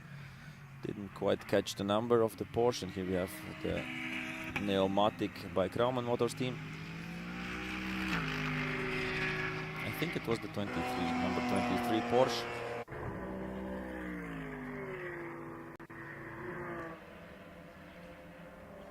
Yeah, it's the number 23. It's Ice Boys Racing. How is it going in the Porsche Cup right now? Vela Racing out front, ALM Motorsport second, and Ice Boys Racing third. But Ice Boys Racing, it looks like, could be catching ALM Motorsport, and there could be a fight for P2 in the Porsche GT3 Cup class. As we have here the fight for the lead, and it's not really a fight. Yeah, quite easy overtake there for Edvinas Žadeikis and H-Mobile are right now the new race leaders of the Baltic Endurance Championship for our race. So a new format. Maybe it's a new era for endurance racing. If we are looking at the count of the teams, of the cars, and the level of the cars, so I think endurance racing is back in the Baltic states. And let's hope that we have a big grid in the last race of the season on 23rd and 24th September in Riga at Bikaniek circuit.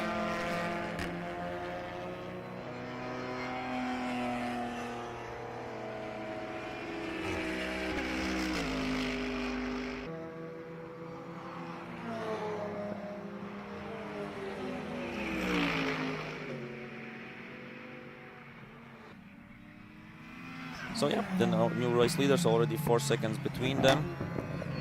I'm trying to find some gaps, some fights on the track, but right now we have only lappings here. This will be not a overtake, it will be a lapping. GT3 car, laps GT3 car, the 71 drives a little bit faster than the 72 car, but of course these are drivers in these cars who haven't so much experience in these fast cars.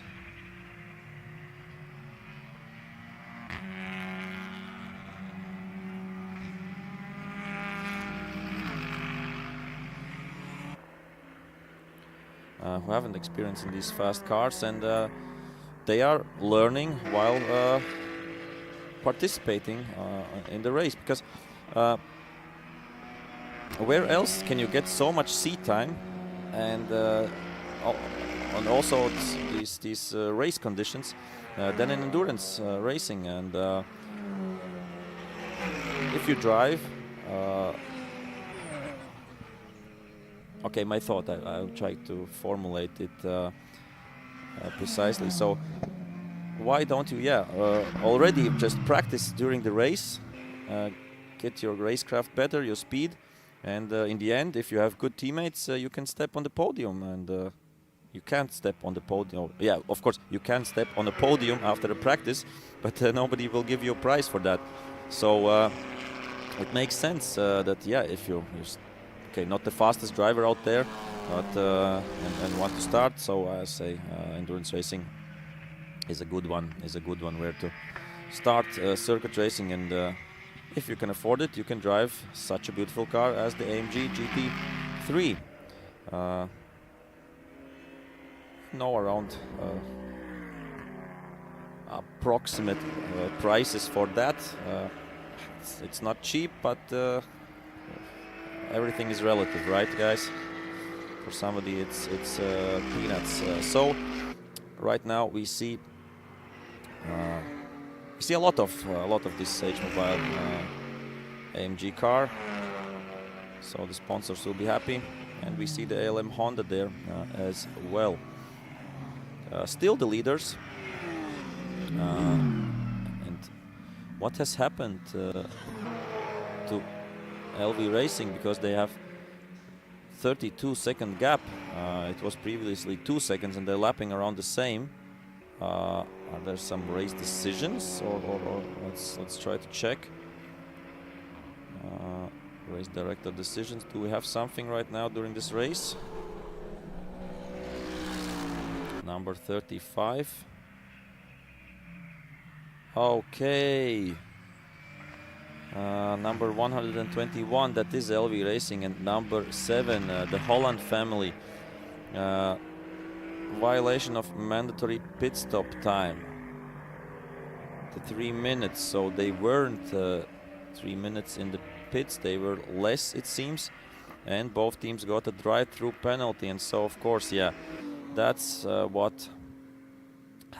that's why they have lost 30 seconds to ILM Motorsport. Of course, it's harsh, but there's lots of time, still lots of time to get back. So time left. We have done the first hour, and here we have see in the back the Holland family Ginetta GT4 car.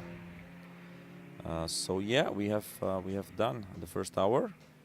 Went by quick, more quickly than I thought, as we are getting ready for the next rounds of the pit stops. We'll quickly check. So from 4:19, so in 15 around minutes, yeah, 15. 13. In 13 minutes, the pit stop window will be open again.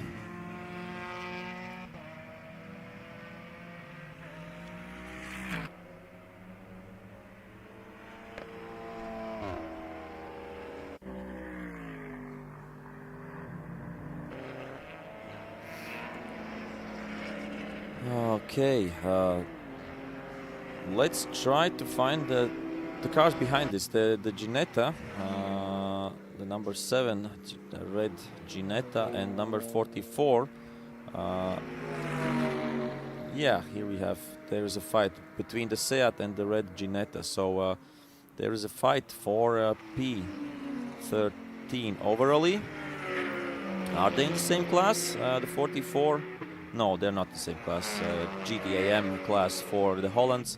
Oh, something flying off there from a car. And, yeah, we stay with this, and yeah, exactly. This is the fight. So the Hollands, Dave Drew and Nick Holland. I think right now it's Dave Holland, and somebody is driving off the track all the time. It's the BMW maybe, and the number 44 car is Hemi Racing West Tomenas, Henrikas Statkus, Andrijs Baubus, and Jonas Jancevičius. Where are they in the pecking order?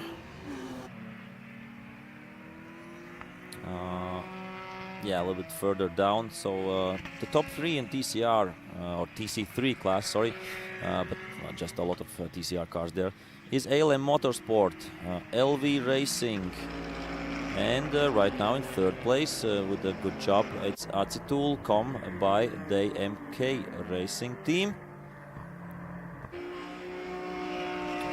And then we have the number 15, right now Walter Zviedrs behind the wheel there, back in a TCR car. I think hasn't been there for quite some time. Alba Alliance Racing team, together with Ramūnas Čapkauskas and Eduardas Klepikas. Of course, I'm sure they want to fight for the win in the class. And here we see how much rubber is on the track. Yeah, we have had action here. Oh, that sideways action there by the Holland team. DHR RC Cola Auto Vesta. And where's the 44? Okay, a little bit further down, but here we see some lapping going on as well. So lost some time, the number 44 car. And yeah, that's maybe because of the lapping, but what was the previous lap time there? Holland's 1:27.1, number 44 1:35. Yeah, so 3 seconds lost in one lap. But maybe it was because they got lapped and then lost time on that. And, okay, the closest I think gap after this is number 3 and 33, 2 Porsches, 3.3 seconds. So I will check if 33 is closing in. I think the 33 is closing in. Yep, this is a good battle here for 3rd place in the Porsche GT3 Cup, and that's a move there by the Kangas. I suppose brothers or father or son, but the same name for them. And yeah, number 3, ALM Motorsport. Busy race for ALM Motorsport as well. They have a Porsche, and they have and going really slowly, it seems like. Unfortunately, number 46, Special Stage Motorsport, Jukka Soimetsä, Janne Järvelä, Joni Jauhiainen, and Petri Seppälä. Petri Seppälä, the fastest gentleman driver yesterday, so in 325 Cup sprint, and yeah, something isn't working with this 335 diesel, and I don't know why they didn't go into the pits. Maybe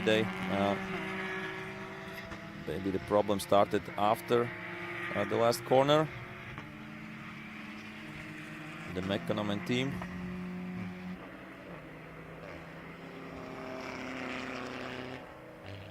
And now we see bigger smoke, so somehow the car maybe repaired itself.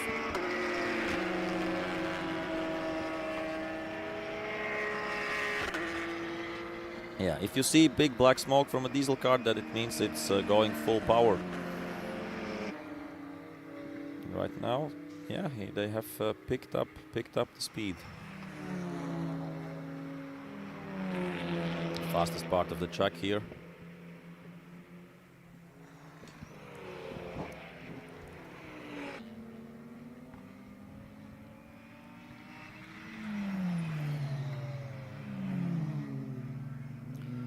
And Edvinas Žadeikis with a personal best, 1 minute 13.5.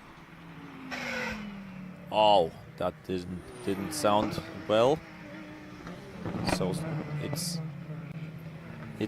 it is broken in the end, and they will try to get somehow back, at least to the pits. The number 46, it's Jauhiainen behind the wheel. And will they go into the pits? Yeah, I'm pretty sure they will. Unfortunately, is the pit window open? Let's quickly check.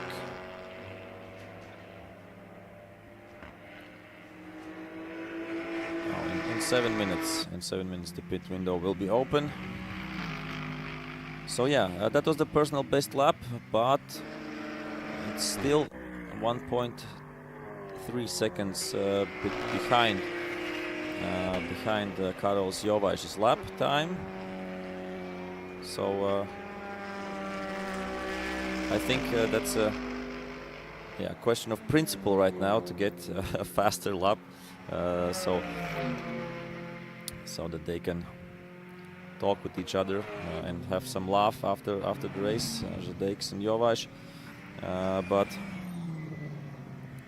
yeah, on the front in the 325 Cup grid, on the front right now in the Baltic Endurance Championship race, not bad,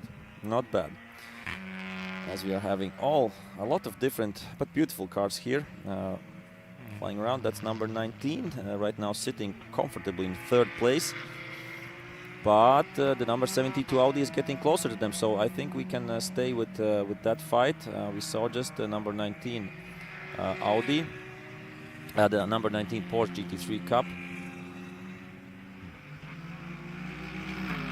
They have passed. Okay, they have passed already. I didn't see that Rela Racing were driving faster and did pass the 72 Audi. So we had an Audi, I think 1.3 or 1.4, and right now the Audi is down to 3rd position. The Audi that started the first and was first for the first stint, and here we see the 72 Audi will be lapped. I think it will be lapped by the race leader, by H Mobile team, Žadeikis behind the wheel. And in the 72 Audi we have right now, who is there? Arminas Kundrotavičius is behind the wheel there. But as I said, the next pit window will open in about 5 minutes. And this is the car in 3rd place in TC3. That was the Audi, but right now here we see trying to fix Special Stage Motorsport, trying to fix their 335 diesel. And yeah, they have 2 cars. This one for the endurance race, and they have a 325 Cup car for the 325 Cup sprint races. So trying, yes, something maybe in the transmission there.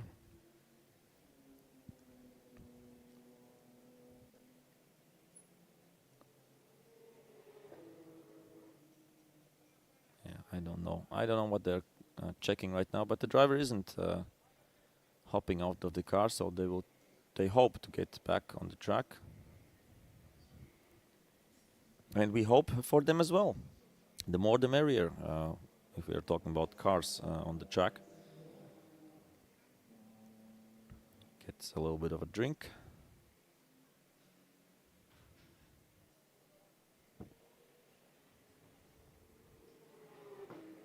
All right, guys, so we are now at the special stage motorsport, the Finnish squad. And I think it's Joni Johainen who is now behind the wheel. He's still in a car. We'll see if he climbs out. But obviously the car is on jack, which means there must be some serious issue. We'll try to speak to the team and find out what's the problem. And the car is definitely not running well. There's some different noises coming out from it, including some smoke. And the guys don't seem to have a solution straight away. Maybe we can have a talk. Hey, you guys. What seems to be the problem with the car? Clutch is broken. So it is the clutch, yeah? Yes. That's unfortunate. What do you think? What can you do about it? I don't know. I don't know. All right, best of luck. I hope. Fingers crossed for you guys. All right. So they're still thinking. I think they're shutting the engine off right now if it's a serious clutch problem. That's not an easy fix. I mean, they can obviously do it. They're good mechanics and good teams, but it's going to take quite a few hours, I would even say. Don't know how the system works on this particular car by means of how fast can you change a clutch, but yeah, that's definitely a shame. And they were going strong. And so we have a few more cars coming in the pits. I think that's the Cone Forest team, and they're having I think they're having just a regular pit right now. Let's check the timing. Yeah, the teams have to be really, really careful with that. As Artur's actually explained you before, some of the teams, and I think exactly 2 teams have already got penalties because of the reason that they violated the pit stop, the time, the 3 minutes mandatory time. And obviously, so the teams have to be really, really precise. We see the Hollands, Jeanette passing us by. I think the Hollands team was one of the teams that received this penalty for pit stop violations. So we have a car 23 in the box, and there's some duct tape going on. I wonder what's that all about. When you see duct tape coming out from the garage, it always means that you have to fix some body panels straight away and try to keep them on the car. All right, so they're having just a regular pit right now. They're refueling. That's the Ice Boys racing, the Finnish squad. Henri Tuomaala and Pekka Sepanen. Let's just quickly have a look how they're doing in the pits. And then they were in position number 3 in Porsche GT3 Cup. Obviously, now they're going to lose out a position to the pit stop right now, but they're definitely going to gain back a position. There's obviously all of the teams who are pitting right now. And if I'm not mistaken, that BMW also went into that box. Let's just go and check out what's going on there. Another BMW retiring. That is not a good day for the BMWs here in Parnu Summer Race 4-hour endurance championship race. So yeah, here we can see that's the 5.5.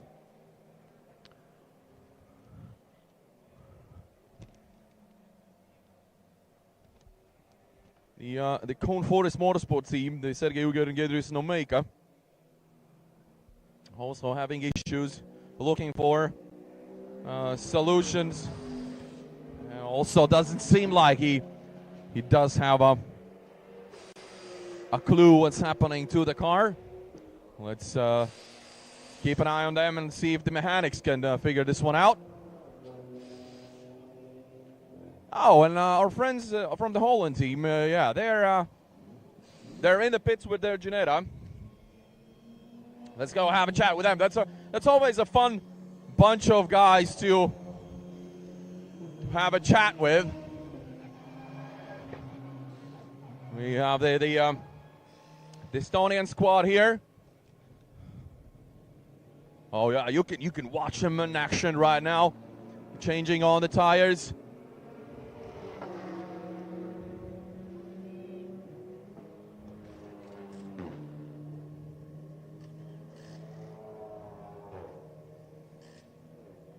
Oh, so we also only have 3 cars in GTM category.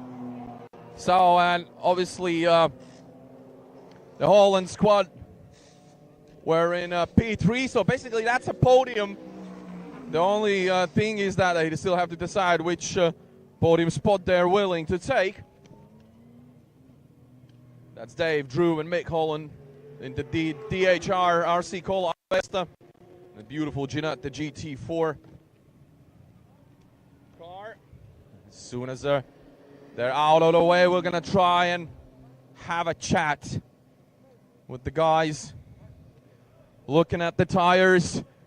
Oh, mate, you doing good? Yeah, I know. I saw you checking on the tires, you know, maybe something interesting to see there. I thought that maybe we will lose that for the later, for the training. Okay. But this is not for us. Yeah, all right. Let's go and chat with the boys. Looking at the results. What's up, guys? Excellent. You're a bunch to hang out with. So how did it go out there? Really good. Really good. Neighbour used me as brakes into this corner. Fantastic. Oh, no, hey, well, no damage. Okay. I helped him brake. And then the Honda, we was in a little battle. He a little bit faster than me, okay. I really took into the big corner up there. I got it really full lock sideways. Like, holy fuck, yes, God, you've got this. I've got it, yes. Oh my God, you're a good one. You're a good one. Obviously, enjoying this whole party. We saw the lineup on the start grid. It's absolutely fantastic. So many good racers out there this weekend. Yeah, we had a fantastic start as well. Everyone was keeping the pressure on, but we just kept going and going. So yeah, it's great so far. I made a big error, I'm told. I was too fast coming out on the pit lane. Yeah, that was you who actually got the penalty for that. Yeah. Ah, that's a shame. I didn't even think it was. I have this automatic thing and whatever. Don't do that again. Don't do it again. Yeah, it's a long way to the end of the race. Best of luck. Best of luck. So, I promised you some fun times here, and we delivered. So we have the LV Racing squad now in the pits with Valers and Lapinch changing, refueling. Now the refueling is done. He's out of the way. Let's go and have a look if we can have a chat with the guys. Hey, boys. How are you doing today? More or less. More or less. More is better than less. Now we was 1 second faster in leaving the pits, so we drive through box. So you got the penalty? Yeah, we got the penalty. Don't But do that again. we was counting and we had 4 seconds on our. Doesn't make sense. 4 seconds, and then it's like 0.8. We are too fast. So. Oh my God. All right. I want to speak to the driver, but he's obviously chilling right now. He's a bit warm, but we'll definitely get him out here. Let's get some fresh air into his lungs. So Martin is here with us. Hello, mate. Haven't seen you in a while, so how did you enjoy the stint? He enjoyed really well. Faster car and the track the same. It's it was a very interesting race that we did first stint, and then now 2 stints more, and then we will see how it goes. All right, with so many cars and teams out there this weekend, the traffic is unbelievable. Like me and Artur were following every single lap, and there's so much going on there in the track. How do you survive that? Yeah, it's really there is something to do. There are drivers, there are faster drivers. We are not the fastest car. GT cars, there are other cars and slower cars. It's very, very interesting to find the pace there when the rhythm is out of balance sometimes, and it's like I would say similar like this sprint race. Pretty close to that. All right, best of luck to your team and yourself. Get comfortable in the chairs, chill out, and relax. And obviously, yeah, one by one, they're coming in and doing the second pit stop, if I'm not mistaken. Yeah, by my counts, it's the second pit stop so far. So obviously, we're doing really good. The teams are doing fantastic job. It's a really shame for some of the teams that they're having technical issues. Let's go and have a look at the NeA boys. Oh, and now we have one of the fast boys also behind with the Audi. Let's see what they're up to in the pit stops. Now we obviously need to be really careful with cars passing in the pit lane in quite a speed, so we have to be really careful. Now let's check on the pit stop of the Team 71.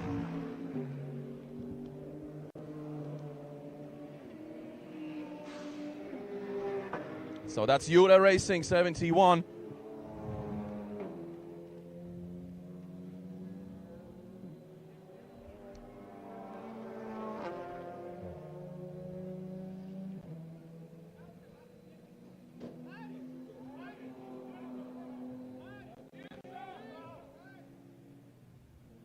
So according to the stats, obviously they were in second position in GT Pro class, with the Yuta Racing 72 dropping to third. Well, it will definitely all change after this pit stop. And so then I think only after that we will be, for sure, we could say about the results and the standings. So obviously it's really interesting right now.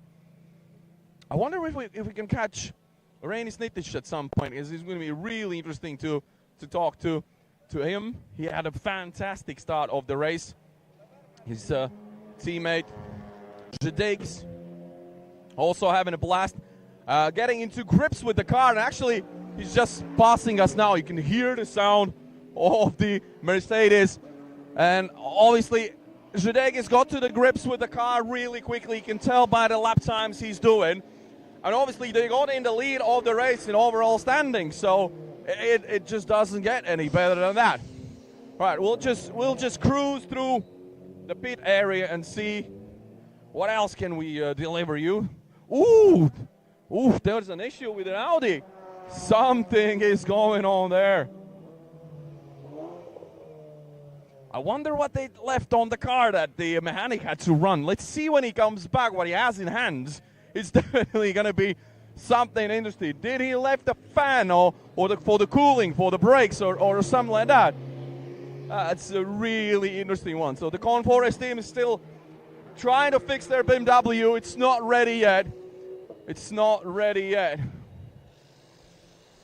Yeah, I think it looks like the tubes from the cooler, and I'm not mistaken.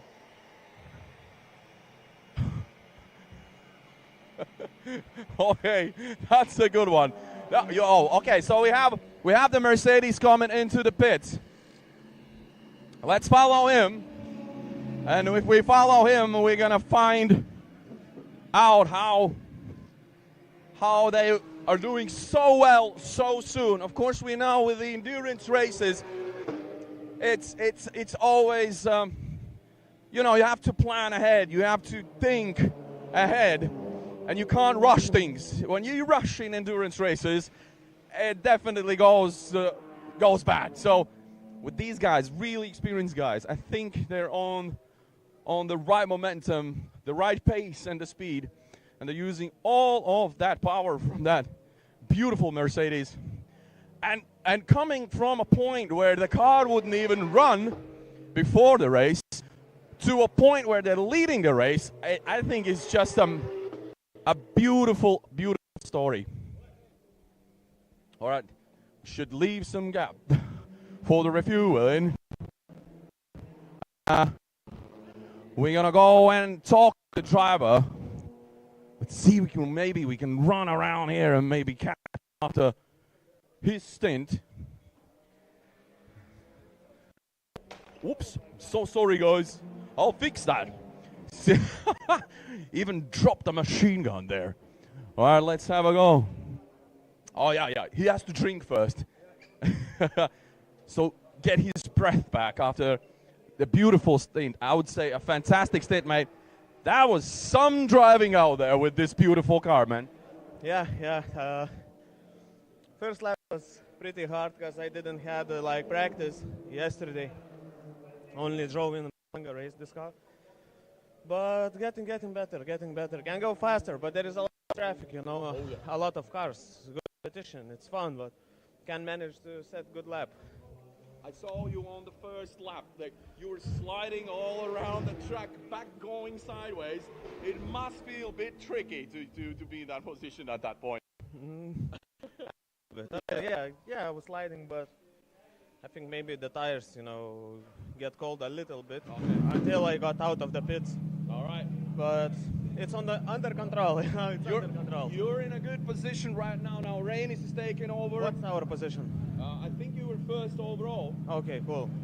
Yeah. We will try to keep that. Yeah, exactly. So, and then you dropped second, but that doesn't matter because we still have plenty of time to cover. Okay, Yeah? nice. All right, best of luck. So that's that, guys.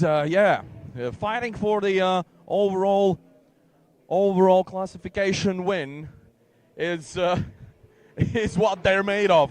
I love to see the atmosphere here. I love to see the teams really pushing it. The Finns are even smiling with a broken clutch. I love that. I have to shake a hand to you guys because obviously you came here, you try your best, and this is racing. Anything can happen. But we want to see you back in Riga at the grand finale. I hope you come. Exactly, but come to Riga, all right? Yeah, perfect. You heard the guys. The Finnish guys are coming to Riga. We'll make a huge party for you guys. Nice. So obviously the atmosphere here is fantastic. The Baltic Touring Car Championship Round 4, Day 2. It's Parnu Summer Race 2023. It's the Baltic Endurance Championship 4-hour race. What more can you wish for? The weather is, it's holding it in. I can see the clouds just moving all around, and they really want to put some rain on the track, but not today, So fingers crossed, it's not going to be raining. And we'll head out back to Artus right now and see after the next stint what the drivers will think and what the positions will change. Thank you, Oskars. Really great interviews there with the drivers. We heard from Lapinch, we heard from Žadeikis, we heard from the Finnish teams as well. So let's try to see what the classification is right now after the second round of pit stops. It seems like still out front, the number 63. Okay, my live timing needs to be restored, refreshed. That would be precise. Okay, yeah. So out front is still the H-Mobile by AMG Customer Racing. Right now we see it on the screen with Reinis Nitish behind the wheel. 2 laps down, we have number 72 Utah Racing, which was leading up until the first pit stops and a little bit after that as well, but then dropped down to second place. Right now they are around one lap down. So the lap times right now a little bit faster, but yeah, Nitish, that was I think the first lap out. So that's, yeah, we can't see the time right now. But yeah, on number 72 we have Jonas Gelžinis right now behind the wheel. On number 71 Audi is right now back to third place. So for a brief moment NeA Racing was in second place, but they have dropped down to fourth place right now. I think everybody has been in the pits, so it's precise classified. 21 seconds between the third and fourth. And yeah, in third position, so the 71 Audi right now behind the wheel is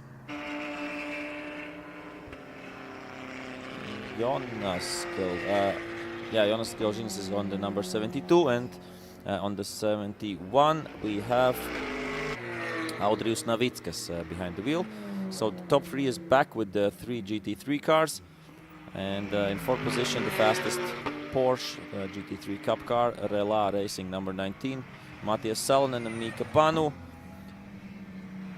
And the top 5 is concluded by ALM Motorsport, second Porsche GT3 Cup car in the results right now. And there behind the wheel we have Andres Urb, Henry Pichel and Aron Vola. What's happening in the fight of the TCRs? Yeah, because of the drive-through, it seems like LV Racing has lost quite a bit time. Right now they have, yeah, they are. Let's quickly check. So 23 seconds down. They have gotten a little bit back time. There were 30 seconds some time ago. And right now they're slowly trying to climb back. Maybe to fight with ALM Motorsport. So we still have more than half distance and more than half time left. So 2.5 hours, something like that. So everything is possible. As we are still with the race leader,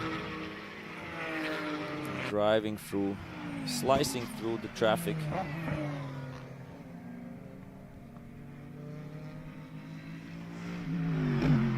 And maybe we can find one of the Utah Racing Audis. 72, I think, is doing good laps right now.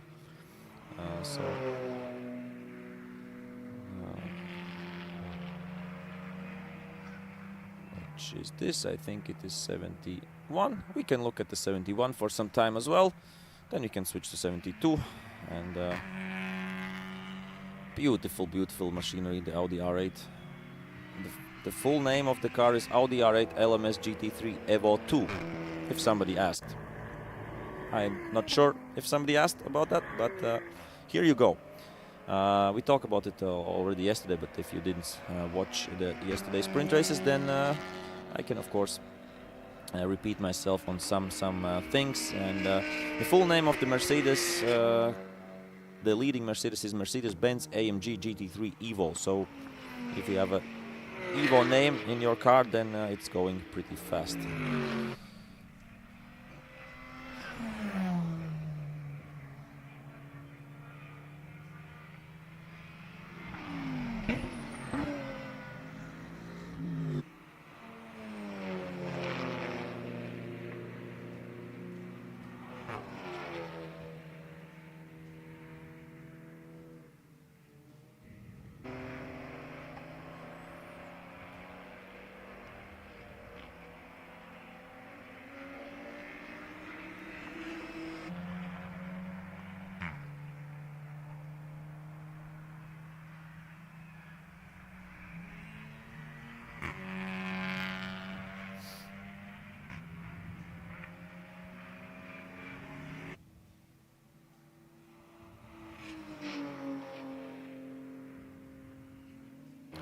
And here we have the 72, yeah, right now, thanks. It's Jonas Galžinis putting up some good lap times right now, 1 minute 14s. 1 minute 14.3 was the previous one. Let's see at this, so 1 minute 17, so maybe some traffic in the way.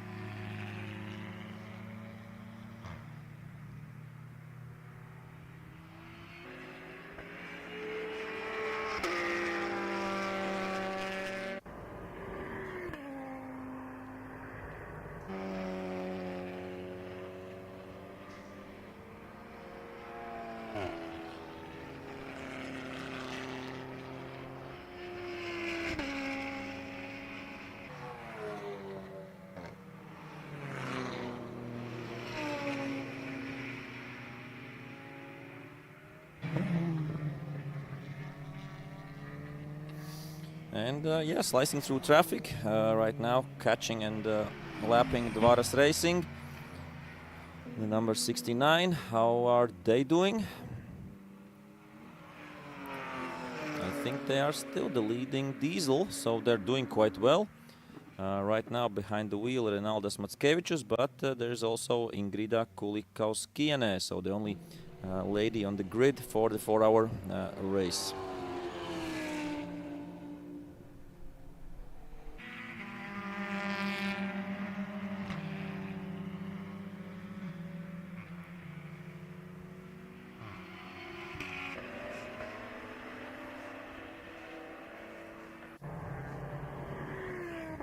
Yeah, I'm trying. I'm trying to find somewhere a closer gap, but right now,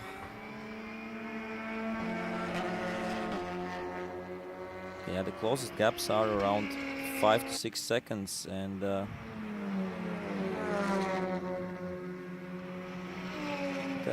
I think there is a chance of them getting smaller. For example, we can try to find number 55, the Audi S4, and the number 7, the Ginetta of the Hollands, as we have here a fight going on as well, 121 and 13.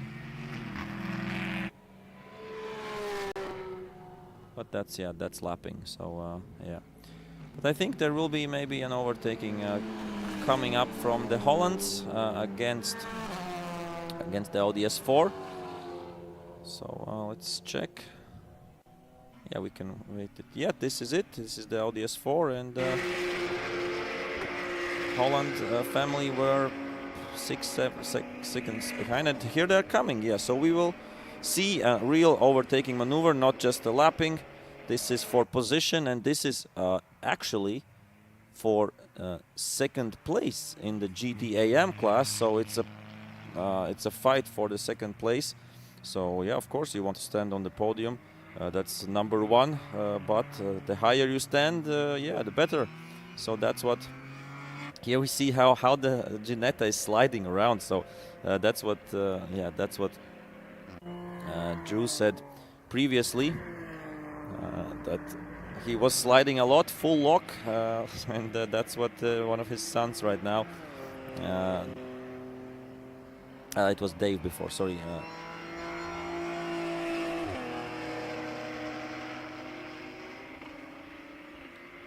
Yeah.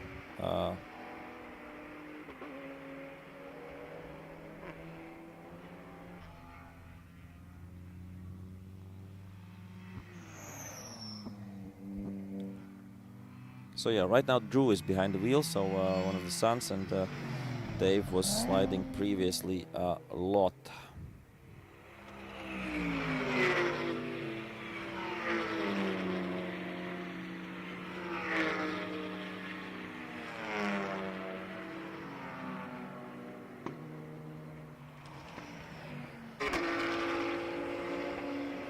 So the gap, what was it previously? It was...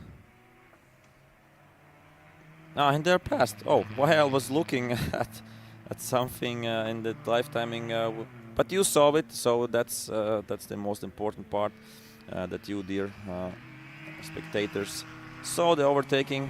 So all good. We have some new decisions, it seems. Race director. Oh, and the replay. Thank you very much. So I can see it in my own eyes as well. Yeah, inside line really clean. Nothing to complain there, and nothing to add about. Audi understood that. Yeah, that's it. So we have a new decision for number 20, and I think number 20 is Orlen Lietuva Mažeikiu ASK. So Artur Šimins, Egidijus Gelunas, and Vitalijus Plastininas with the red Peugeot 308 GTI. Violation of mandatory pit stop window time. So they were either too fast or too early or too late into the pits, and they got a drive-through penalty. So everything that is correlated with or in correlation with the pit stop windows and times and everything, it seems like you get a drive-through for these violations, yeah, mistakes we can call it. Let's try to see if there are some other decisions. No, not yet. But I thought at some point that the teams were a little bit too early in the pits, but okay. That's why we have stewards, race directors, and everybody else, marshals, and etc. So where's a nice gap where we can find a Dream to Drive with their personal best lap in the previous one with the white BMW M4 GT4.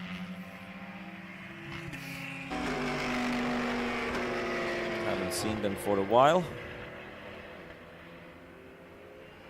And they are the leaders of the GT AM class.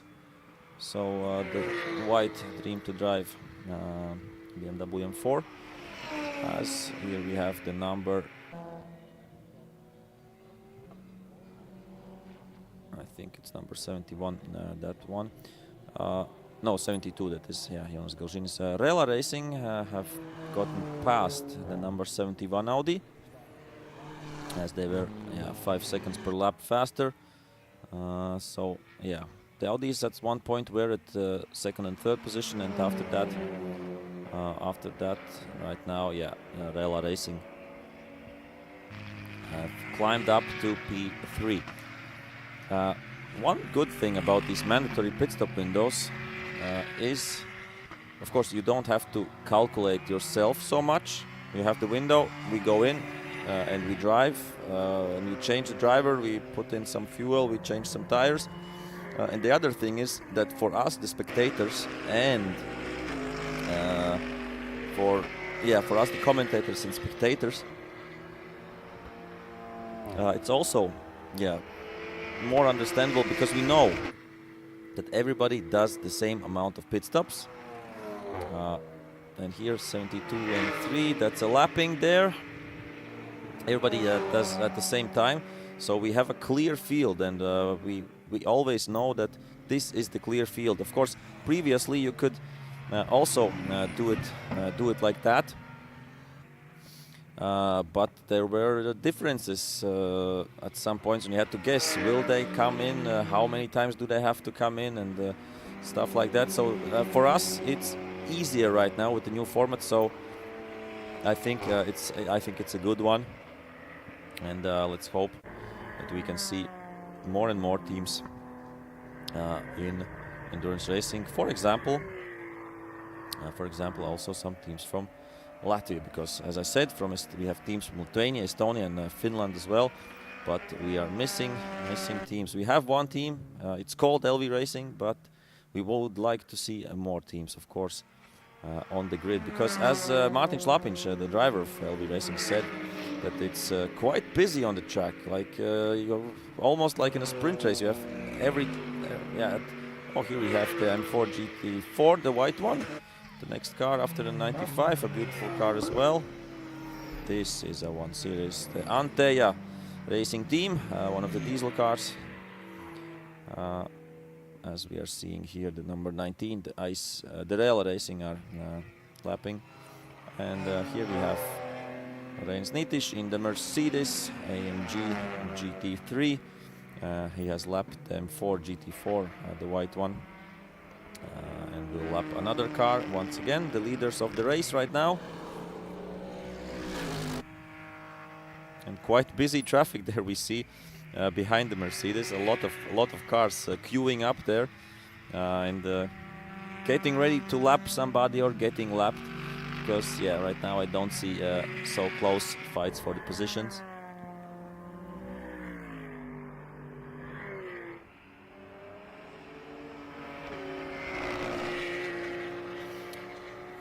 Okay, we have some new race director decisions.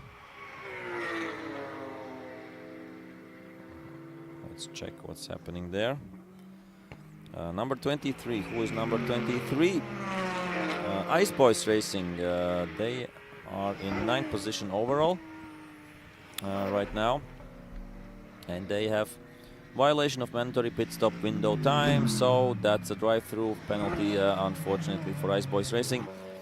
They were in 4th position in Porsche GT3 Cup class, but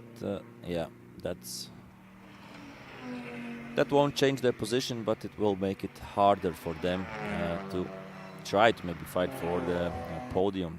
I assume that was the plan previously.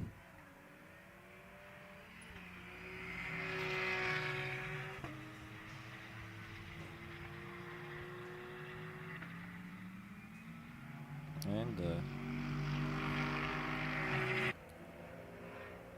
the number 331 Pneumatic by Kraumann Motors getting lapped. I think they are second in TC2 class. Really? Yeah, I think still the Orlen Lietuva Mažeikiu ASK, of course, an almost TCR car, but not so powerful, and then yeah, missing a little bit of pace compared to the TCRs.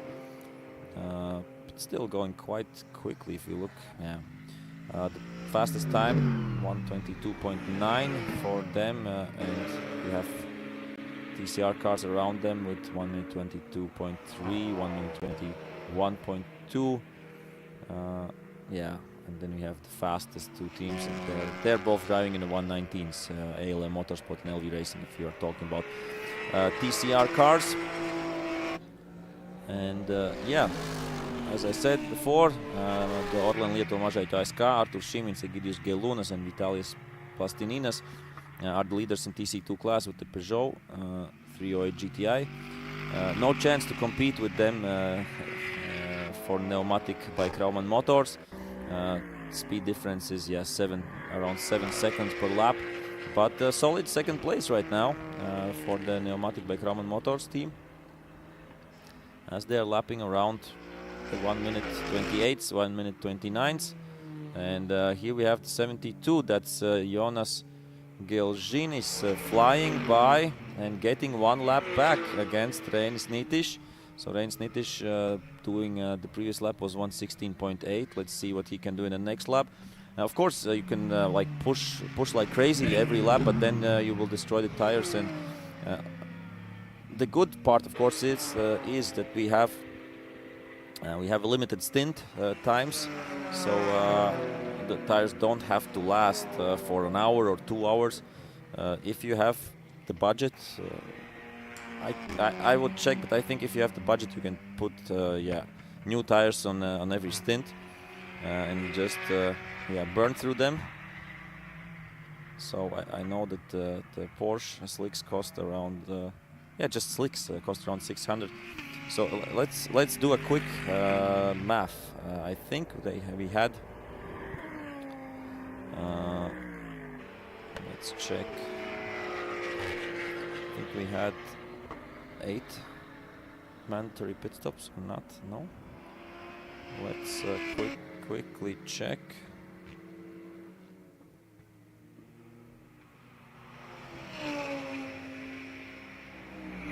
One, two, three, four, five. 1, 2, 3, 4, 5. Okay, we have 5 mandatory pit stops. 600 euros one tire. In one set are 4 tires. And we have 1, 2, 3, 4, 5 pit stops. So yeah, if you put new tires on every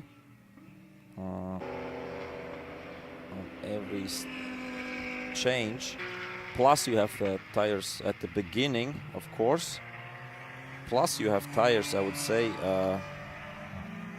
for the quali and practice. Okay, I'm going a little bit in the stratosphere here, in the cosmos. No, I think in space with these ideas to put new tires, to put 4 new tires on every stint. So the price then would be for tires just alone, if you put on practice new tires, on quali new tires, on the race start new tires, and then every stint new tires, then you are at 20,000 euros for the tires, for the slicks. But nobody is doing it like that, I'm sure. You don't need 4 new tires, I think, for the stint. And here we have lapping, and while you're being lapped, you lap somebody else. That's what here happened. Here we have 2 customer Audi cars, we would say, the R8 and the RS3, GT3 and TCR. Audi Customer Racing, of course, one of the largest customer racing manufacturers in the world. But yeah, they have had some changes in the Audi in general, has had some really interesting yeah, really interesting choices made previously. Yeah, talking about the future of the company, everything electric, blah blah blah. And then at some point they said, we don't need customer racing anymore. But maybe with the management changes right now, there will be a way back for Audi customer racing, because it is rumored that there won't be a new R8 anymore, and if it will be 100% electric. And of course, we know Audi will go into Formula One as a engine supply, as a team, an engine supplier in 2026. So all their motorsport focus is on F1. But of course, some of the customers are not pretty happy that yeah, they will of course provide spare parts and everything else. But yeah, and I think it is. I don't know if it's. Oh, somebody smoked a slick tire there. I think maybe the TCR. Right now, Ivars Valers trying to keep up there with Rein Snitish, but yeah, it's not possible. And here's another Audi. We saw previously a few Audis. Yeah, so long story short, there it looks like there won't be any Audi customer racing program anymore. But the cars, of course, you can still run. Just there won't be any new specifications and models. Ooh, nice overtaking there. We see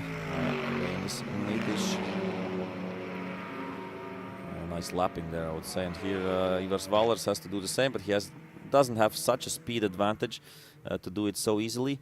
And the gap to the leaders of TC3 class, where the TCR cars are driving. Oh, and there's a crash there between Valers, LV Racing, and Dvaras Racing. I assume they were trying to lap not each other. I think the LV Racing was trying to lap, and there we saw a bunch of cars there. So I don't know if we saw it on camera or not. But yeah, some kind of a strange crash between LV Racing and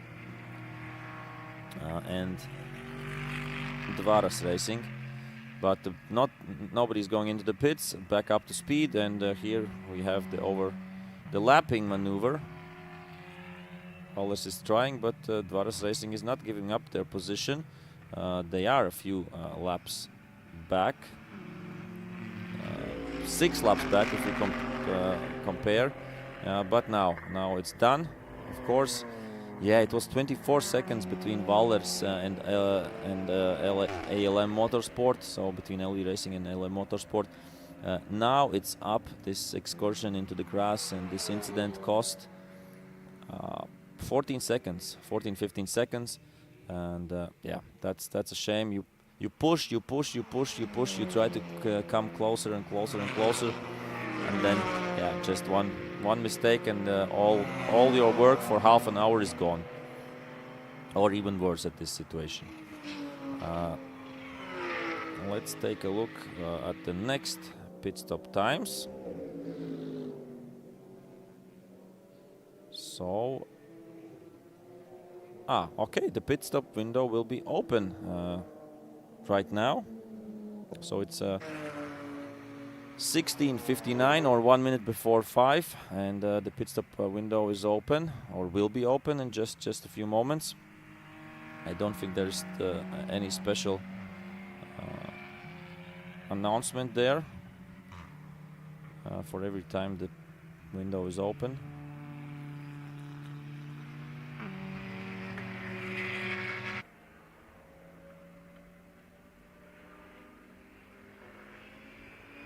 We will get the decision.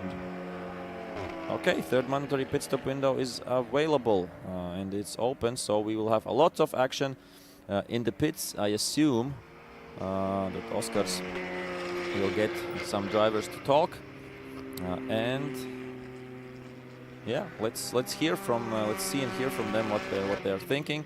And right now the cars will go into the pits one by one, and we will have lots of action in the pits. So of course it's open for 10 minutes, so they will do it sooner rather than later.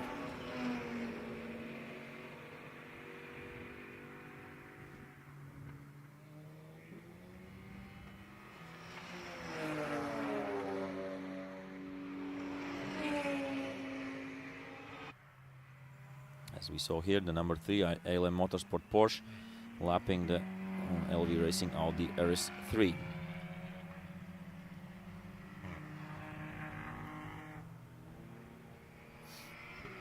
Angry looking RS3, second generation TCR car, and we see Atsitool by DMK Racing are driving the older generation, the first generation Audi RS3 TCR car. So of course, I thought that the car is standing there, but that's the safety car. So all good, all well. Yeah, unfortunately we have two cars that are out of the race. It's Special Stage Motorsport and Cone Forest Motorsport, so two BMWs. Everyone else, I think, is running. Yeah, Meister Racing Team and LGT, the number 746, the 325 Compact. Haven't seen them for a while, but yeah, they have some issues because they are 5 laps down to the next car ahead. And here we see in the pit lane comes the second placed TC2 car, and lots of cars coming in. So I assume we will have the camera ready there and check out because it's a really interesting moment. Everybody trying to do it as quick as possible, but with minimizing risks, so that every wheel is hub is properly on, and so yeah. And of course the mechanics have to be in the full equipment there. So yeah, a lot of things you can do wrong and get a penalty. So you have to be careful. But it's the charm of endurance racing, and this is a nice car. I love this BMW M4 GT4. A really proper race car, driven by Gabrielius Krikščiūnas and Laurynas Krikščiūnas. And here we have the pit lane. Camera is on, and I think the Mercedes was already in the pits and out of no, that couldn't be. That couldn't be, but yeah, I think I'll check maybe on that. But yeah, right now the pit stops for 10 minutes, and I'm sure that Oscars will find some drivers to talk with at some point.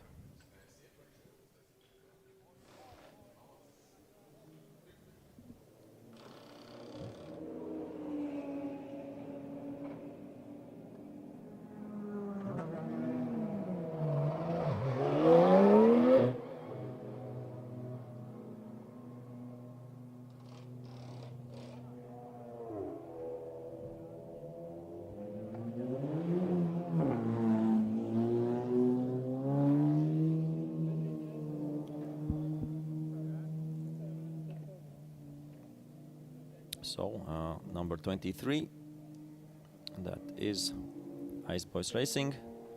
They had, I think, a penalty previously as well for something with the pit stop windows, I assume. Here's the compact. Are they doing something? Are they changing the driver? I don't see it from here. I think, yeah, they are changing the driver, so everything is going according to plan. Here we have as I said, the first generation Audi RS3 TCR car. Right now in third place in TC3 class.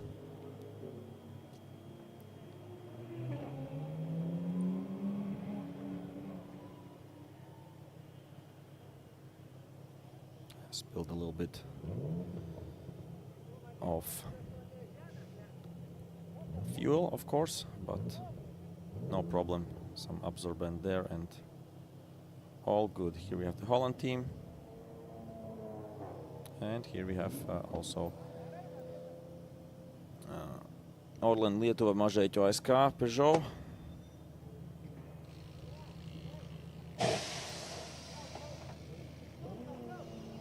And this was the car who forgot previously, I think.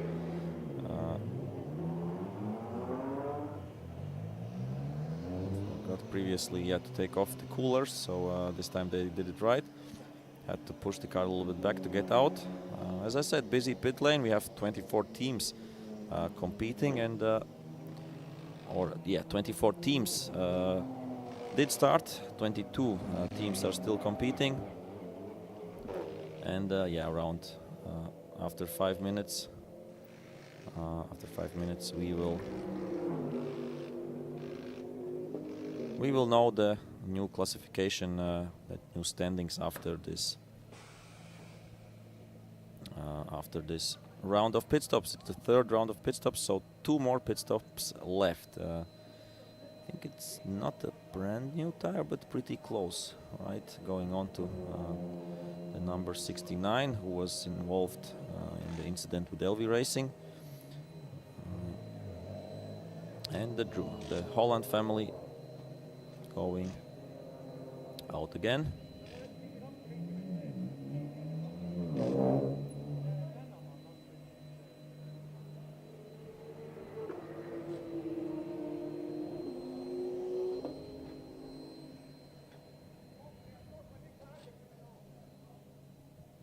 There's the technical guys, and here we have one of the leaders, number 72. Jonas Galžinis was driving in the previous stint. Oh, you see how hot the car is. Some smoke coming off the car as the car is being fueled.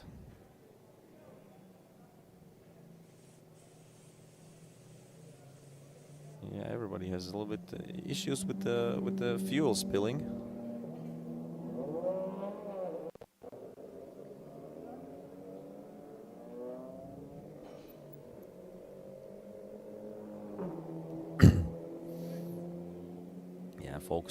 Focusing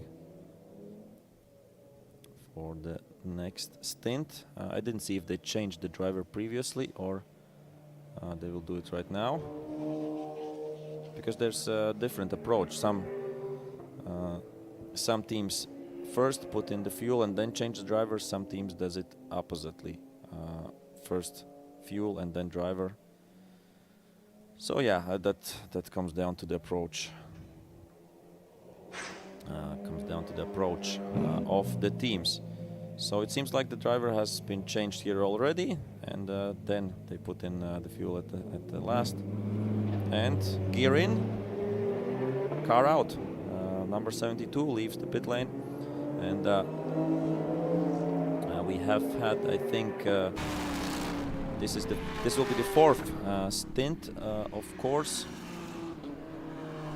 if I'm correct. Yeah, this was the 3rd pit stop, so it's the 4th stint, and that should mean that I think Andrius Jasionauskas will be behind the wheel of the number 72. But now we see Karols Jovaiša will now try to push. Yeah, it seemed like he was in the car.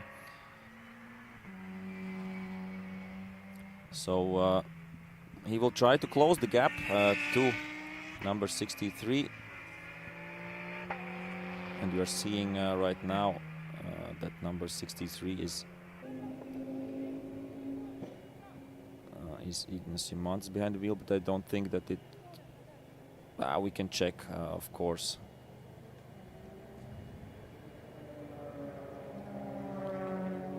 So Reinis Nitiš was right now behind the wheel. And I have, I'm pretty sure that Edvinas Žadeikis isn't in the car at this moment. Otherwise, okay. And that means that Ignas Simontas is feeling better, and right now is in the car. So he was originally He was originally in the entry list. Then there was the information about the driver change that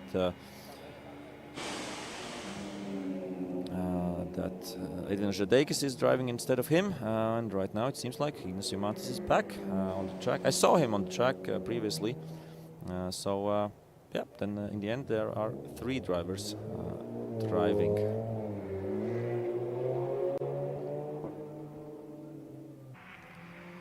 Let's see what lap times Ignas Jomantas can put in. And it's 26 seconds between the number 72 Utah Racing car and the number 63 Mercedes Benz AMG GT Evo GT3 Evo, yeah, sorry. So 26 seconds. Let's see the lap time. So Ignas Jomantas 1 minute 15.4 the previous lap, and I think he did 2 laps in a row at the same speed almost. Then let's see the lap of Jovash was previously putting in 1 minute 12. So let's see if he can do it again, and if he is around 3 seconds faster per lap, then we have 8 laps and he will be in the back of Jomantas. So I think Jomantas can drive faster. He has driven faster in the sprint races. He has, yeah. Yesterday I think there was something unfortunate, like why he wasn't on the podium. Yeah, I think it was the issue with the car, the alternator. And here we have, yeah, flying through the traffic, Karols Jovaš, the number 72 Utah Racing Audi R8. And now, of course, Karol is as the fastest driver, I think the fastest driver in the team, is on a mission, and will try to catch back and get back first position from H Mobile by AMG. So it's a proper fight. It's a proper fight for the overall lead in this Baltic Endurance Championship 4-hour race. So yeah, a lot of people say endurance racing is boring to drive, boring to watch, boring everything. I think it has been quite an entertaining 2 hours up until this moment. So if you are like trying to get a little bit deeper and get more information, the more you know, the more interesting it gets. Yeah, did I say it right? Yeah. So the more you know, like and all the different factors, and then when do they change, and the lap times. If you look at the lap times and see, oh, he's driving this and this seconds faster, so that means he will catch in that lap. So on the 92nd lap, I think I said in 8 laps, Jovaš could be catching Jomantas. They both, it seems like, had traffic because they were 3 seconds slower than their previous laps, or the speed they should be. So, of course, lapping traffic, that is the key to success, I would say, in this race, in this Baltic Endurance Championship race here at Parnu Summer Race 2023, especially because when we had races with 8, 10, 12 cars, then you know there's 2 or 3 times less traffic, and right now then you didn't have to overtake or lap so many cars, and right now you have the chance to either lose a lot of time or gain a lot of time against your competitors with all these lappings of slower category or lower category cars.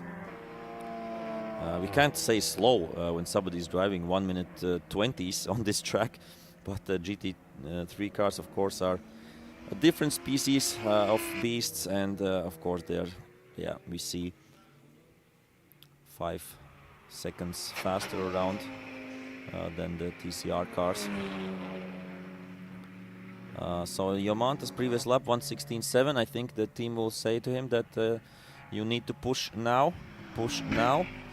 Otherwise, Jovaš will catch us. Right now, the gap down. we'll see. So Yomanta's previous lap 1 minute 15.8 again, so a little bit better than before. We're waiting for the... Yep, here it is. That is Jovais in the youth racing. He was 1:16.5, so he lost a little bit of time in the traffic. Right now the gap between the first and second place 21.2 seconds. So yeah, it's pretty crucial right now. It's a crucial time because after this, of course, another driver will come behind the wheel, and Jovais's goal right now is to push as hard as he can to try to get some time back, because they were in the first position in the first stint, and right now the goal is to get the R8 back to the spot where the team thinks it belongs, P1, that's for sure. Yeah, we know that the Mercedes will do, the Mercedes team, so H Mobile by AMG Customer Racing will do everything in their hands and feet to maintain P1.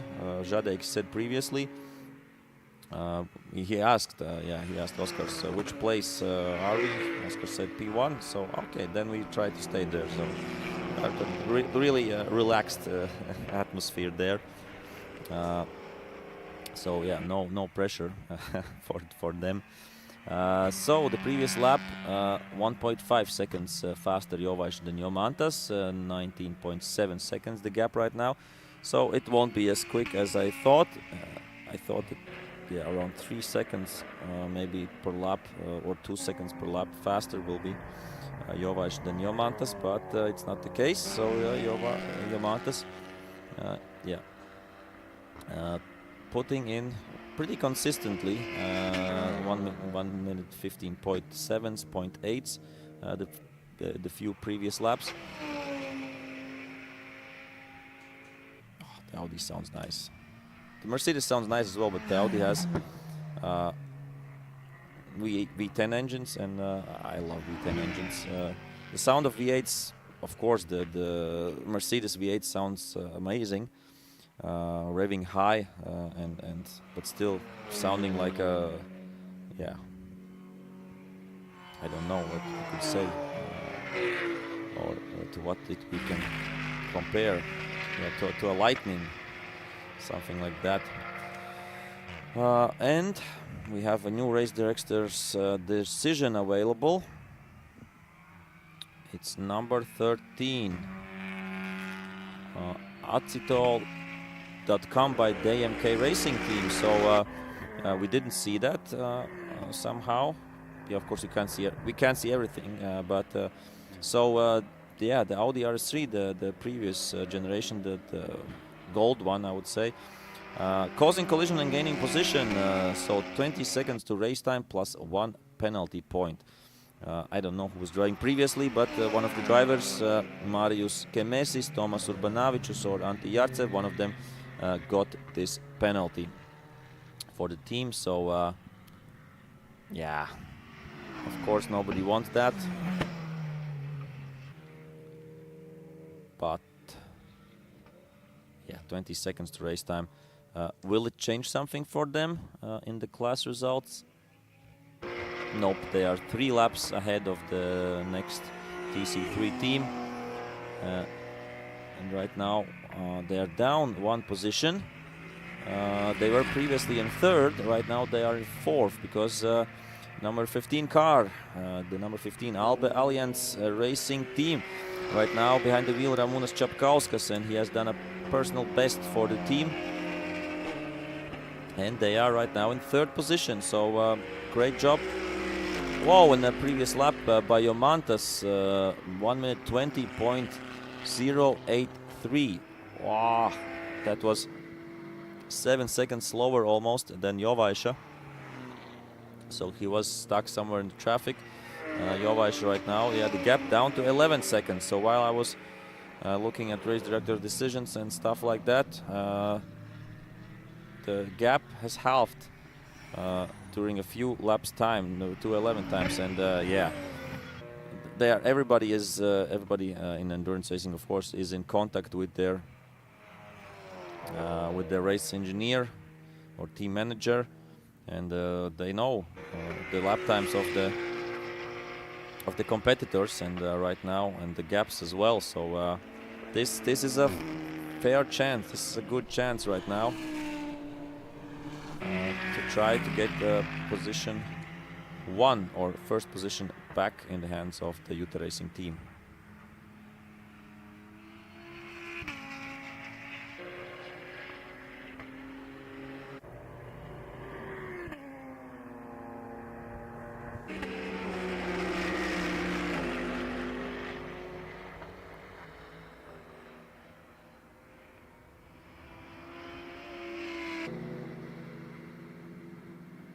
So previous lap again, 2 seconds.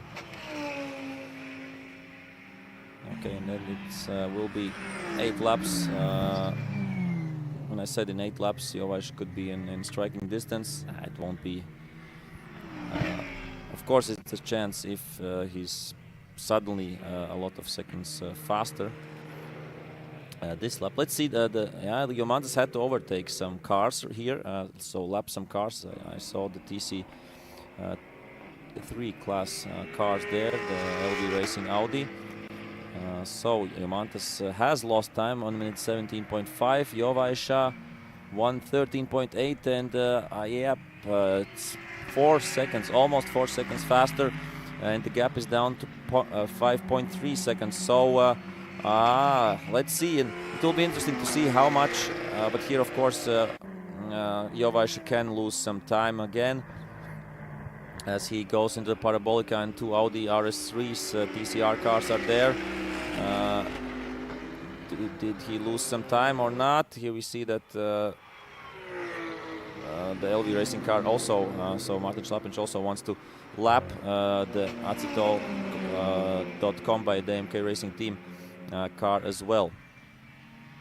So 5.3 seconds, and they're almost, they're on the same small straight right now, so the gap is getting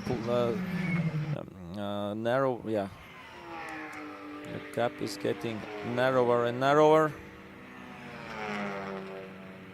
And I think maybe already in the next lap, so maybe already in the next lap, there will be bumper-to-bumper action, as we have the number 71 Audi there as well, being lapped right now, driving in the on 19s, the previous lap, but it had to, it will get out of the way for Karol Jovaisha to go by, going off the racing line. So really solid job there by the teammates, and the distance is looks like 2 seconds, something like that. And Jomantas, it will be interesting to see how much will he defend. Will he defend at all? Will he close the inside line? So this is proper GT3 racing, the racing, and for the lead there could be a position, a leader change within small time. This is the battle here. Mercedes against Audi, 2 GT3 beasts here at Porsche Ring, and a lot of traffic coming up, and here we see Jovaisha will try to get by. Traffic can help but can hinder him as well, so really, and he tries on the inside late on the brakes, and Jomantas didn't even think that he will do that. So clean maneuver there, good overtake, and Utah Racing number 72 is back in business, back in first place, as H Mobile by AMG Customer Racing is down to second place. So leader change at Baltic Endurance Championship 4-hour race. And how long will the stint be right now? So the goal was, I assume, before the stint to get back P1. But the question is, how long will this stint be? I'm heading back to the app to check that out. Okay, mandatory stop windows. It's at 5:39, so in 15 minutes is the next mandatory pit stop. So in 15 minutes, how many laps can you go? I don't know. 15 minutes. 12? That was a guess. 15 minutes.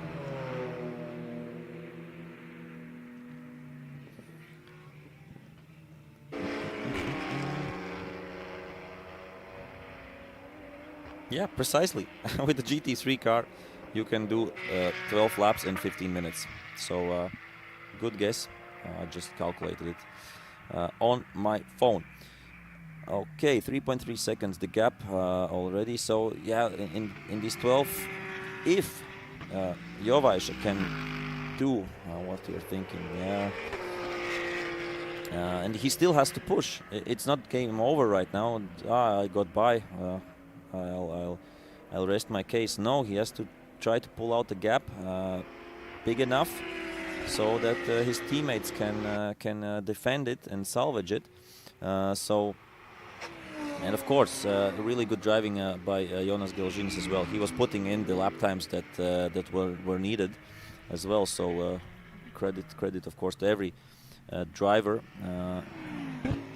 And Arminas Kondratavičius and Andrius Jasionauskas also getting up to speed and getting to grips with yeah, really fast cars. So it's not so easy. From the outside it always looks easy. Yeah, just push the accelerator and push the brakes, steer a little bit, and you have a good lap time in a GT3 car. It's not so easy. It's not so easy. You have to be careful with that. So here we have second place right now, H-Mobile, with Jomantas behind the wheel. Previous lap, 0.7 seconds, just slower than Jovaisha. So Jomantas isn't slow. He is driving pretty well, but yeah, struggled a little bit with the lapping of the cars there. That was the key, where I think Jovaisha was a little bit more aggressive and risked maybe a little bit more on these overtakes.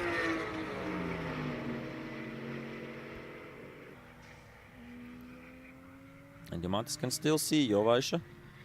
Maybe it's even easier right now for Jomantas because one fast car is coming and another fast car is coming through, so they are maybe more careful when the second car comes through. 69 against 11, is that maybe a position fight? Yeah, unfortunately there's one lap between the two teams there, so yeah, nothing to focus on right now.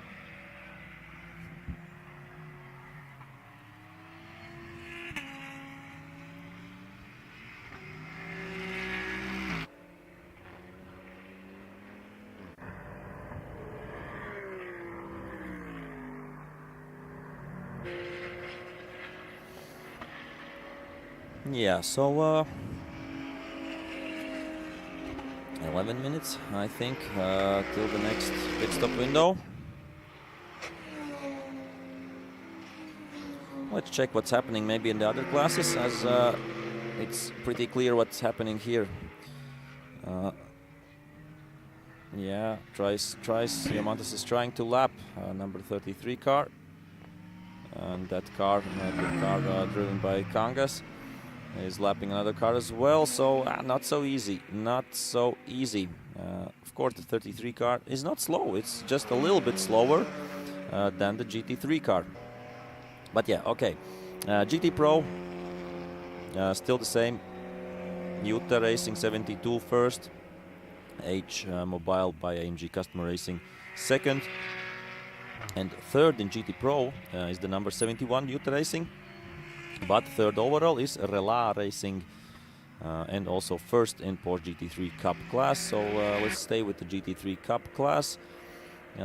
First, so Rela Racing, second ALM Motorsport, and third is SPP Racing. Who is driving that car? That we saw that car yet. Yeah, Simo-P Kangas, Oli Kangas. They have moved up after some issues for Ice Boys Racing. So they have moved up their positions. Great for them. TC3 class still in the lead, and right from the beginning up until now. ALM Motorsport in second place. On TC3 class we have LV Racing. And in third is Alliance Racing team with the drivers Ramūnas Čapkauskas, Valters Sviedris and Eduardas Klepikas. And yeah, LV Racing with Ivars Valers and Martin Šlapiņš, and LA Motorsport with Sven Karuse, Antti Ramo and Robert Volt. These are the top TC3 teams and drivers. GTAM class, the Dream to Drive number 333 is in the lead, so they're doing a great job there. Gabrielius Krikšķūnas and Laurinas Krikšķūnas in the BMW M4. Second are the Hollands, GTAM class, the NeA R, RC Cola, Auto Vesta team. And third are the number 55, Nano-san by Tarzani Racing, Karolis Bledis, Tomas Isjunas and Valdas Pačiuška. Yeah, and this is where he is losing right now a lot of time. Ignacio Mantas, I don't know. I think there should be maybe some blue flags for the number 33. He is getting lapped. Of course, we see what time is he driving? 1:16.3. Oh, and number 3, ALM Motorsport. They were in second in Porsche GT3 Cup class. Right now have spun around and are off. Yeah, here we see the black tire marks. Okay, it's 8 minutes till the pit stop window, so maybe if they can do these 8 minutes with these heavily damaged tires, then they won't lose too much. But they were, of course, I think, only 20 seconds ahead of SPP Racing, so I'm sure that SPP Racing has gone by and are up to second place in Porsche GT3 Cup class. We will see that after this lap. So, what a shame. I don't know. I don't know how that happened, but and here on the braking, he goes on the inside. The number 33. I think they have. It makes sense to give up the position and drive behind a faster car. Right now, I don't understand the reason for Simo Pekangas or Oli Kangas. I don't know who is behind the wheel right now. Let the Mercedes by. He is faster on a clear track.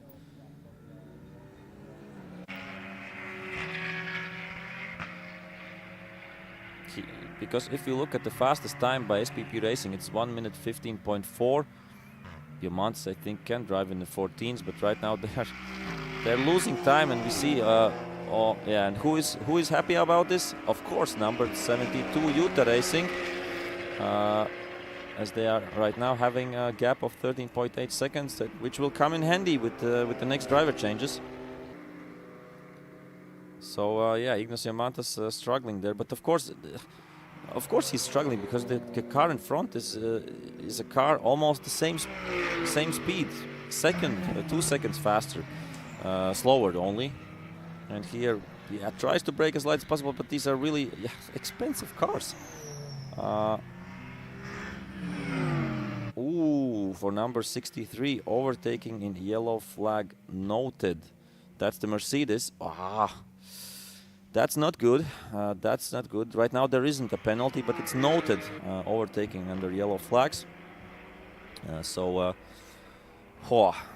hope that it's not a penalty for them. We want a clean race up until the end, clean, fair, as we are here. Diamantes has backed down a little bit. I think he understands that in the remaining 5 minutes he won't be able maybe to pass and won't risk it too much. But maybe the Kangas Porsche is overtaking somebody else lapping, he can do something about that. See really great shot from the behind the front wheel, where the tire markings, the rubber is coming out, and looks really racy, like a Le Mans 24-hour car. So and And we have a new race director decision coming up. I will tell you what it is.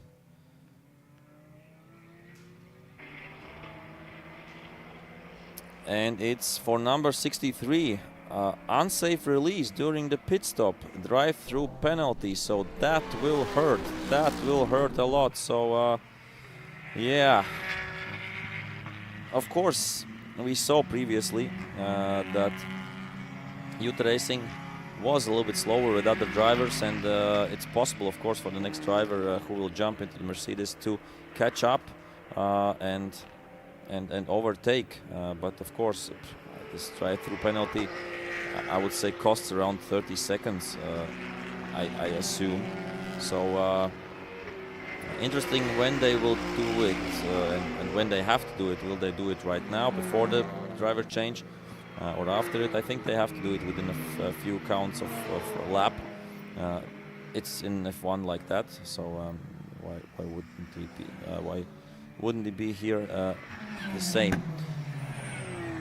So yeah, we're getting closer and closer and closer. 3 minutes up until the pit stop window will be open.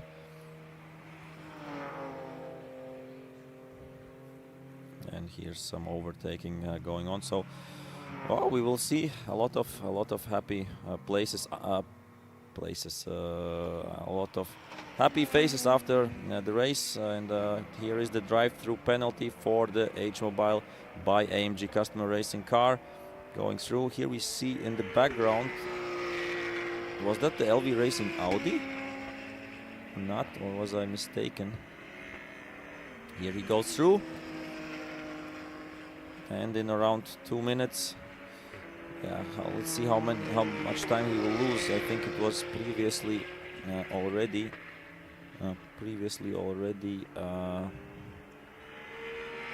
14-15 seconds, I think. And we will see after this lap how much time this drive-through will take. So here it is. It's not and the stupid thing for the driver. It's not the fault of the driver. Unsafe release. That's the work of your team, your mechanics. And who's this? That's number 71. But yeah, number 71 still 3 laps around down. So right now lapping around 1 minute 20s.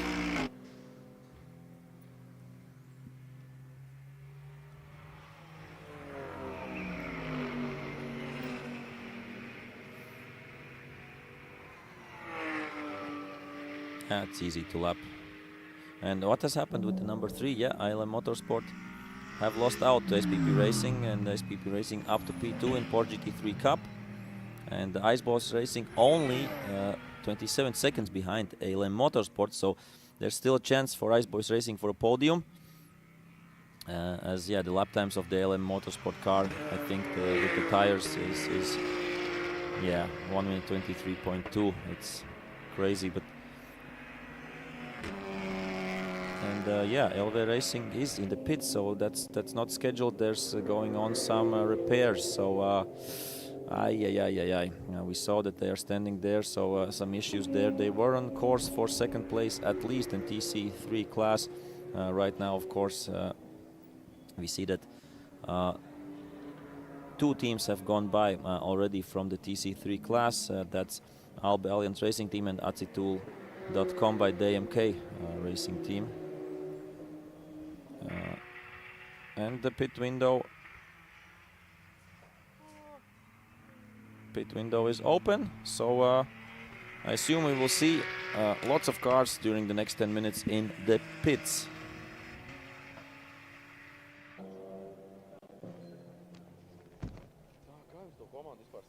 Number 44, it is in the pit lane while the guys are doing the work on the cars. I'm here hanging out with the fantastic guy from Latvia. Valters Zviedris is with us. Obviously, Valters, you had quite a dramatic day yesterday with the Porsche. Now, for today, for the 4-hour race, you've switched cars, switched teams, and now you're having a blast. The smile on your face says you're having a good time.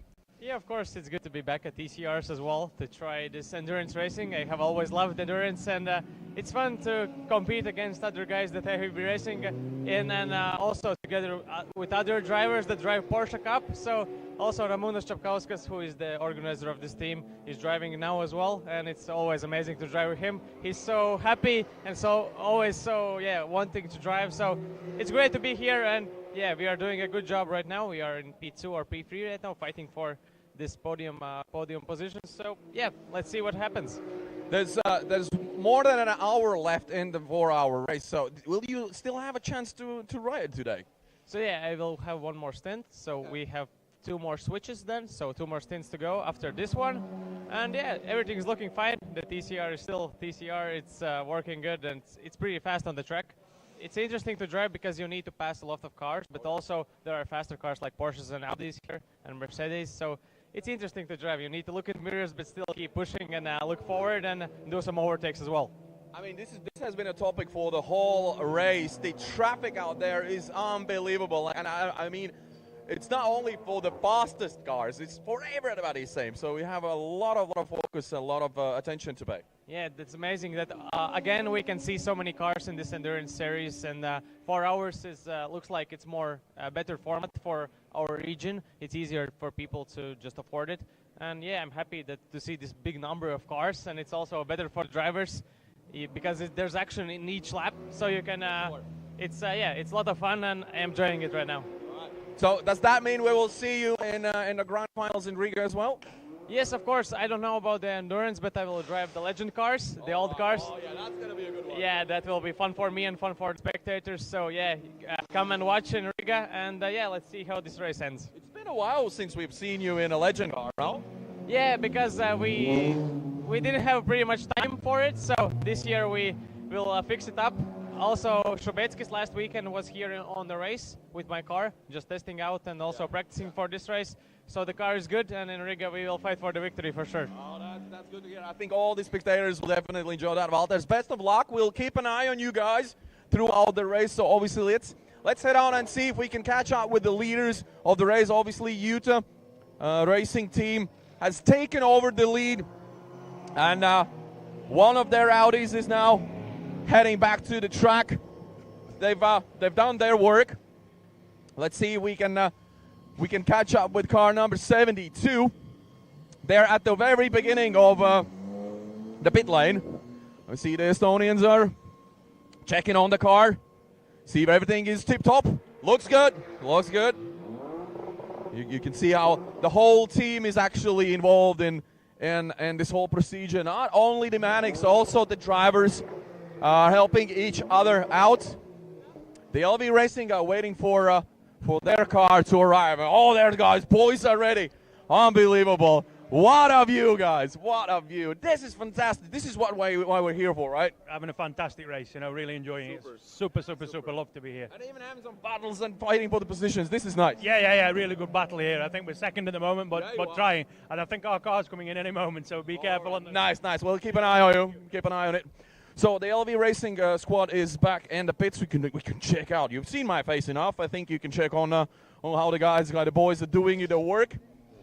Meanwhile, the Holland family, Ginetta, will be coming in soon as well. And I hope we haven't missed the leaders. I hope we haven't missed the Utah racing car with the number 72 on it. That's Karol Siavaisha, by the way, racing now. I think not. I think they're still to come in. The Antea Racing squad have their car coming in. You can see it now, the number 11.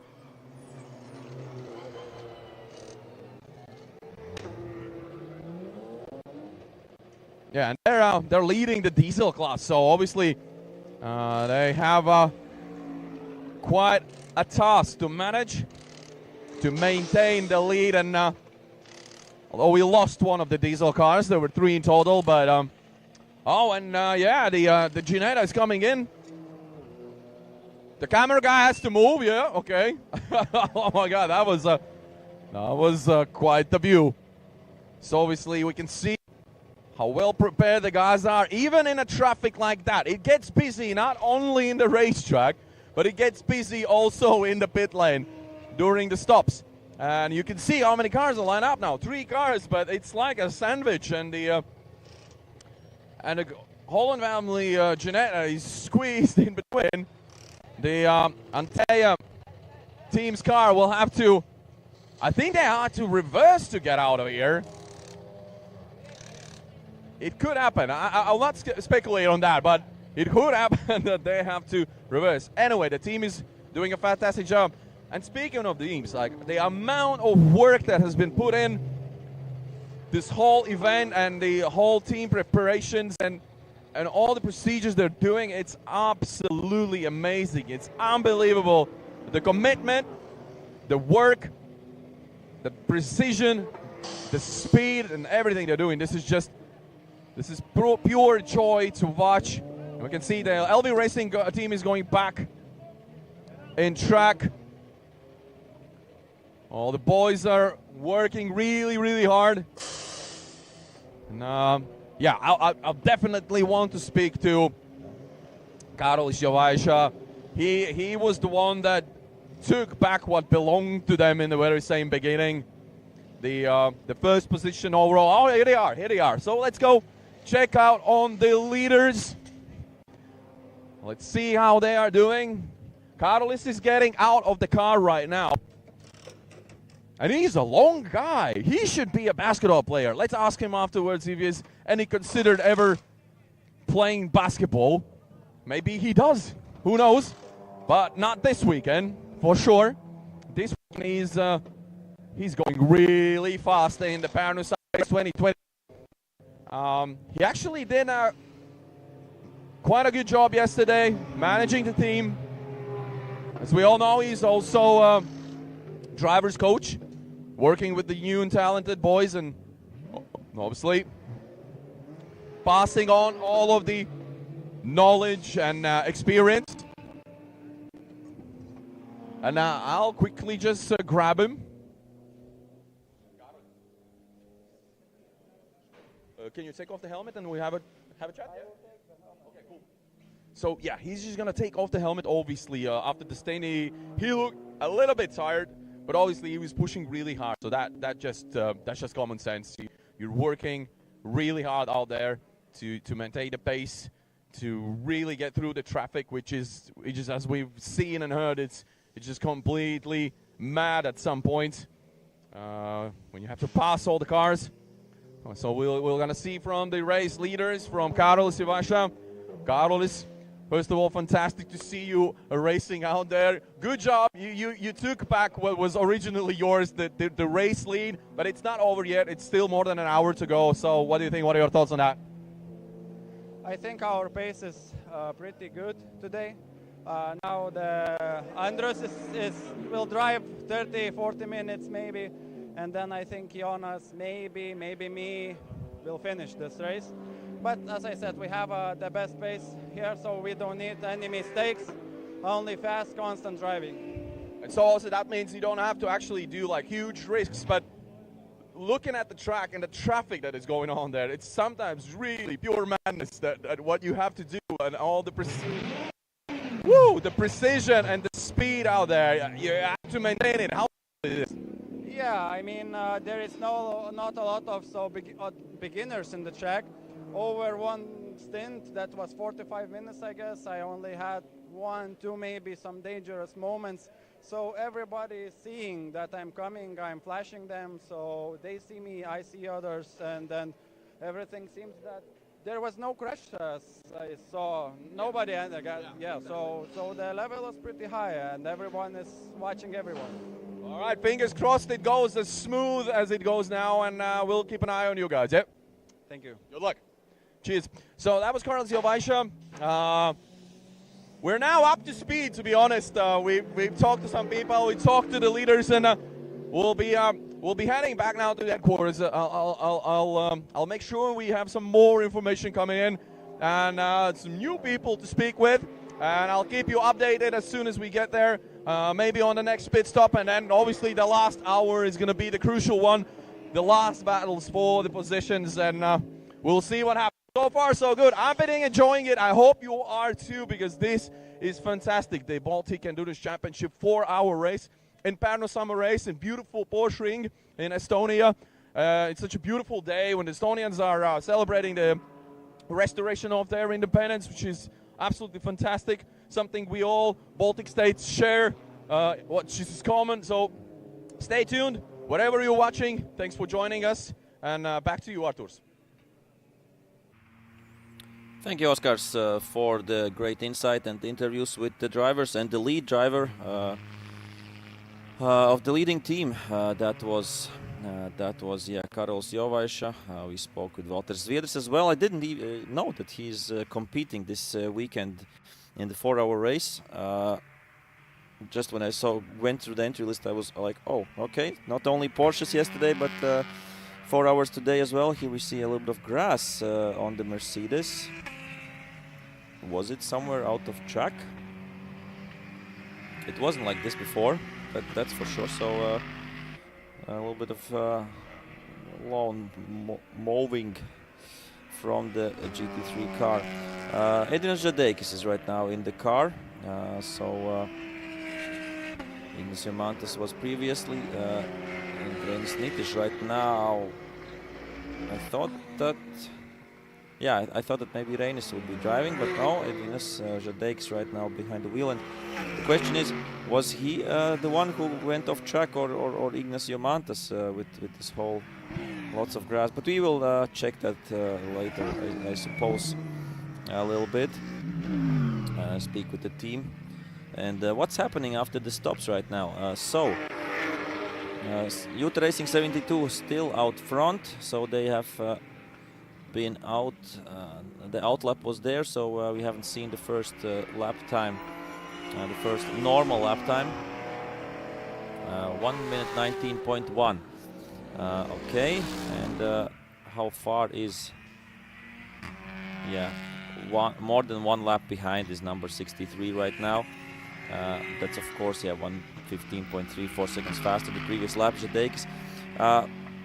The problem, I think, not I think, but number 63 got another penalty, unfortunately.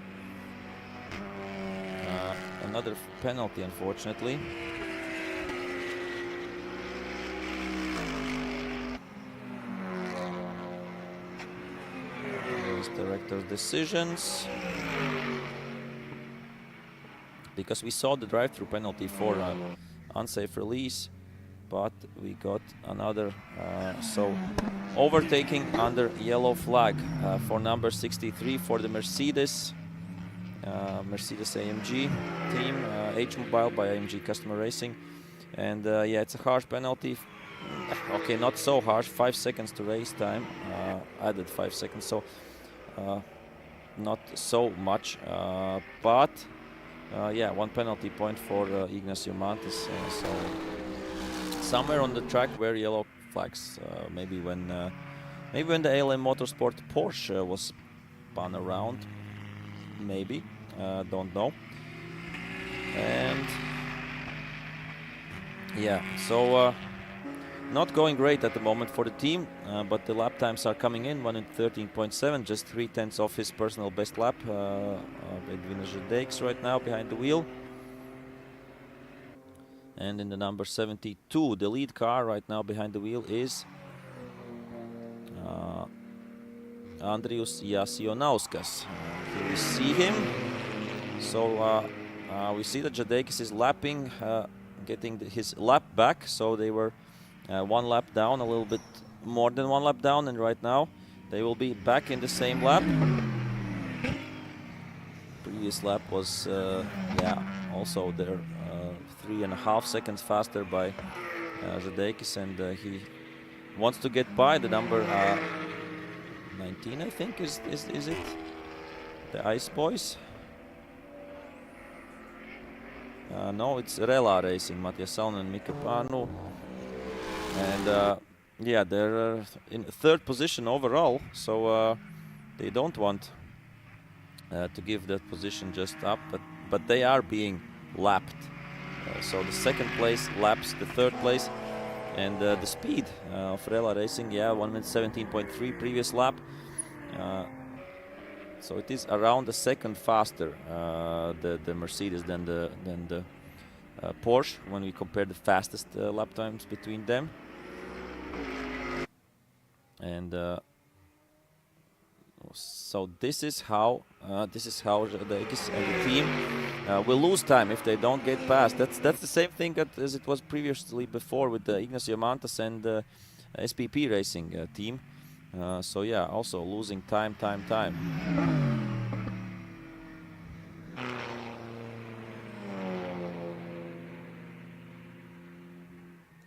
And right now he will try around the outside, but no chance to get by here. So he has to think about a better tactic. So I don't know if there are there should be blue flags. Let's see, maybe here if we see on the, okay, we'll see here. And right now on the inside line, and he gets by. So in the end, I don't know who was behind the wheel, either Salonen or Parnu. Did see the Mercedes and got by.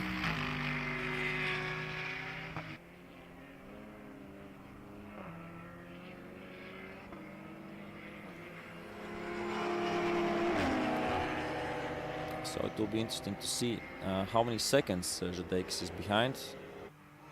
Yeah, he's faster 2 to 3 seconds every lap. So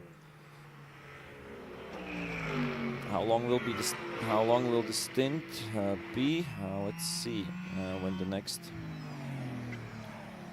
the next driver change is. Just give me a sec.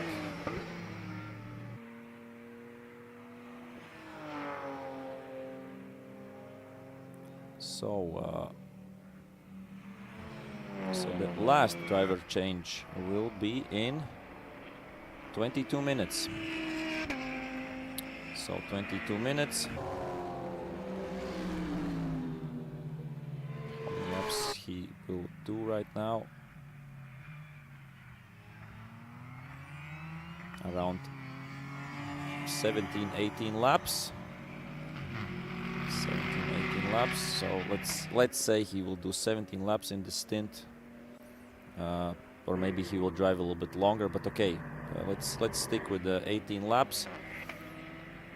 If he's around 3 seconds per lap faster, okay, let's say 2.5 seconds per lap. Then it's 45 seconds. Yeah, let's see how much he can make up in this stint that's left. Maybe it's the same story as previously, that Jovaisha was catching. Jovaisha was catching and passing Jomantas, and Žadeikis is catching Jasionauskas. Let's see if he can pass him as well. So we have to remember that 5 seconds added to the time. I think, I don't know if it's already live. Oh, and everybody's slowing down. So it's full course yellow. Full course yellow. The question is why. Maybe we can find if there's some car on the track. What has happened here? So full course yellow, everybody has to drive, I think 60 kilometers per hour, something like that. And you can't gain any advantage. You can't gain any advantage to your opponent. So that's one thing that the stewards will be looking at. And oh! I didn't see that before. That's a huge crash there by ALM Motorsports Honda Civic, the leaders of TC3 class. Can we zoom out a little bit to see what's the place we are here? Is it the first corner? First corner. Okay, thank you. First corner. Whoa, that's far away. The tires are really far away from the first corner. So yeah. So I don't know what happened there. Maybe lost some brakes or something, but the huge crash because he was sliding all over the grass, and then you see he did go through the tire wall. So here we see also the banners are completely crashed, and of course we know into which team's favor right now this plays. Of course, let's hope first of all that the driver of LM Motorsport car is okay. There were 3 drivers. Andres Ur, no, sorry, that's the other ALM Racing. This was Sven Karus, Antti Ramo, and Robert Volt. I don't know which of the drivers was there, but I hope that the driver is okay. I don't see the driver in the car, yeah. So this will take some time, of course. Yeah, so maybe it looks like lost brakes. So I can't imagine anything else, that he went so far without stopping and crashing into or through the tire barrier. So, but I think, yeah, the driver should be okay. I hope so. We will see the car a little bit later, how much damage it has, but of course it's race over. So first of all, as I said, I hope that everything is okay with the driver. Usually our racing cars are really safe, the modern racing cars. So yeah, let's hope that he's okay. Let's hope that the car is rebuildable, and yeah, it will take some time to get the car off there. I think there will be, because of course that's one of the fastest parts, one of the hardest braking parts into the first corner, and we can't have here cars standing here. So so yeah, this will take time. Of course, what I started to say, it plays into the hands of number 72 of Utah Racing, because right now Žadeikis was catching, so he was catching Jasionauskas. But they have to be really careful with the lap times, because yeah, some teams are driving faster, some teams are driving slower. I think they should all be around 3 minutes and 5 seconds, it seems like. So yeah, full course yellow, a little bit over 1 hour left. So yeah, we thought that this will be a recovery drive there by H Mobile, by AMG Customer Racing, but right now they're not going full speed, so no time gained there.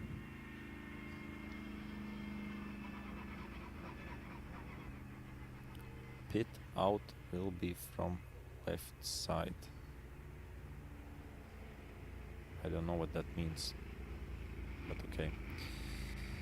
I hope the teams are smarter than me. Okay, they won't go the long way around. I think they will lead. I think there is a chance to go somehow left. Okay, that's not so important, I would say. As we have 1 hour left, and we see a few seconds. And right now, of course, nothing is happening. Full course yellow, and we will be waiting for the car to be towed back on the recovery truck, and then afterwards, of course, we will have racing again. So when, just a second, here we have, yeah, we will see how damaged the car is. So the pit stop is in 15 minutes. So I think in 15 minutes we will have a clear track. I suppose. If yeah, the other question, of course, is about the tire wall here. How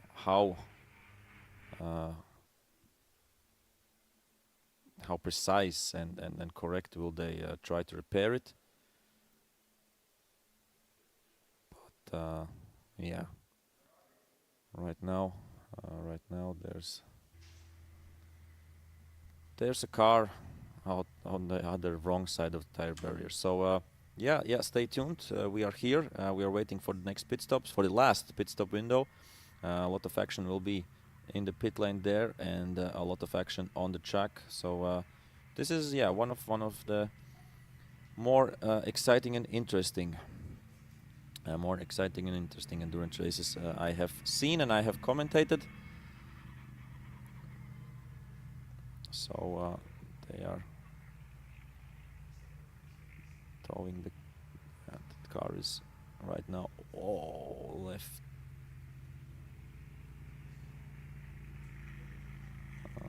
Lifted up, and yeah, he did the smart thing. I suppose he understood that he hasn't any brakes, and he smashed into the wall with the side of the car. Of course, that's is better for the side of the car. Of course, is stronger than the front, I think.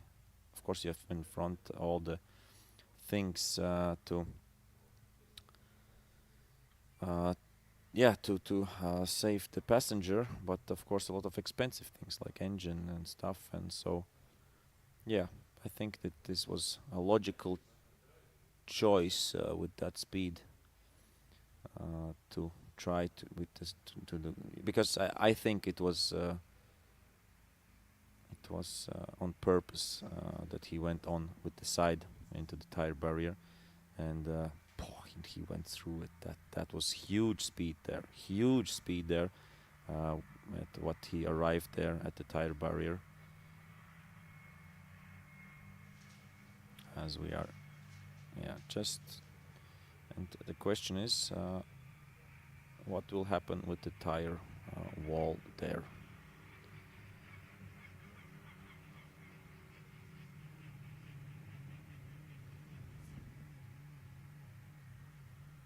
Here are the organizers.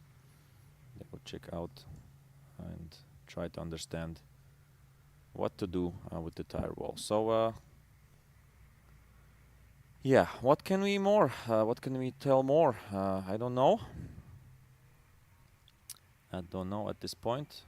We'll just have to wait for the track to clear. And as I said, in 12 minutes we have the last pit stop window.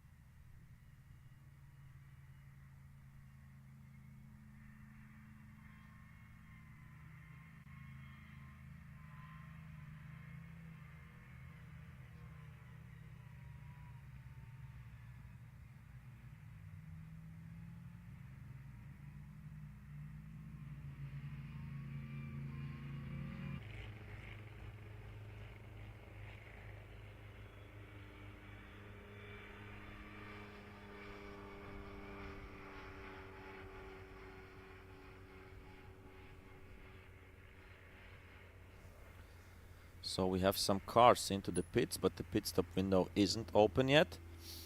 That's strange. Looks like an unplanned stop there. You can do them, of course, but you have to stop in the mandatory pit stop windows as well. Yeah, the big question is right now, what will happen?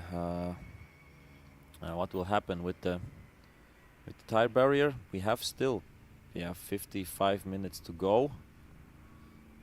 I think there are multiple choices. Of course, there's no point to run 50 minutes like this. I'm just speculating if it's a huge amount of work to get everything right and safe again.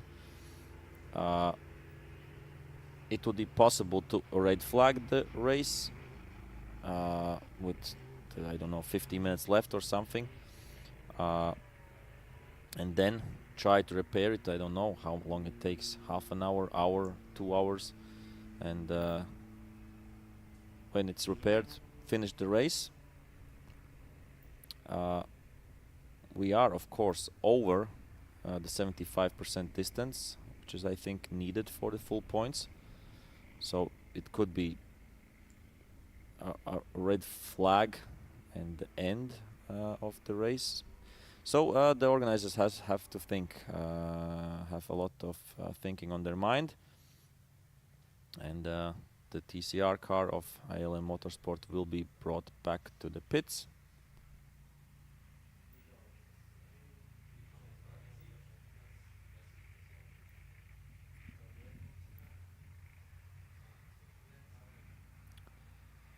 So the car is on the tow truck,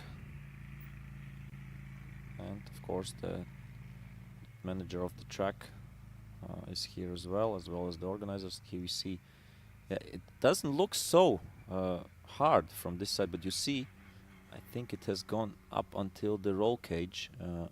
Maybe the doors are around the roll cage. So much to the inside. So yeah, doesn't look so bad. But if it would have hit the front, then it would look badly, like really badly. So yeah, really unfortunate. I think that's one of the scariest things. If you come to a hard braking point and the brakes just don't work. So and this is, yeah, the biggest braking part of the track, of course, is after the long straight, after the parabolica and the long straight, and this is, of course, the second biggest braking point. You arrive there with 170 at least, I think, maybe 170, 180, as the tow truck thinks where to go. And everybody else is just running around. It's interesting that some drivers have a little bit faster times and some a little bit slower during this full course yellow. But okay, we are moving on to the interview. I suppose Oskars is with the ALM Motorsport team and will give us some more or new information about what happened.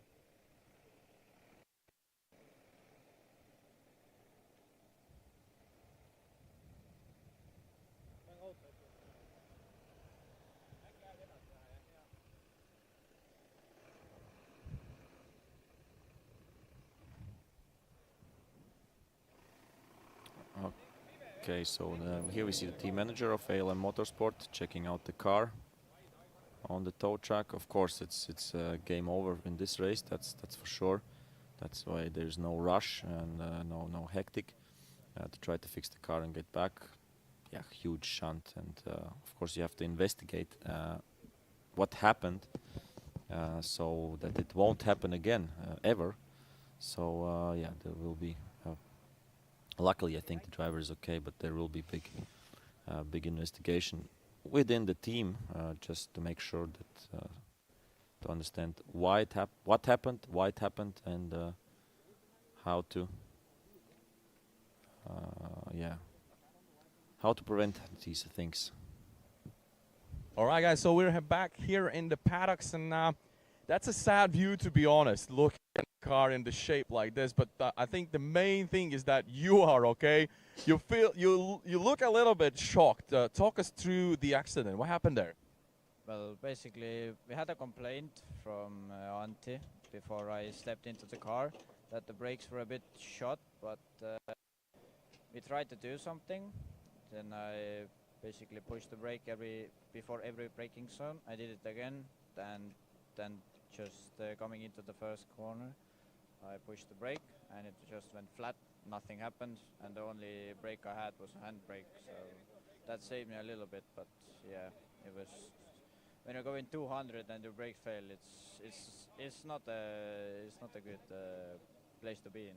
But I'm glad I'm okay. But I think the car is repairable. Not today, but it isn't the worst damage I have seen. Yeah, obviously, from that point on, you were just a passenger in the car, not really controlling where it's going. And when you saw that wall coming towards you, what was going on in your head? I was hoping that the back end will go first, because I had an accident at the beginning of the season in Teaser Italy when I went nose forward into another car, and it totaled my car. So I was hoping it will go backwards, which happened. So I think the car is still repairable, not like mine. So I think, yeah. So it's a sad but happy ending. So. Yeah, that's a one to forget. Keep your spirits up, and best of luck in the next races. Obviously, we'll be looking and keeping an eye on you. The team will definitely make sure the car is back on track, and we're heading back to the paddock, because obviously we're now few minutes away from the next pit stop, which is going to be the last one. So the last stint for the drivers, we'll talk to the ones that are out there in the track under the full course here, while the Porsche Ring guys are doing its best to repair the broken wall, and obviously then we'll be back in full speed. So see you in a bit. So yeah, my guess was right, that the brakes failed completely, and yeah, I think that this I don't know, interesting part is that they saw it coming, that the brakes were yeah, fading a little bit. It seemed like that, but yeah, we heard really calm. So yeah, number 79. So yeah, Robert Volt was really calm there after such a big crash. So he's told he's driving in the TCR Italy as well.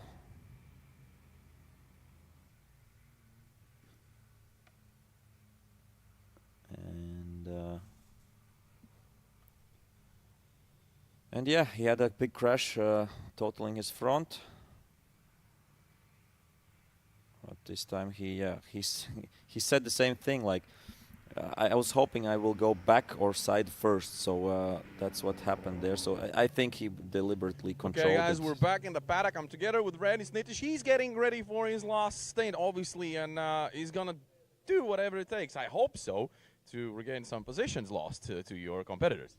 Yeah, we had some penalties, drive through, and then 5 seconds for overtaking in yellow flag zone. So yeah, there we lost everything, I would say, and because it's full course yellow now, I think we cannot gain position, because we have a fast driver in the car now, and we know that on Audi is a little bit slower one. So we gained 3-4 seconds per lap, but now I think it's over. But anyway, I will jump in, and I will do everything I can. Well, we were following you, and obviously we've seen you and your teammates doing a brilliant job, really putting good lap times, good pace out there. How are you feeling? Comfortable in the car? Yeah, it feels good. Yeah, some small details and playing with the tires to make pit stops faster. One time I went out with the fresh tires. Second time was completely dead. Okay. The main thing was just to survive the 35 or 40 minutes. But yeah, now again, fresh tires on, and we go. That's good news. Yeah, it's good news. All right, keep on pushing, Renis. We'll be keeping an eye on you. So Redis Nitish is, he has his hopes up, and I'd say fingers crossed. Obviously, it has been such a beautiful battle on the top of the standings, and obviously in the rest of the classes as well, for sure, nonetheless. But it's always brilliant to have such a nice fight for the overall victory and the fastest class there is in the GG class. So we'll keep an eye on paddock now. It's about time. The car should be coming in, and we'll try to catch up. See ya. So yeah, I thank you for the interviews. So Reinis, yeah, said it all. That the penalties just they lost everything with them. I don't know how it would have played out without penalties. Of course, the drive-through was okay. I didn't time it. I don't know how much the drive-through is, but I suppose with the in slowly driving out, it is like 30-40 seconds plus 5 seconds. So we will see in the end of the race how far they will be away from the number 1 Audi to number 72 Youth Racing Audi. But yeah, right now, as he said as well, yeah, they had Žadeikis behind the wheel, who's 3-4 seconds faster in the lap than the car in front. So that's also one more unfortunate thing. So not the best race for the number 63, but they're still, of course, in second place overall, and yeah, a lot ahead of third place Rela Racing, and everybody is coming into pits. Of course, you have to be calm, but still, you don't want to lose more than 3 minutes. That's for sure. And you lose, of course, right now less time if you do it under full course yellow.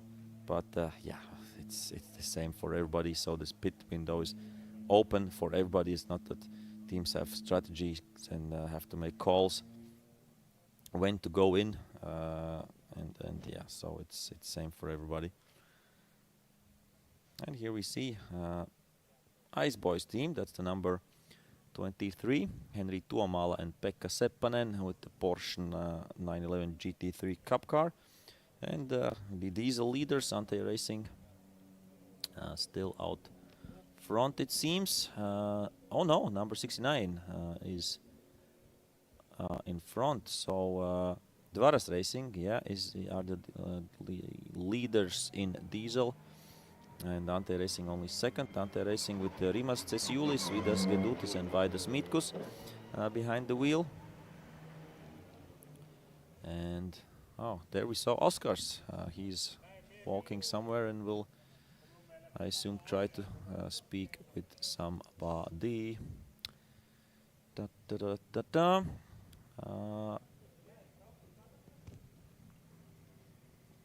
I think there are some issues, yeah, unfortunately for the Orlen Lietuva Mažeikių ASK car. They were leaders in TC2 class for a long time, but in the end they have lost out. So they had some extra pit stops and some technical issues. That means that the number 1 spot is 331 team, Pneumatic by Kraumann Motors. The BMW 325 is in front. I don't know if it's precisely a 325 Cup car or not, but great result there. In second place we have number 95, which is Vinad Racing with another BMW 325. Not 325 Cup car, I think. And in third place Meister Racing team and LGT with the compact, the orange one. So it seems like we head to Oscars to hear some news from somebody.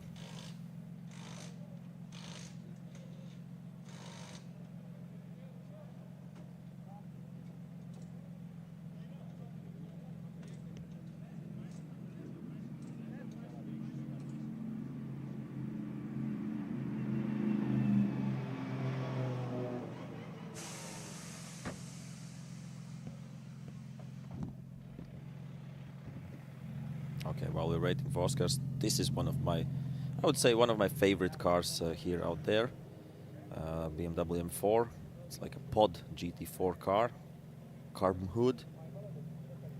Great, nice looking wheels. And I think the engine is stock-ish because they were in I think the previous Parnu race. They were. All right, guys, we are here with the GTM category leaders at the moment. And the Dream to Drive team is they're working really hard, and they're in a good spot right now. And see if we can have a chat with the driver after his stint, and hear what's going on, and maybe even for the Lithuanian fans, for all the Braliukas out there, we can have the chat in Lithuanian. Let's do it this way. I'll ask the question in English, and he's going to answer Lithuanian. I think it's a good challenge for him, and all the Lithuanian fans will definitely love it. So, how did it go out there? Šį kartą sekėsi viskas neblogai, nes turėjom didelę pertrauką, 2 metų pertrauką, ir po 2 metų pertraukos kol kas viskas gerai ir jaučiamės puikiai. Tikėsimės kitos varžybos bus dar geresnės. All I understood was viskas gerai, and I understand because you lead in the GTM category. I think it's a good news. Yes. Taip, mes kol kas esam lyderiai GTM klasėje, tai tikrai puikus pasiekimas, nes tai mūsų pirmas endurance varžybos iš viso. Tai puiku. Super. Ačiū, Braliukas. Ačiū, Lietuva. So it's fantastic to see the atmosphere out here, and as we heard, they're leading the category, and it's a really important race for Dream to Drive, of course. And a huge shout out to them. We see the next car coming in. Let's just have a look at the pit stop and see what the action brings us. And so this is the leaders in diesel class, number 69. Dvaras Racing, Renaldas Mackevičius and Ingrida Kulikauskaine, the only lady on the grid, so we can see if she is in the car or if she will be taking over. Here we have LV Racing as well, getting ready for their... Oh no, they were already, I think the Audi was already in the pit, so it has went out again.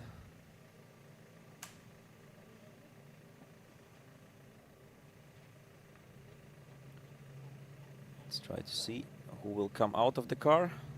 The fuel, I think, is done. A little bit of cleaning of the car. That's nice as well.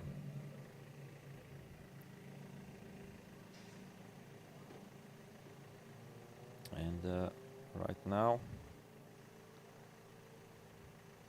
we don't have any. We had a warning for number 71 Audi, which is in 4th place Overland, 3rd GT Pro. Too many people during the pit, so they got a warning for that. I don't know how many people are allowed. No, maybe 1, 2, 3, 4. So that's yeah, that was a warning for them. So nothing major. All right, guys, it's still full course yellow. Obviously, you have a little bit more than half an hour left. If I'm not mistaken, 36 minutes left in the race. So this is the last pit stop, and now it's up to the boys to battle it out for all the positions. And it's going to be really tight and really interesting. And that time is running out really quickly. So I assume they would rather off now, go full throttle. But that's just the situation it is. And we can see, yeah, the Audi, one of the Audis is definitely now in the pits. Nothing's going on there, which is really interesting. But this maybe just means that they have enough fuel, enough tires left, and they just had to do the mandatory pit stop. As we know, it has to be done in a precise time in the gaps given by the organizers. So they have to follow the rules and they have to do it. So overall, so good. I think it's all from me. We are now going to be heading back to the headquarters, and we'll wait for the finish of the race so we can talk to the drivers, talk to the teams, and just congratulate everyone for a fantastic race, which so far has been just an amazing Parnu Summer Race 2023. Did not disappoint, and obviously we'll see what the racing action brings, because it's not over until it's over. You know, the checkered flag is the only time we can actually say something for sure, as we saw some drama going on with the LM team car just losing brakes and things like that happen in racing. Obviously, so far so good. So back to you, Arturs, and fingers crossed we're gonna go smooth into the finish line. Yeah, thanks. I hope too. I really hope that we get some racing action. Maybe we can look we get some racing action. Okay, I got the confirmation from the organizers that we will go racing. So it will be a sprint ending for the 4-hour race. New format. I think it's working, as we are seeing from the competitors. 24 cars started. I think 22 cars still in the game, still in the mix. And right now the last mandatory pit stops are getting done. A little bit battle bruised their Porsche 911 GT3 Cup car. Which number was this? I think it should be number 23. I think it's number 23, Tuomala's car. Exactly, yeah. Henri Tuomala and Pekka Seppänen are sharing this car. And yeah, still a little bit more repairs there. Yeah, they are right now sitting, let's check, in 4th spot in the standings. 4th spot in the standings, so let's see, let's wait. Maybe we will have some battles going on right now. I'm looking, trying to look at some gaps. The closest is I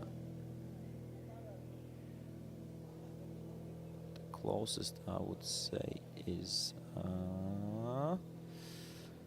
Martin Lapinch with from LV Racing, 3.5 seconds behind Dream to Drive's BMW M4. We spoke with the GTA AM leaders, and yeah, and LV Racing still on the podium, so with some issues and some penalties, they are still in 3rd place in TC3 class. That's of course, yeah, because of the ALM Motorsport crash. They were 4th, and right now they're back. So we have an announcement after the full course yellow phase ends. That's expected in 5 minutes. The race will resume. Marshal posts 1 to 4 will be under yellow flag zone till the end of the race. Overtaking and gaining time will be penalized. Oh, that's, yeah. I'm trying to find the right words, what I'm thinking about right now. Of course, yeah, it's not repaired, and we have to be cautious in that corner. But how cautious? What does gaining time advantage mean? I don't think there's a rule there that you have to slow down. You can't overtake there. Gaining position, I mean, will they penalize if you gain 1 meter or 2 meters, or if you gain 5? I understand what they mean. You can't brake as late as possible, then be in the back of the front car, and then when you're accelerating to the next straight, then you're really close and can make the overtaking there. So I know that's what they tried or try to prevent from there, the organizers and race directors. So let's hope everybody behaves. Let's hope everybody behaves, and I think it's cool that it's green. Yeah, it's green light. We can hear it also from the sound of the cars. Previously, it sounded like nothing is happening on track, and some cars are accelerating, I think, more. I think the number 15 car got the message really late. It looked like that, and lost maybe some time. So yeah, I'm sure if there will be some 50-50 situations, the teams will come with with some protests maybe about the flags and stuff, and yeah, I will see. Let's hope everybody keeps it clean and everybody goes well. So the race leaders are still number 72, Utah Racing. Right now behind the wheel is Jonas Gelžinis in the final stint. So in 2nd place we have H Mobile by AMG Customer Racing. Behind the wheel Reinis Nitish, and let's try to see how far they are back. We are here on the last corner, and he will go over the finish line just a few seconds, and then we see the gap. So they are more than 1 lap ahead. Okay, unfortunately.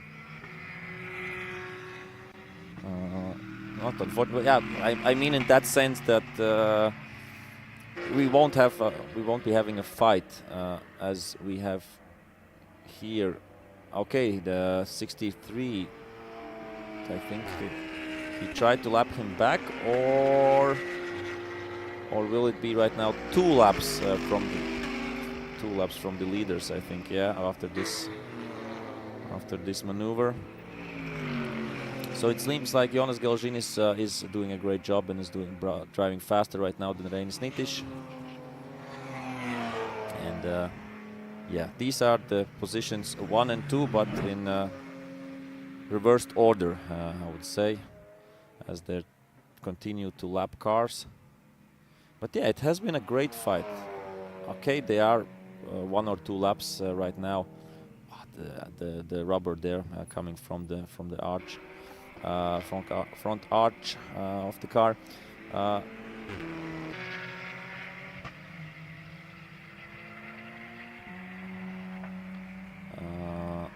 Yeah, it has been an entertaining race, really. Right now, I think maybe we will have a battle on our hands as we're seeing both race leaders. The number 3 and number 33 Porsche GT3 Cup. So 2 Porsches, 6.7 seconds right now between them. Let's check. I will continue to check the gap, and if it's getting yeah, less and less, then we will try to concentrate on that. Right now, a little bit of breathing space there for Nitiš. I think Gelžinis understood that there's no sense in risking anything in the last 27 minutes. And yeah, they are almost 2 laps ahead right now between the P1 and P2.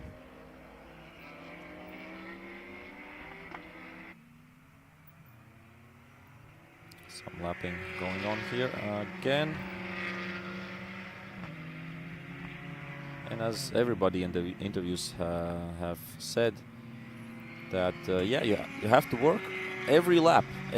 Either somebody overtakes you, or or somebody laps you, or you are lapping somebody, or fighting against each other. So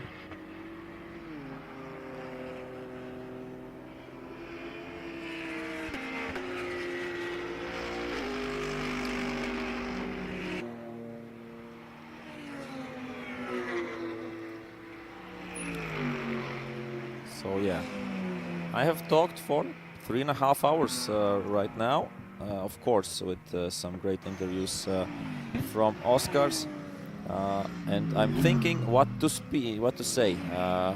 The first time during this endurance race, so that means that the first 3 hours were great, and right now, of course, it's still great racing, but yeah, nobody is trying to push, it looks like. So yeah, okay, let's try to find the number 33 and number 3 Porsches, ALM, SPP Racing and ALM Motorsport, and I think I have missed, unfortunately, the overtake. 2 Porsches, one is bronze, I think, and the other one is like silver. Yep, yeah, it was orange, so these are the 2 Porsches. So yeah, it seems like SPP Racing has overtaken ALM Motorsport, and they are putting in faster lap times here with every lap. So yeah, this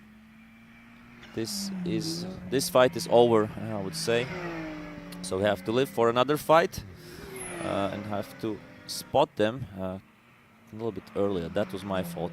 That I didn't spot. I did spot it, but then the position switch was just in 1 lap or 2, 6-second gain. So can't prognose that. Okay, LV Racing has gone by. Dream to Drive, BMW M4. That has happened in the previous laps as well. What else? What else? What else? Otherwise, yeah, we have almost, yeah, between every position we have laps. And we can stay. This is right now the second placed Porsche. And driven. So SPP Racing driven by Simo P. and Olli Kangas.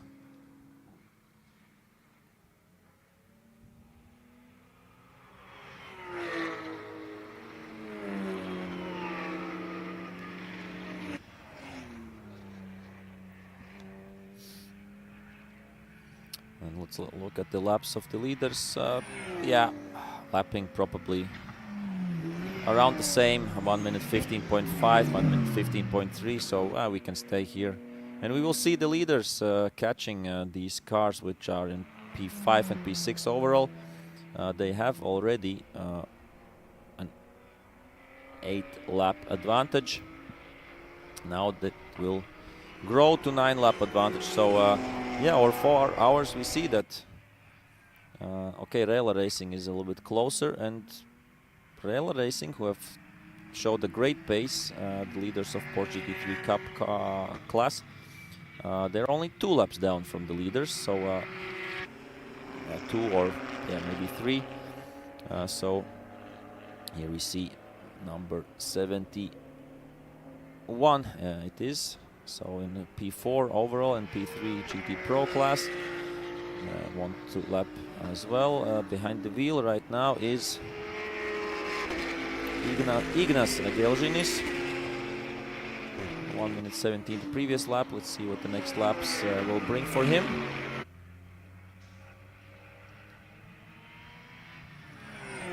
Yeah, I haven't seen. Okay, and there comes Lenis Nitish as well with the H Mobile team. He will try, and here we have all the GT3 cars in one picture. That's fun to see. I think since the beginning of the start we haven't seen that. And right now, yeah, moves over the number 3 and lets both GT3 cars by. I suppose at least one. And will the Audi go by here? I think no, on the next straight. I think behind them is the number 19. It's NeA R Racing. Am I right? Is it number 19? Yeah, so we have the first 4 cars plus this one within, I think, yeah, one straight. So these are the leaders. Jonas Gelžinis behind the wheel. Number 19 is NeA R Racing in 3rd place, driven by Matias Salonen and Mika Parnu. Salonen, of course, also one of the contenders in the Porsche Sprint Challenge NES Championship.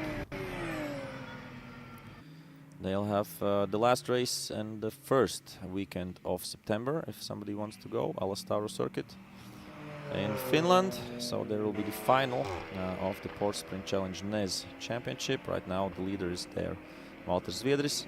Second, I think, is Matias Salonen, and Tuomala is, I suppose, around number 3. Oh, there's a little bit of wavering of the bonnet from the BMW Compact, but let's hope everything is fine. Haven't seen for a while these TCR cars. LV Racing still in 3rd place and TC3 category.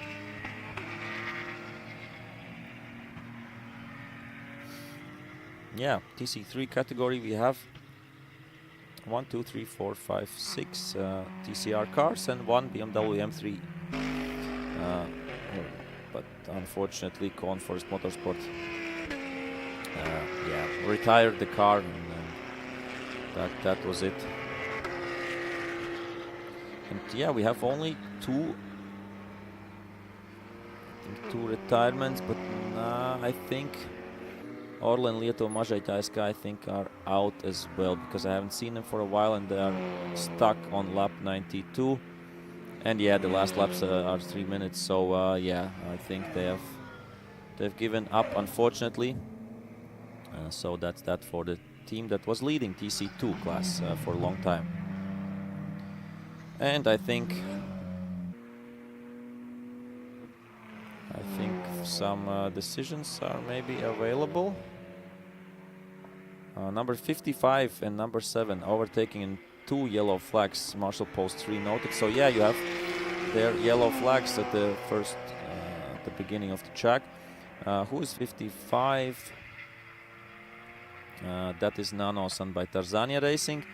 And number 7 is DHR RC Cola Auto Vesta. So the second and third in GTAM classes. Okay.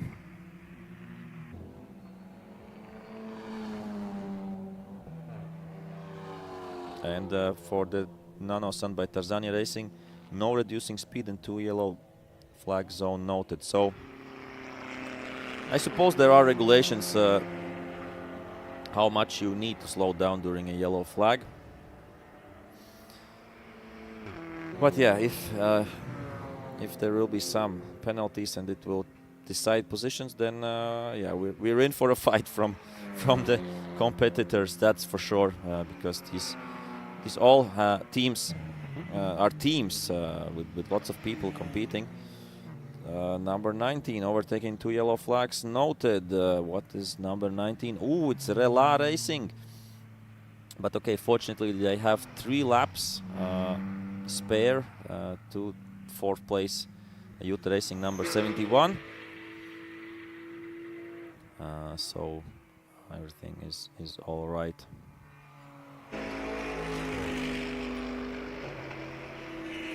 And going really slow, unfortunately, here I think is number 44, Hemi Racing by but still not going into the pits. Hemi Racing by Statomenas, Henrique Statkus, Andrius Baubus and Jonas Jancevicius. Yeah, going slowly the previous lap by them, 137.9. That's around 15 seconds slower than their best lap. So something is unfortunately wrong there. Only 16 minutes remaining, 17 minutes remaining, and yeah, that's a shame, of course. But now they got somehow the speed back. There are some electronical glitches sometimes, and then everything goes back to normal.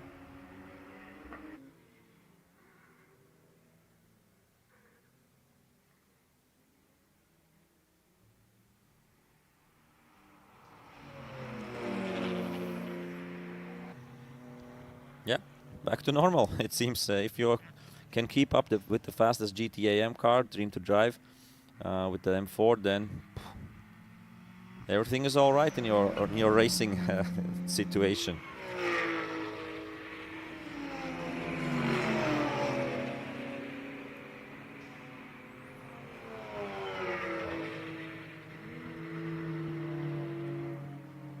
Yeah, plain and simple white M4.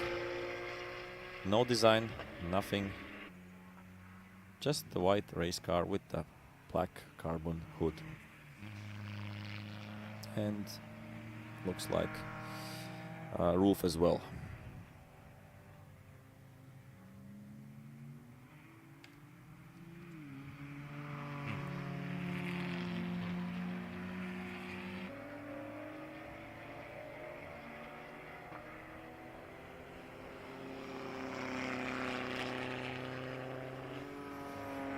Yeah, we have seen, I would say, a good endurance race. Right now they are, I would say, spread out too much, and there's no chance for the second placed overall to catch the leaders. So when we had that situation that they could, that there was a chance to do it, then it was of course a little bit more interesting. But right now, yeah, I think the number 63 with Ignacio Mantas, Edvina Žadeiks and Reins Nitish, they have to settle for second place, and that means also yeah, no rush anymore for them. Number 23 overtaking in 2 yellow flags, Marshal Post 2 noted. What team was 23? Ice Boys Racing. They are in 4th position in GT3 Cup. So yeah, if they have a penalty, that will change nothing. Nothing for them. And here we see number 23 Ice Boys Racing and number 33 SPP Racing. SPP Racing will be lapping them, so in just a few moments we will see an overtake here. So busy for the marshals, and we have a race director decision number 43. Of course, it's for yellow flags. Number 7. Where is number 7? Who is number 7? Oh, unfortunately, it's for the Holland family. So overtaking under the double yellow flag, plus 5 seconds to race time, and 1 penalty point to Drew Holland. So Drew did this mistake, unfortunately. Here we see that, yeah, it's coming close is easy, overtaking, so lapping somebody is hard, but here we see that's quite solid move, and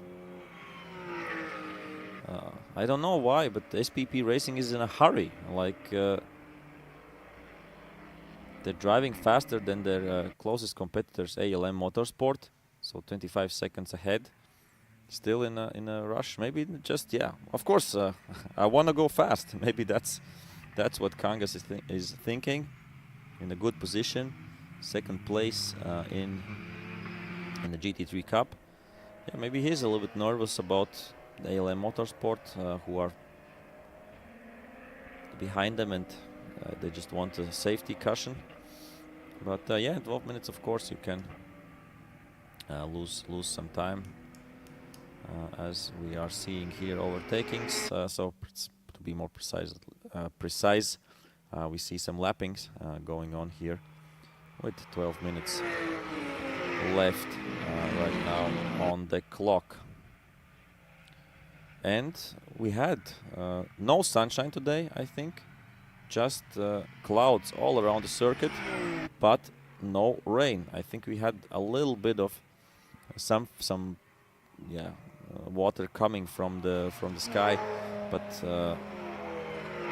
I think it stayed dry for the whole day. So that's, from one point of view, of course, it could have been a little bit more spicy and dramatic with the rain coming in. From the other perspective, the teams, of course, wants a clean race. The cleaner, the better. So this, I think, delivered them. Because, yeah, with rain, you would also have to use rain slicks, which costs more money, stuff like that. Of course, it's more dangerous to drive on the wet. That's for sure. And we have some new race director decisions coming in. Race director has been busy for the whole 4 hours here, and the 2 hours of Nankang as well. So number 55, that is the Nano Sun by Tarzania Racing, overthinking as well, under double yellow flag, plus 20 seconds to race time, plus 3 penalty points. Ooh, that's much. Driver Karolis Bledis, so unfortunately a penalty there for him. Will that change something in the team's standings? Nope. In the championship, but in the classification standings, no, they are 4 laps ahead of the next car, which is another class car, so doesn't matter to them. The 3 penalty points, that's yeah, not maybe so nice. I think if you get 10, then you get a race ban, something like that.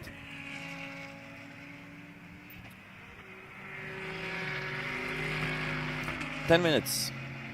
10-minute warning that we will end the race in precisely 10 minutes and yeah, a few seconds when the first car comes over the line. So still some lapping is done. Interesting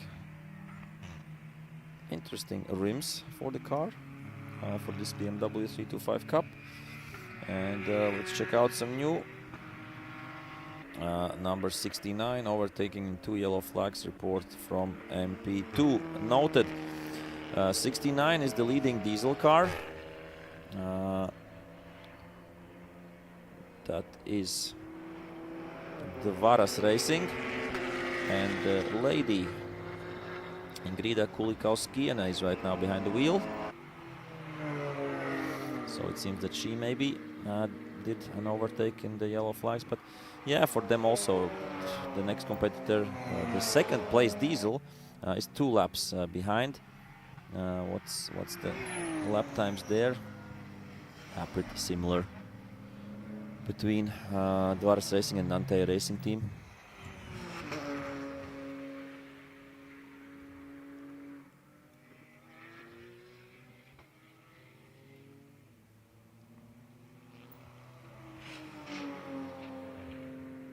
So yeah, these are the leaders in TC2 class.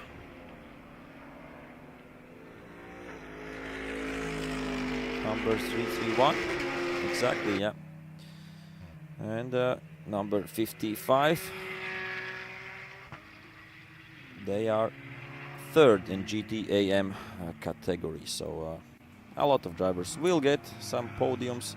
A lot of teams will get some podiums, and yeah, we will have a nice prize-giving ceremony, of course, afterwards for the Nankang Endurance Academy 2 hours and for the 4 hours as well.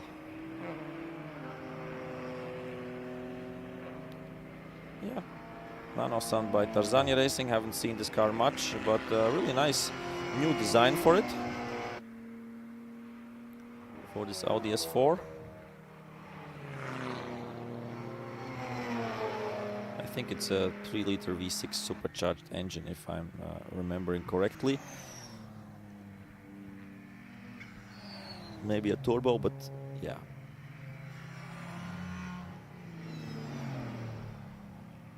But yeah, it's a petrol engine for sure, and I think it is a 3-liter V6. At least originally, this S4 came with such an engine.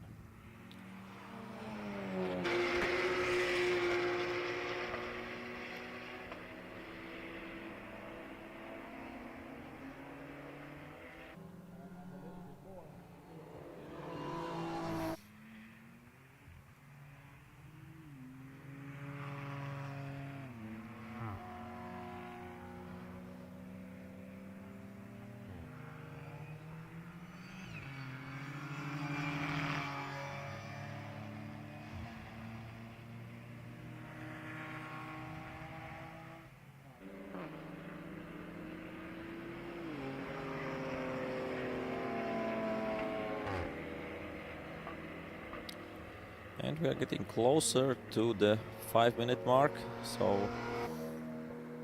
let's see if we have some new race director decisions. Let's check. Gaining advantage still Marshall post 4, ignoring double yellow flags. That's for number 71, which is the second Audi R8. So Youth Racing 71, Ignas Gelžinis right now behind the wheel. And do we have a race director decision? Not yet. Gaining advantage still MP4, ignoring double yellow flags. That's for this card that we are seeing right now. As we have a fight here, I suppose that's a lapping as well, right? Yeah, 333 and number 15 cars. The M4 of Dream to Drive and the Čapkauskas Racing. Of course, it has the sponsor name on it. It is Albe Alliance Racing Team, but of course that everybody knows that's Ramūnas Čapkauskas car and Ramūnas Čapkauskas team, which is also yeah, partly managed by his son Titas Čapkauskas, who usually is driving. I think he is this time not. I think he was driving in the 2 hours. But yeah, Ramūnas Čapkauskas, Valters Vietas and Eduardas Klepikas. And here's a double trouble.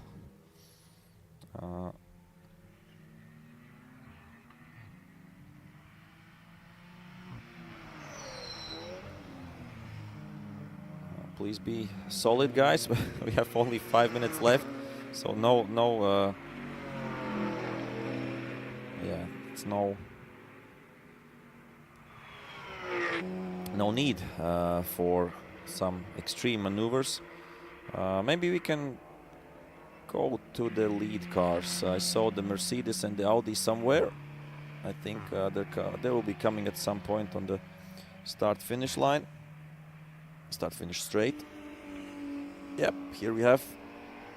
Okay, that is second and fourth. So this is not the lead Audi, but still we can enjoy these two fantastic fast cars. And we will see all the other cars as well because they are lapping everybody. The number 71 Yuta Racing Audi and the number 63 H Mobile by ING Customer Racing. And here is the lead car, number 72. So 71 is driven by Leonardas Dirzas, Audrijs Navickas, Ignas Gelžinis and Algirdas Gelžinis. And the lead car, which we are seeing right now here, is driven by Karolis Jovaiš, Arminas Kundrotavičius, Andrius Jasionauskas and Jonas Gelžinis.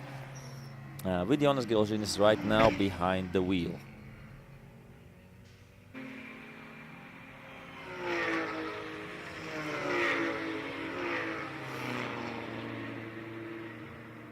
I think it's fair to stay with the leaders for the past few laps. We will see how they overtake other cars or lap other cars.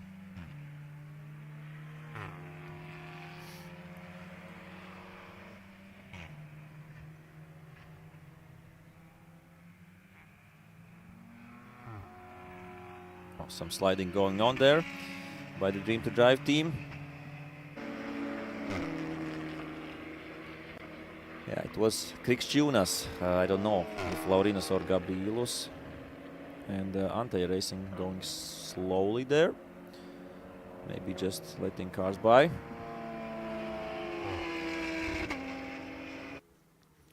won't be nice if they won't see the finish line.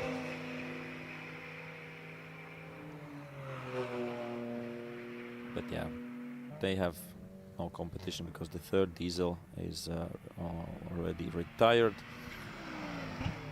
So yeah, they still would finish second in the diesel class if they won't see the checkered flag. So 1 minute 40 something left. Let's see where we are. How many laps will we get?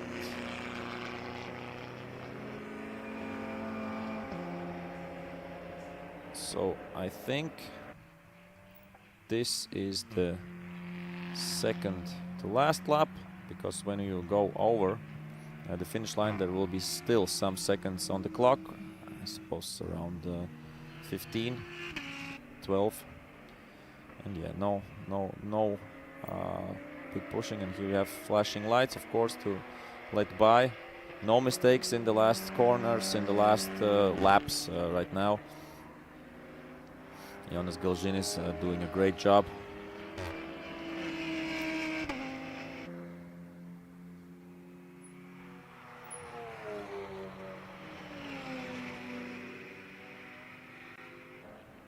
And yeah, in not a great place to be, the outside, the exit of the Parabolica there, in the racing line, that's basically, but oh.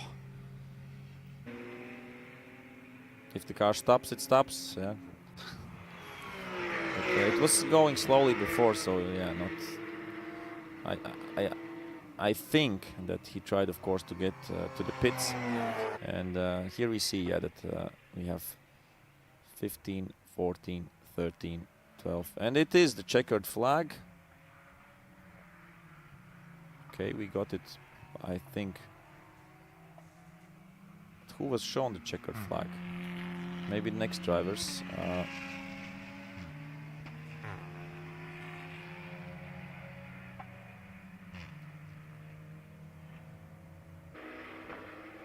I'm a bit confused right now. Is it finished? Because the flag wasn't shown to the leader. It was shown after him. So how's that work? Or how's that working? That the leader should be the first car to see the checkered flag. And yeah, I know it's counted to 0, but I think we had yesterday as well one race that was going one lap too long. Right now we have a race which is going one lap less for some drivers. Okay, of course we have here not laps, but we have time. And the Audi doesn't know what to do, if he has to go in the pits or not. He's going into the pits. Has he seen the... He hasn't seen the checkered flag, I think. Okay, the team is professional enough to know if he had... Maybe he was shown the checkered flag.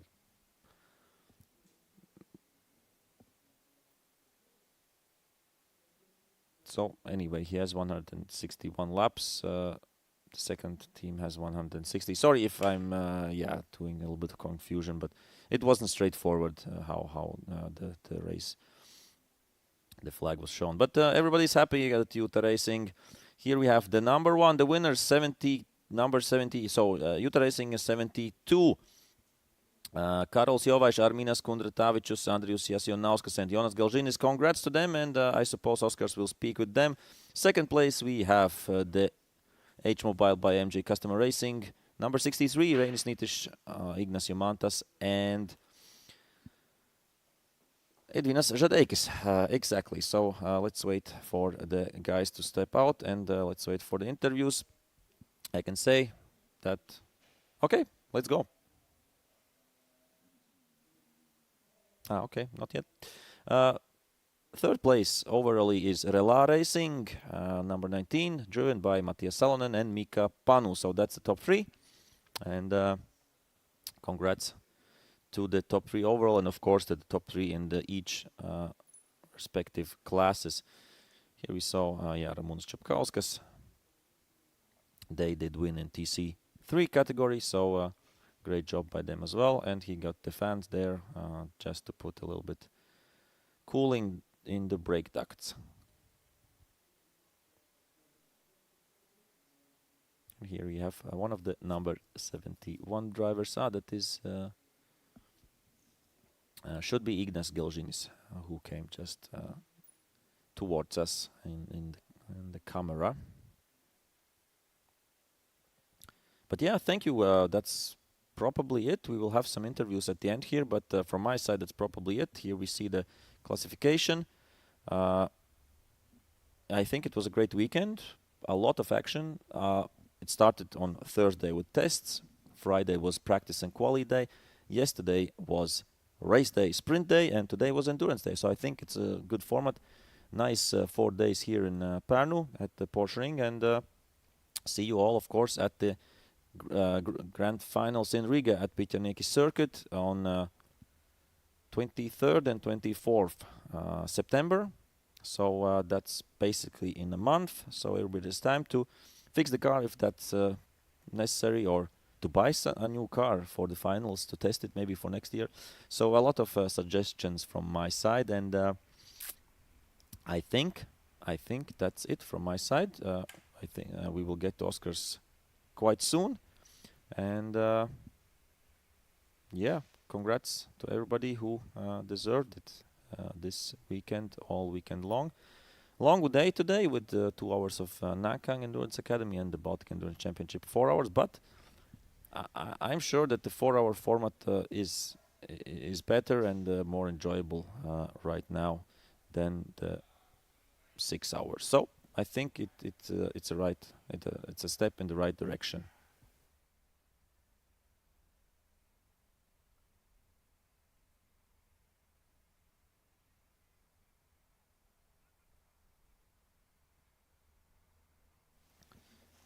So we're waiting a little bit for the camera there, as we are seeing, yeah, the nice facilities of Porsche Ring. While you're hanging on, maybe you are still waiting for the interviews. You know the results, but you're still waiting for the interviews of the winners. So I think it's always great to be here. In the past few years, we have been here twice a year, the Baltic Touring Car Championship. It's the safest track of the Baltic states. It's of course, with lots of space for battling, and if something happens, then you're in the grass, not in the wall. So from that side, it's a great track. Of course, some drivers say, yeah, it's more exciting at Monozhiedas or Bitenik circuit, but every track and every circuit, together with their facilities, have their strengths, strong sides, and some weaknesses. So I think all in all, we are lucky that we have 3 so different but fun circuits in the Baltic states, in each country. So yeah, I think you hear from my side that if completely nothing happens, then yeah, I'm searching for some teams. We can look at the fastest lap time, for example, and that is 1 minute 12.251. I think it is by Karolis Jovaiša. Second fastest, I think. Yeah, it's interesting to see the best lap times there. Ice Boys Racing, I think, because of some penalties, were a little bit lower than they expected, and then they were higher at the beginning, so no podium for them. And we see as well the podium positions. So yeah, waiting for the Parc Fermé right now.